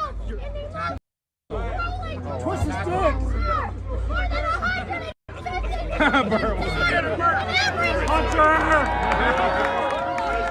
This guy's lifeblood is attention. He always wants to be the center of attention. And I think at the time he was doing it, he was interviewing Mark Wahlberg. So he's interviewing Mark Wahlberg, and in mid-interview with fucking Mark Wahlberg, he runs off to go and tackle a protester. Absolutely addicted to attention, man. Look at him. Again. Fucking hell, bro. Anyway, and there's another couple more angles to show you of it as well. It's fucking hilarious, man. Absolute front and center. He had to be. Here's some more footage of it. Whereas I can see it, there we go. Yeah, this is courtesy of the Your Mum's House subreddit. Look at the title. Fat fuck attacks broad. Oh, big up this guy as well. He's really funny. Let's watch this. Look at this. The Netflix Cup just started. They're announcing Ricky the first two teams. There's a protester. We got protesters here. They're wondering what's going on. JT and Carlos Sainz. And then, is that BERT KREISCHER? Is that BERT KREISCHER? Is that BERT KREISCHER taking out a protester? There they are again. They're shocked. They're like, oh, we already got protesters. And then, look, there he comes in. Right there, there's protesters. Unbelievable. But always the center of attention. Always at the center of attention. And here's a video of him post tackling of the lady. He's talking to Mark Wahlberg. Let's hear what he has to say. Let's hear what he has to say.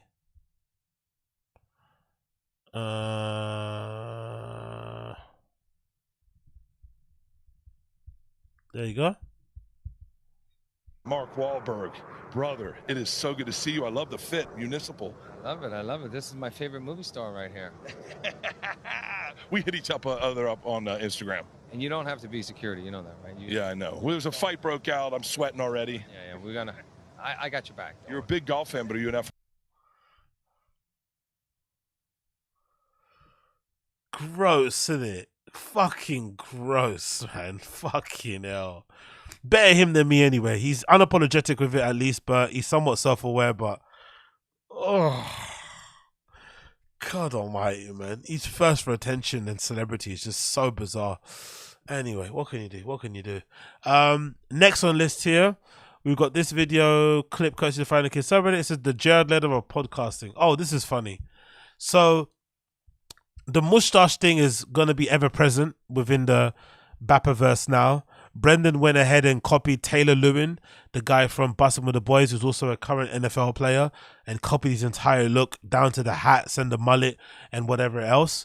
But now it seems like Brian the Kid Callen, has also copied the mustache look, and he decided to turn up to the new episode sporting his own version of the mustachy look, right? And obviously Brendan decided to call him out and make fun of him, even though you can't do this to Brendan. You couldn't, the same jokes he's saying to Brian, he wouldn't let someone say to him. He'd get really offended and kind of get butthurt. So I find it funny how he can, you know, poke fun at somebody for copying his style when he copied Taylor Lewin, but if you point it out and say it, he might block you, he might get angry, and he might fucking Chris Benoit, your entire family.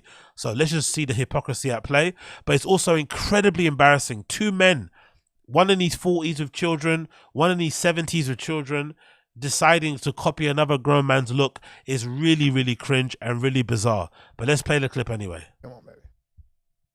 It's show business. Really it's no. Let's get into my mustache. Let's get into a lot of stuff. Get off my nuts. We just need each other, buddy. You ready? Look how he's smiling.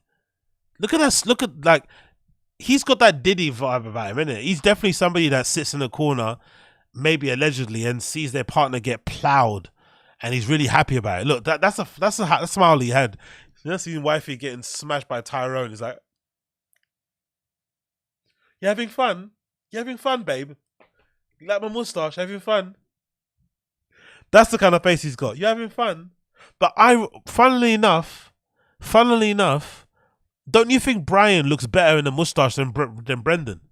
Even though they're both fucking redacts, don't you think the mustache look suits Brian more and makes him look like an adult, or makes him look a bit grown up and mature, than it does for Brendan? Or am I bugging?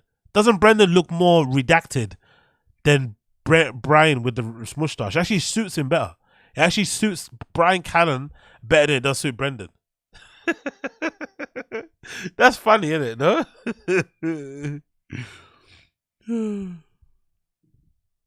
Let's go. Started, so we started? We said let's get into the mustache. Oh, yeah, no, let's get into my mustache. Dude, get off my nuts. No. Listen, I know I'm a trendsetter. You're not. It's not. I know I'm the Jared Leto of. Gross, man. What? The Jared Leto of podcasting? Are you for real? Let's play that back one more moment because it was lagging there a bit. Sorry. Let's go back there. One more second. My mustache. Dude, get off my nuts. Listen, I know I'm a trendsetter. You're not. It's not. I know I'm the Jared Leto of podcasting. No. It is not your mustache. Get off my. It actually looks better on Canon, isn't it? I'm not bugging out, am I? Let me load the bit right bit. Let me do it 360p. No, my nuts podcasting. No. It actually looks better on Canon, doesn't it?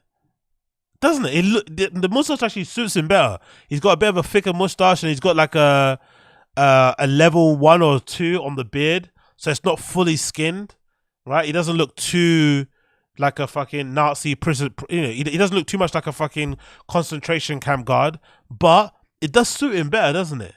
It does actually suit him way better, that haircut. I'm just happy he hasn't got that little fucking Tintin, Pepe Le Pew fucking quiff at the front. But he actually looks better with a mustache than Brendan. That's the funny thing about it. Not your mustache. Get off my nuts, I have no interest in copying you. You did though. I give you the idea. I went to MMA Johnny looks pretty nasty to me. Consciously, I went to dinner. Oh, he looks cool. I went. Yeah, so there we go. They're both copying each other. Brendan's copying Taylor Lewin, but doesn't want to admit it. Right? He probably got alphaed. That appearance of Bustin' with the Boys on the pod. He probably got alphaed by him and felt inadequate and stuff, and wanted to do the LARP of the former NFL player guy by having the trucker hat and the mustache, and then wearing all the fucking athletic, you know, the faux MLB gear and all this shit, right? Being a man's man, but he doesn't want to admit it. And then Callen, because he's a fucking CUCK, decided to copy his fucking master and his daddy and his employer and his boss, sorry, right? By copying his mustache. Absolutely incredible scenes. Incredible scenes. Moving on. We also got another one that says, always been a car guy. Let's see this clip. Always been a car guy. Let's see what this is saying. You know what dyno? Oh, I gotta lower the bitrate a bit because my comp is not having it. Let's do 360p. You know what dyno dat the first time it went? What is dyno dat? I'm so sorry. Dyno is how like the total horsepower to the wheels. Okay. So it's 20% less. Look at him using all these new terms he just learned the other day. Dyno dat. All right, cool. It's usually 20% less. Again, these numbers 500, 600, 700. Oh no. Oh no. 125. Hey, I went. Wait, well, wait, hold on. Which is on her, dude. Why is he laughing? You just found out what dyno dat means and that you're instantly laughing at the joke. Honestly, man, the fakeness of LA people is horrible, isn't it? He didn't even know what the term meant, and all of a sudden he's laughing at the joke. How do you laugh at a joke when you just learned the term before he's like, whatever? It might as well be a Ford Ranger. It's unheard of. And people online are like, there's no way dyno 125. I can't emphasize enough. How many times it was gone 125. I went, oh, there's something wrong with your dyno. And the guy goes, nope, it's your transmission. And I go, what do you mean? I just bought it. He goes, yeah, but it's 20 years old, bud. It's your transmission. He goes, floor it again. It's not. It's just not. There's something wrong with the transmission. Oh, no. It's in the shop. Who buys a car? I think he's talking about that car that he bought, right? This one. Where is it? I think he's talking about this car here. That one there. Who buys a car like that old, and doesn't test drive it, doesn't do any due diligence? Like, what is that? Is that another version of him? Is that another example of him not being a car guy and just thinking if he just pays enough money, everything will be fine? Why would you think just because the car looks in good condition that the engine is okay? Don't you test drive cars? Are there people in America or people that have money who just buy cars as seen? Why would you do that? It's a car. There could be a number of things wrong with it. From the rattling of the fucking window as you're driving to the fact that the air conditioner doesn't work when you turn on the car. Like, it could be all loads of things that you can only discover once you drive it. Why wouldn't you drive the fucking car? So bizarre, innit? I find that so utterly strange. Dynoed out, like, huh? Now, what did they say has to be done? You've got to get a new transmission. So you got sold a, well, you bought a lemon. I bought a lemon. You got sold a bill of goods. Good. Yeah. Now, did the people that sold it to you, did they reach out or they just disappear? Oh, my team reached out to him, gave him a mouthful.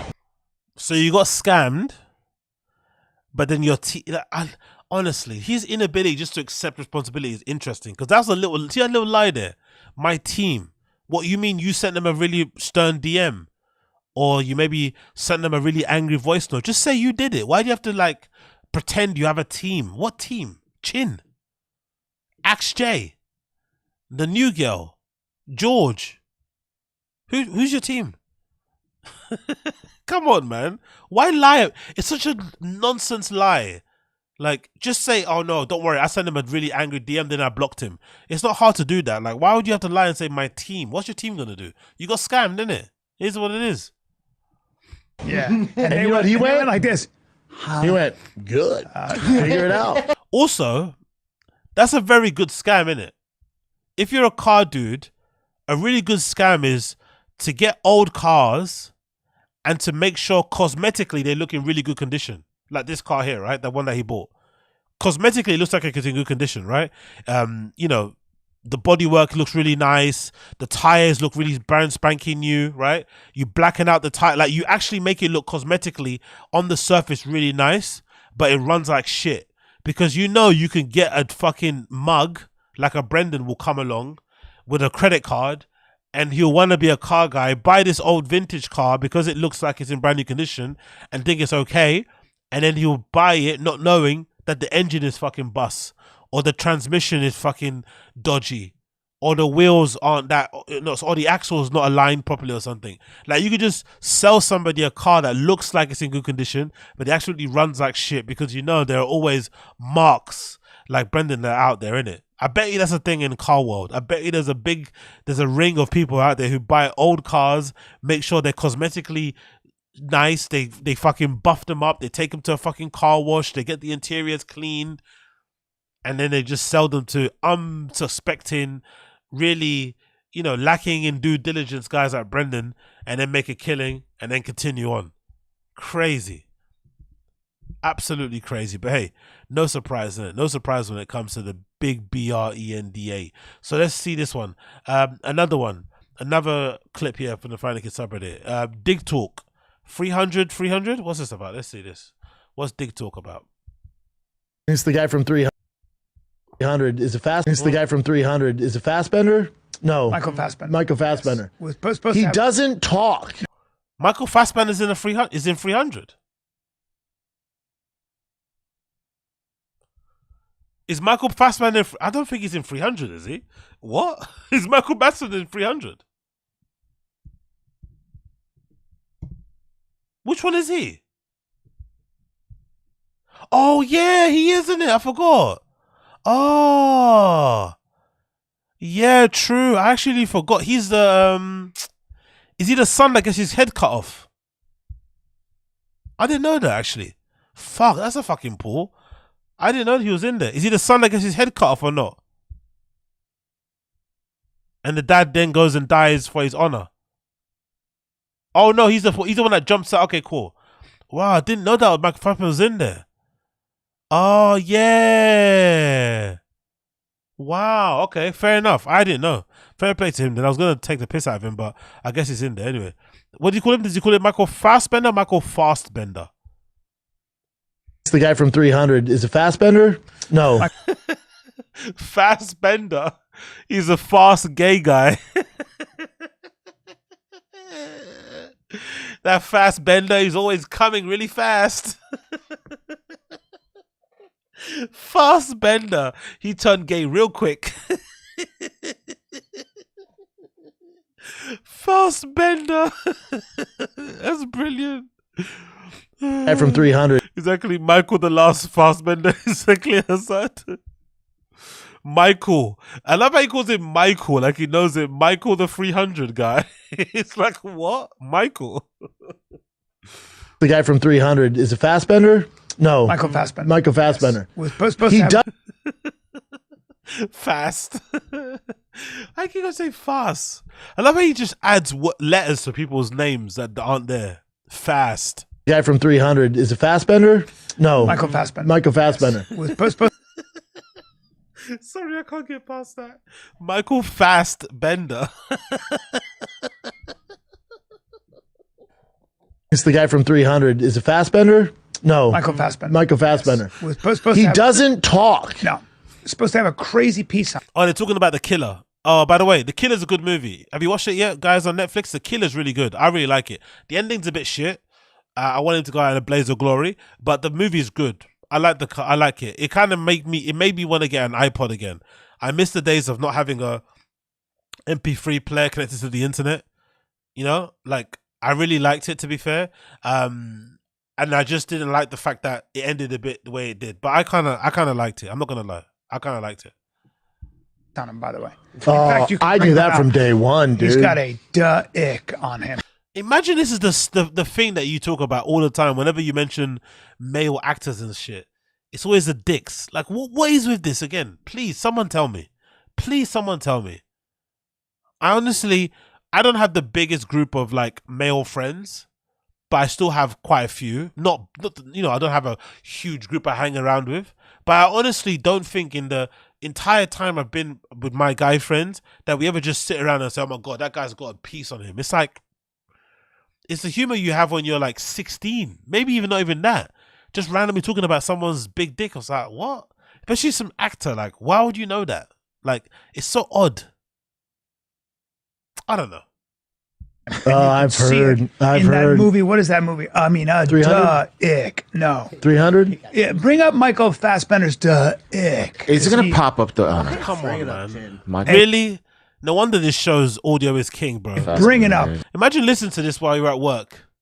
Now they're just discussing Michael Fassbender's dick. Bro. But did you see Twin Flames, that documentary? No, it looked lame. Oh, boy. Just put penis or dick, or what do you want to do? Come on, Chin. Is Chin special needs? No offense if you are special needs, but is Chin special needs? What the fuck is wrong with him? What do you want me to write? Like penis, dick, like a piece? Like, what do you want me to write? Like dig spelled DICK, or like dig like DIDGG, like that website that used to exist by Kevin Rose called Dig. What do you want me to write? Should I write like hammer, or like peace, or like hog, or like, what do you want me to write? Come on, Chin, use your fucking imagination, bro. Fucking hell. Put penis or dick, or what do you want to do? I don't know. Okay. Oh boy. Just put penis or dick, or what do you want to do? I don't know. Lame. Oh boy. Just put penis or dick, or what do you want to do? Oh boy. Just put penis or dick, or what do you want to do? I love how he's trying to act like he doesn't know as well. Like, what do you want me to do? Like, I don't know. I don't look at dicks. I love trying to pretend like he doesn't. I don't look at dicks. I don't know. Like, how do you even spell dick? I don't even have to spell it. I don't know. Okay. Can't you it? Put penis. Let's see what comes up. Yeah. Because there's like it's the guy from 300. Jesus Christ, man. This show, man. This show. God almighty. It used to be one of the best podcasts out, you know. Fucking hell, man. Absolutely awful shit. Another one. Turns out you can't put any motor in any car. This is going to anger me for sure. Because I'm not even like I said, I've got rudimentary surface level knowledge of cars, just because I grew up in a household where we didn't have money to take cars to garages. So you just had to figure shit out, right? You'd have to be in a fucking garage with your dad, handing him a fucking spanner, knowing full well he's going to fuck up the car more than he's going to actually make it, more than actually going to fix it. But you have to just keep quiet because, you know, you have no say-so in African household. That's the only reason why I know what I know. And maybe, you know, going to garages here and there, whatever it may be. But that's it. Surface level information and a few magazines or whatever it may be. So this is gonna really anger me. This clip is gonna anger me. I know it is. We have to let's see this. I'm sure this is gonna anger me, but let's see this anyway. Just switch it out anyways. But here, you know me, dude. I'm a wild card. You're a wild card. I aim for the stars. I have very high aspirations. If it's available, I aim for the stars. I have very high aspirations. That's one thing, but also you wanna, I don't know, you wanna fix your car the right way, don't you? It's not really about aspirations, really. Aspirations, whatever. Let's continue. You want? I'll attain it, and I'll get there one way or another. Even though I got to start only. Yeah, only if you know. You have to call Rogan or rely on Daddy's money. But yeah, we know. OnlyFans account to pay for the mods. Yeah. So the plan was to get this and swap in a new Godzilla motor, which is like the newest Ford. Of course, it's the newest Ford motor. Anything new and shiny, man. This weird. Ford motor. It's like 7.3 liter motor. It's unheard of. I'm like, oh, we'll just swap it out. Sure. What sense does that make? I know technically, from my rudimentary knowledge, it's same like anything. Technically, an engine is an engine. So technically, I would imagine you could probably put any engine into any car. But if you're a car guy, you would know it will take more effort and money and time to make any engine fit into any other car. So what you do is that you try and buy an engine that matches the car that you currently have, or has the same sort of specs or connections, whatever it may be, to make the job easier and to make it less work and to obviously avoid you having more problems down the line. Because technically on paper, you could put any car into any engine into any car, but you don't do it because it's going to cost you more money, and it's going to take up too much time, and it might lead to more issues down the road. So you try to get engines that are of the similar make, similar model, similar output, whatever. You try and find some engines that fit just to make it make sense. That's all you do. But why would he think he could take just some newer motor that's out there that exists, some new engine, and put it into an old car? Why would you do that? Why? We'll just take this engine, swap that one in. You don't know trucks, Brendan, you fucking moron. It's not about trucks, though. It's about all cars, right? Again, that's my rudimentary knowledge. You can technically put any engine into any car as long as it's not a fucking, you know, as long as they're the same, whatever. But you don't do it because it's just going to take too much effort, too much money. So it doesn't work like that. So I reached out to a fella on Instagram who has done this swap. I reached out to somebody on Instagram. That's a good way to go about doing things. Up and I go, let's not do any research on our own. Let's not even find out things. Let's not ring around. Let's just go into some guy's Instagram page and email him. how was it, man? He goes, nightmare. I go, what do you mean? He goes, oh, dude, I don't advise it. So many problems. He goes, dude, you get the engine. That's one cost. He goes, just to figure it out and make it work, you're looking at another 20 grand at least. And you know what's really funny? Someone had to tell him this.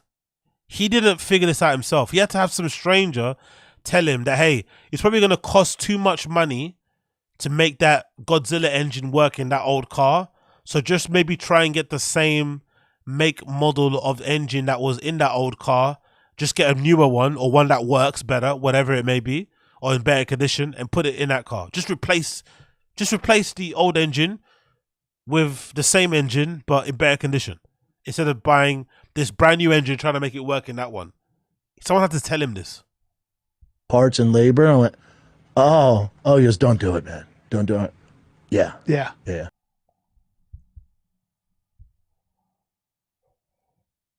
Honestly, man.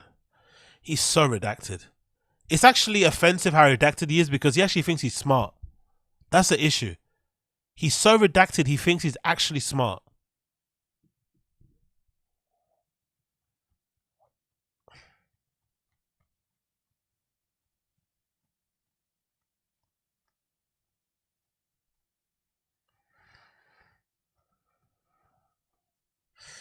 I don't know. It's a bizarre thing. I just don't get it. And also, there's something interesting in it, right? In like finding hobbies that take you further and further away from your family. No? There's something to be said for that. I just thought about that now. You're about to have another child. You already complain about not spending enough time with your family. And now suddenly you're getting into a hobby that will take up more of your time and also take you away from your family more often. Technically, especially if you're doing a show or you're doing your mods and you're in the garage, like it's an interesting thing to do, in it. Especially again, you're starting, you're having another kid, and then you're spending all that money on cars when you should be maybe, I don't know, spending on a crib, maybe getting a bigger house because of your growing family. I don't know, maybe, who knows? Again, spending money how you want to spend it, but interesting way to kind of go about doing things, isn't it? Maybe that's his way of dealing with the fact that he's now becoming a dad, trying to hold on to that by like doing this whole card thing. I don't know. It's really strange. Let's say this clip is always been a Porsche guy. I love the SCHAUB'S spelling as well. Always. AWAYS. Always been a Porsche guy. Let's see what he says here. You name it for exotics, your boys had it. Exotics. That sounds kind of racist, isn't it? Am I like am I being reactive here, or that sound a bit racist? Exotics. You name the exotics. I've had them. Indian, Chinese, Botswana, Colombian. Exotics. Like what exotics? You name it for exotics, your boys had it. I've driven them all. I've never driven a better vehicle than that TRX, that Ram TRX. Really? Not close. What do you mean? He's fucking sucking off Rogan so much. So now all of a sudden, TRXs are the best drive, the best ride. Do you remember before he was saying his Porsche is the best ride? It's my daily driver. I drive it everywhere. It's the best ride, the best car. Now all of a sudden, the TRX is more of a better drive than the Porsche. That is lower to the ground, hugs the ground better, known for having incredible traction. All right. It's just everything. The power, the way it feels, the interiors. The power. I'm not a car guy, but the way he's describing why it's a better car by saying the power. The power. Dope. Wow. Yeah, really? The best. Out of all the Porsches and everything, Ferraris, everything. I'm done with them. Done with it. Wow. Sold all. Oh, from fucking hell, Callan, sucking him off. Out of all the Porsches, all the Ferraris. I'm done with it. Damn. Done with it. Oh, Callan is such. Oh, actually, I think MMA Johnny was right. It is kind of giving Nazi, isn't it? It's kind of giving Einstein. No? It's giving Entschuldigen. Please get into the concentration camp. Entschuldigen. The gas chamber is this way. No, it is kind of giving that, isn't it? I think MMA Johnny was right. And shoot again, who amongst you is Jewish? Danka. Or Danke. Danke, whatever you fucking say, right? Touche. It is giving Third Reich, isn't it? You know, the comedy store is for whites only. The ice house in Pasadena is not for you brown skin fucktards. Aryan race forever. What did the Jews say to the brown guy? Oh, you're still alive.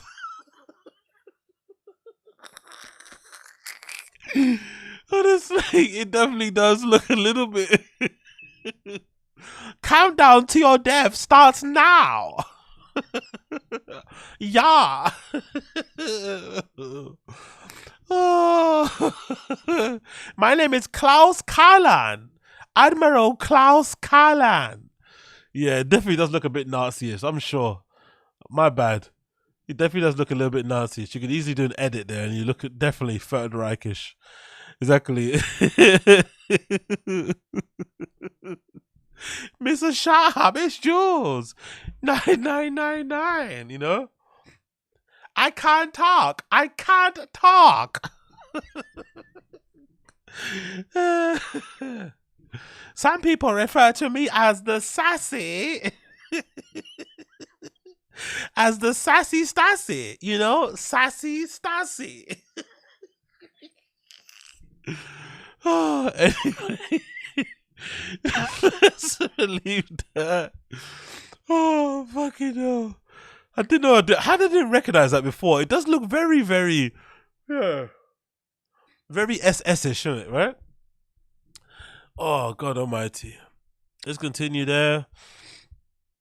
Oh yeah, shit. We got Brendan replying to people's DMs. I don't like these sort of gay ups. I'm not gonna lie. I don't like this type of trolling. I don't like the trolling where they go and leave mean comments under his wife's images, and I also don't like the DM comments. So I don't like it personally. I don't like it. But this is funny. I didn't expect him to respond. So this guy DM'd Brendan because the picture that he uploaded of him parking, obviously over 2 parking lanes. Drip beast or something, #TRX trucks, and the guy said to him, "Who fucking parks like this?" And look at Brendan's reply back. "I do. It's after hours and my studio. LOL. After hours and my studio, bro. Isn't it a public or no? Isn't it like a private car park space, but for everybody that's in that fucking place, that unit or that space or whatever, that fucking building that his studio is in, but he's saying it's my studio. I don't think the parking's just only for you though, but I do have the after hour. But again, it goes to show he does check social media. He doesn't just post and ghost. He obviously is on his DMs, and this is maybe BGL's fault. BGL should be replying to these sort of emails, but now, you know, Brendan's handling his own social media.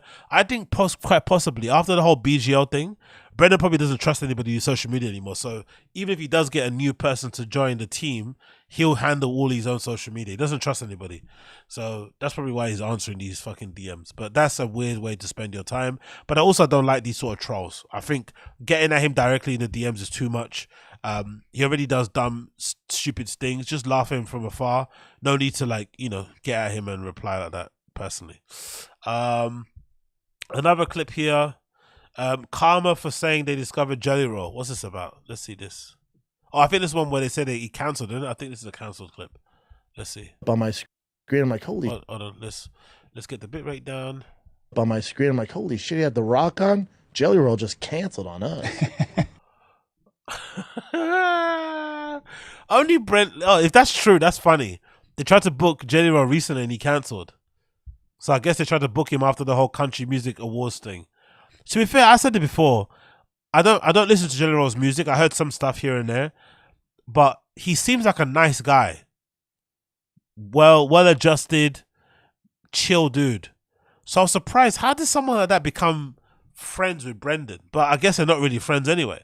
But it's also funny because clearly now that his star is ascending, his handlers or his people around him have told him, hey, let's chill out hanging around with Brendan and those losers. You're going places now. You don't want to be seen around them. So he's clearly been told by his team to chill. Because if I remember correctly, didn't Jelly Roll bail or counsel on Brendan recently again for the Fight Companion, if I'm not mistaken?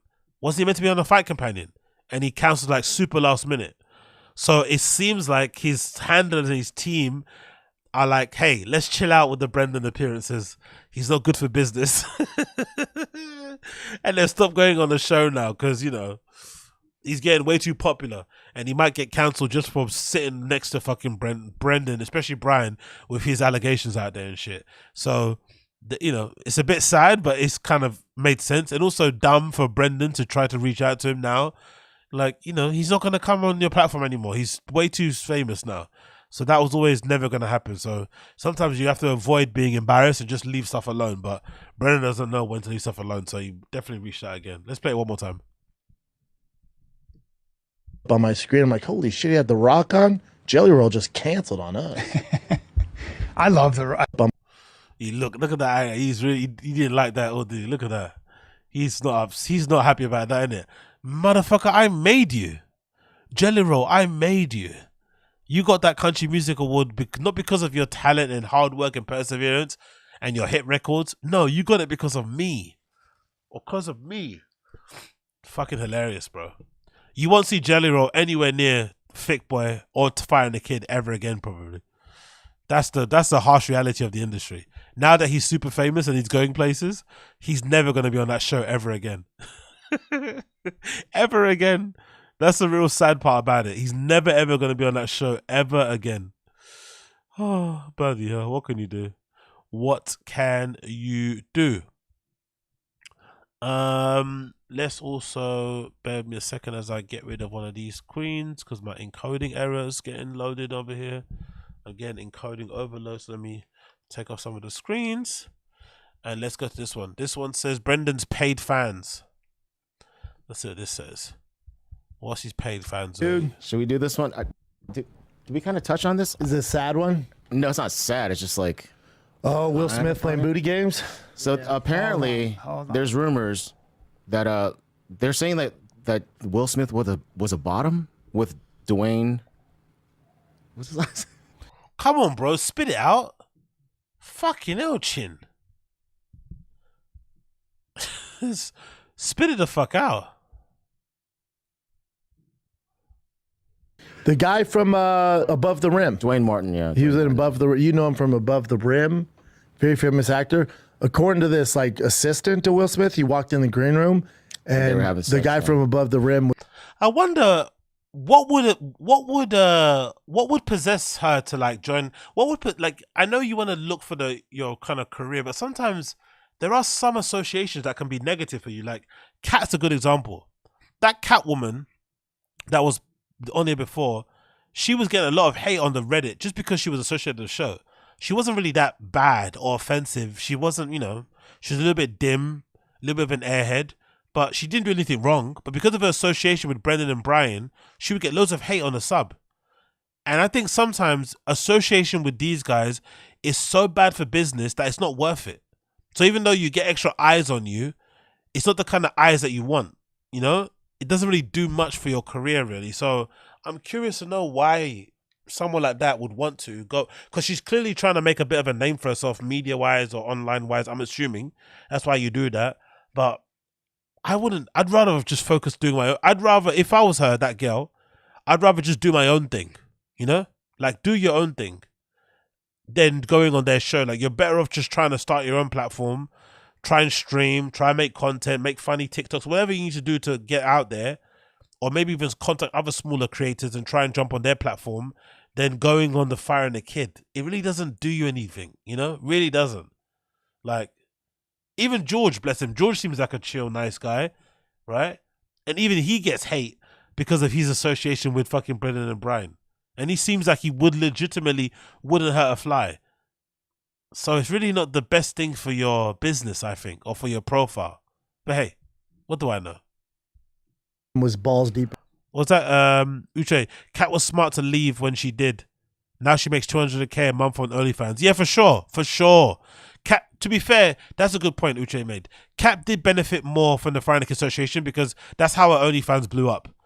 Men already were obsessed with Cat on there because I think, you know, all podcast fans, because it's male orientated, as long as you don't look like a female version of George or Chin, right? As long as you don't look like George or Chin with a wig, podcast fans are gonna love you if you're a girl on a pod. So Cat got a lot of love because of that.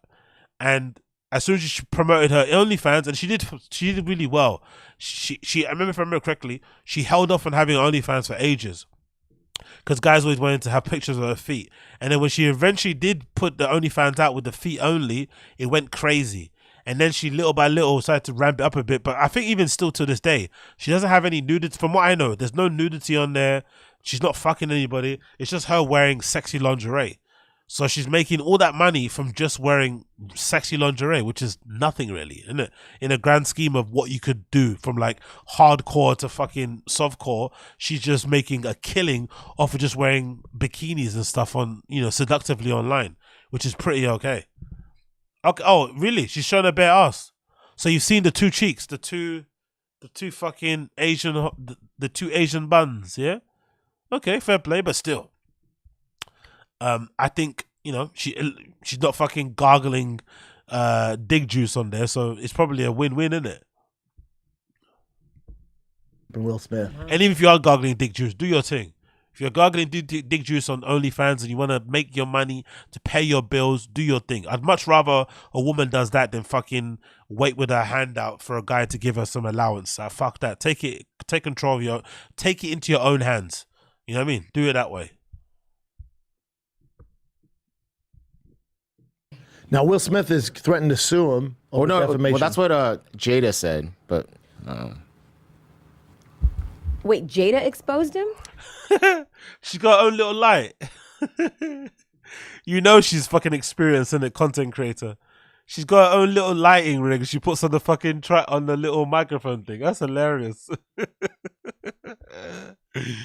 Oh my god, what's that? I like how she's trying to create a little bit of drama. George is just here for the ride, isn't it? He's just happy to be somewhere warm with Wi-Fi and a hot drink, right? A couple of hot pockets and shit. You know? He's just here for the ride, man. George is just here for the ride. That's what Jada said, but you can tell she's experienced, isn't it? These fake reactions. She knows what she's doing. She's definitely she's in the game. Jada did what? Oh my god! Like, it's good thumbnail art. Yeah, go on, girl. Get your money, man. Get your money. Wait, Jada exposed him? No, she said that might sue homeboy who came out and said Will's gay. Yeah. Like, can you go back to that? How can you prove it? People are saying, when is Brendan gonna fuck that girl? I think there's more potential that Brian Callen tries to run his wrinkly hands over her bare back. I think Brian Callen has the possibility of trying to dip his wrinkly toes into her Persian, you know, openings. I think she might be Persian, I'm not too sure. But yeah, I think Callen has more potential. Callen would probably try and run a thing more so than Brendan. That's my prediction. Well, listen to what he said. In an interview with Tasha K that gained widespread attention, Bilal detailed the alleged incident, saying, I opened the door to Dwayne's dressing room, and that's when I see Dwayne having anal sex with Will. There was a couch, and Will was bent. Oh, she's there checking her DMs, eh? Who's messaging? What's going on there? Propositions? This is LA personified, right? Some guy happy to be there, just happy to have some friends. Some guy just there for a paycheck, and some person waiting for the next best opportunity. You know? If a message comes in there with another opportunity that's better than what is going on there, she'll be out in a fucking flash. Over the couch, and Dwayne was standing up, killing him, murdering him. It was murder in there. It's like, bro, hey, dude, what? Take it down a notch. I know. It's like, all right, George. Like, easy on the fake bants, but George, easy on the fake bants. You know how I know you're gay? You said murdering that ass. Yeah, I don't. AZ, you like SCHAUB'S employees? Do I like them? What, as in, do I want to fuck them or something? Not really. not in the slightest. This lady's probably a bit too light in the ass for me.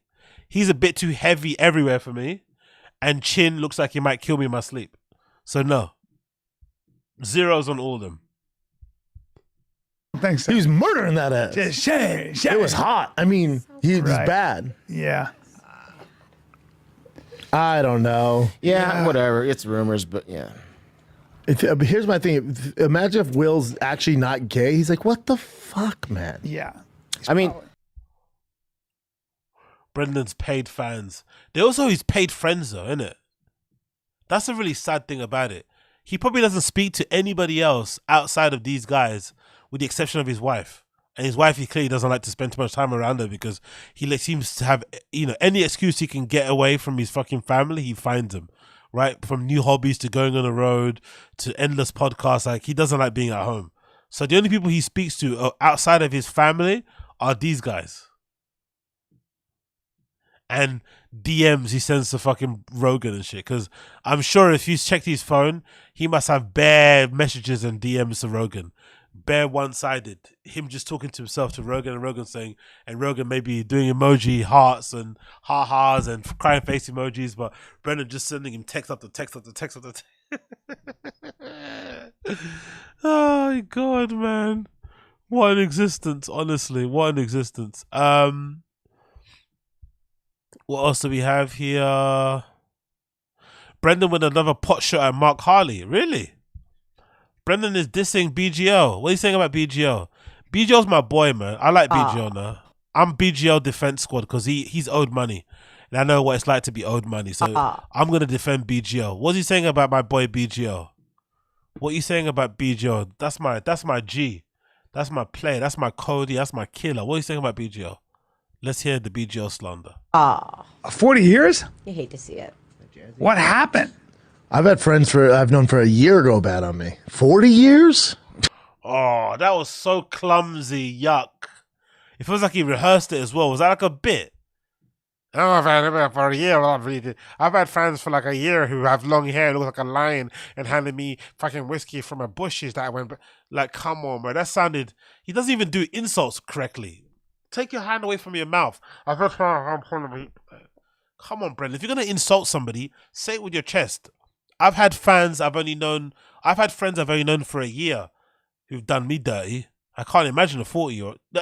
Say it clearly. Come on, bro. 40 years? You hate to see it. What happened? I've had friends I've known for a year go bad on me. 40 years? Meaning 40? Boo. Boo. Boo. Honestly, man. Yeah, exactly, just the BGL. BGL. BGL. Imagine, hey, dude.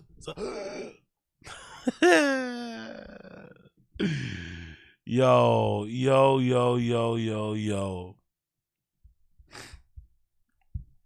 Actually, that's who should do one of those Adam 22 shows. Imagine if BGO and Luana did a show. I would definitely watch it and I would maybe participate. So she could shove some of those rods down my pee hole, right? What are they called? Those rods that she said she used to do? Is it lightning? What's it called? Is it lightning rod? What are they called? The sex toy. What is it called? Is it lightning rod? Cause that's still burning my memory. That was like, oh, Jesus Christ. What are those things called again? Vibrating? Sounding rods. It's sounding rods. Sounding rods. Yeah. I would enter that show. I would enter a show called For the Love of Luana, where we have to compete to see who gets to fuck her. I would definitely enter that show just so I could feel what that shit is like on the tip of my teep. Woohoo! That'd be crazy, mate. That would be fucking crazy. That would be fucking crazy, bro. Suck on them big silicon melons. That's for the Third Reich. That's for the Berlin Wall.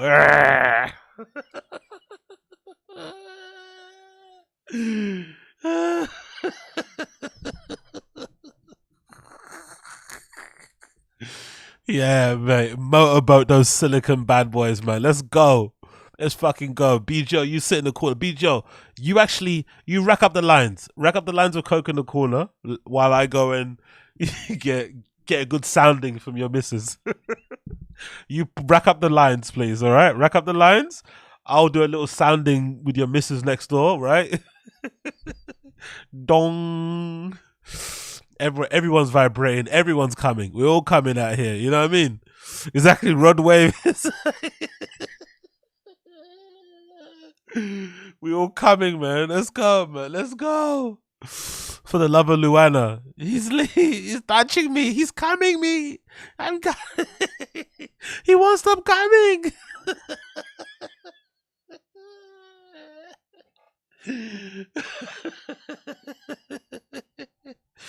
He won't stop coming. He's coming me. Yo, anyway. Let's quickly run through the rest of it. And I've got 4 hours and it's 6 a.m. Let's go another one. Brendan with a very strange segue. What's a strange segue? Any other current events? Any update on that guy who killed his wife? Anything? Oh, I didn't say anything No, yet. they won't give you updates yet. That's an ongoing investigation. He's going to court. That's all we know. Yeah. Have they identified the bodies of the grandparents? What's don't poke the bear? we saw the pictures. What? Okay, I don't know what's happening there. I don't know who died.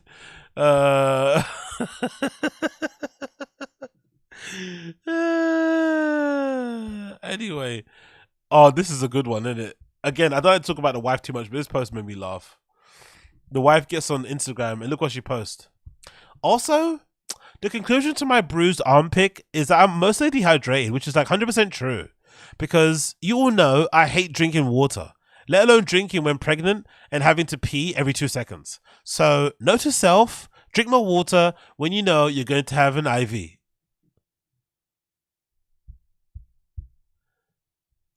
This woman is like pregnant and not drinking water.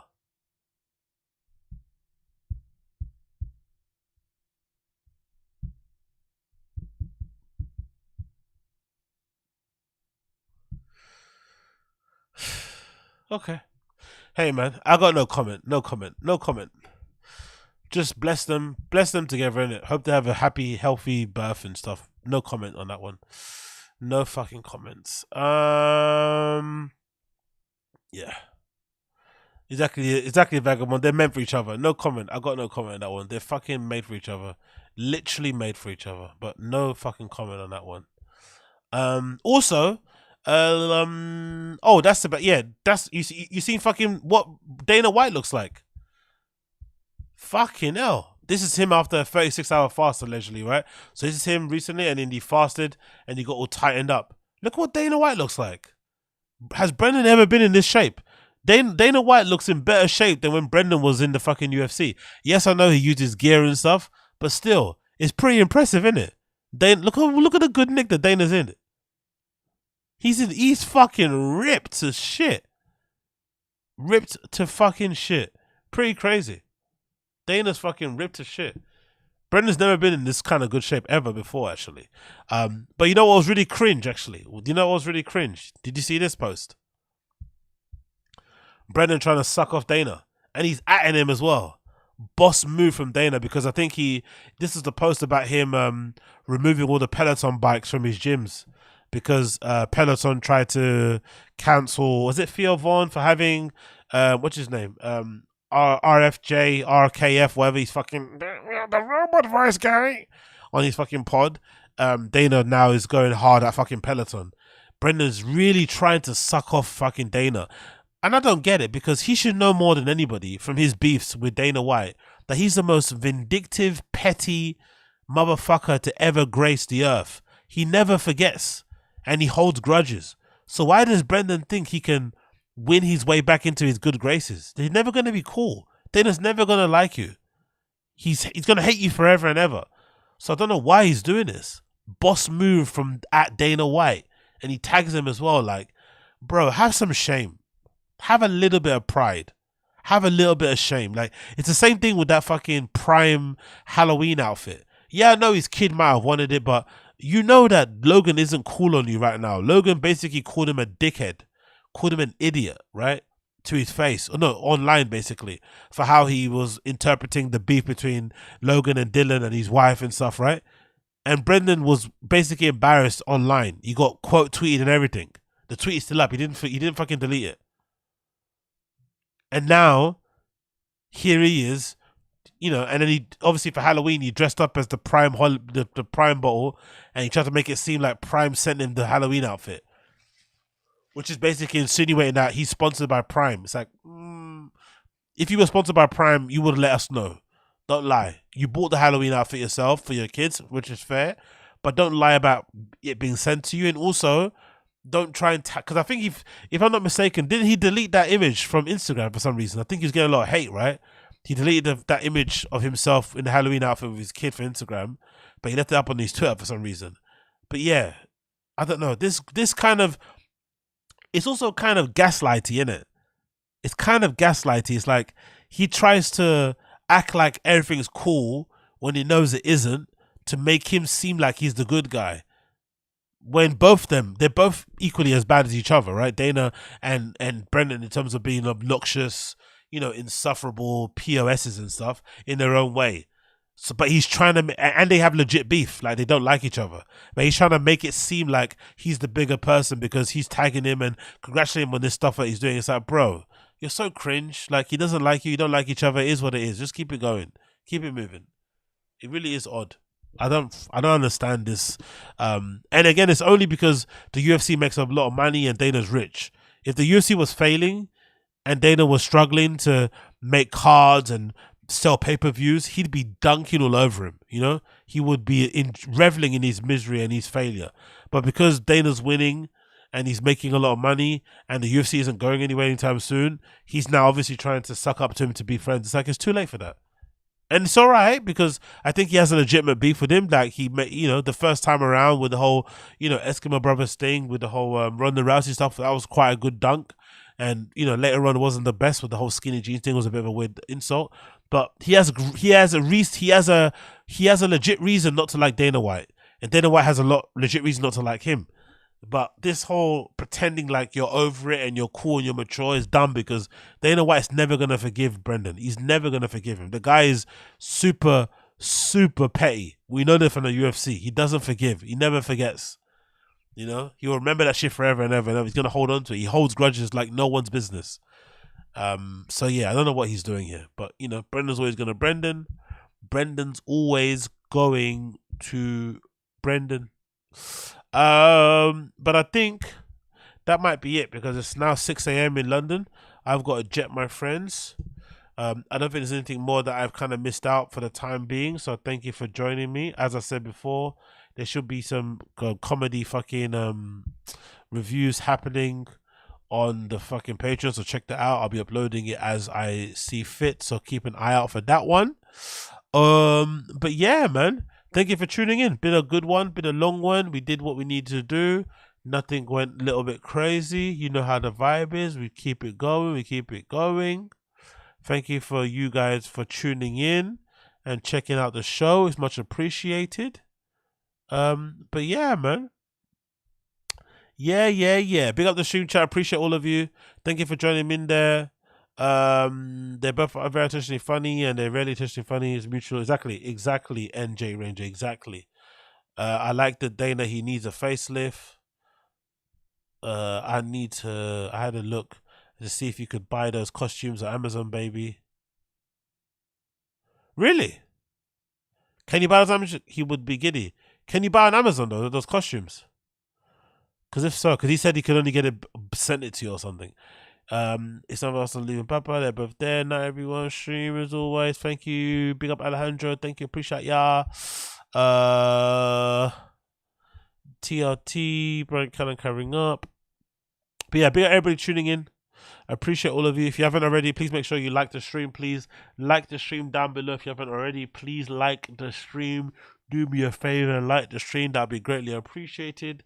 And yeah, man, appreciate all of you. I'll probably be back again for another stream on Saturday, maybe. Probably Saturday I'll be back. So tuning in again on Saturday, I'll be back for that one.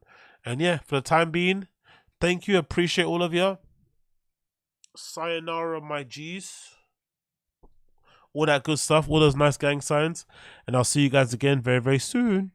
Peace out, everybody. Thank you for tuning in. Thank you for the stream chat, for hanging in there with me. I appreciate every single one of you. Peace.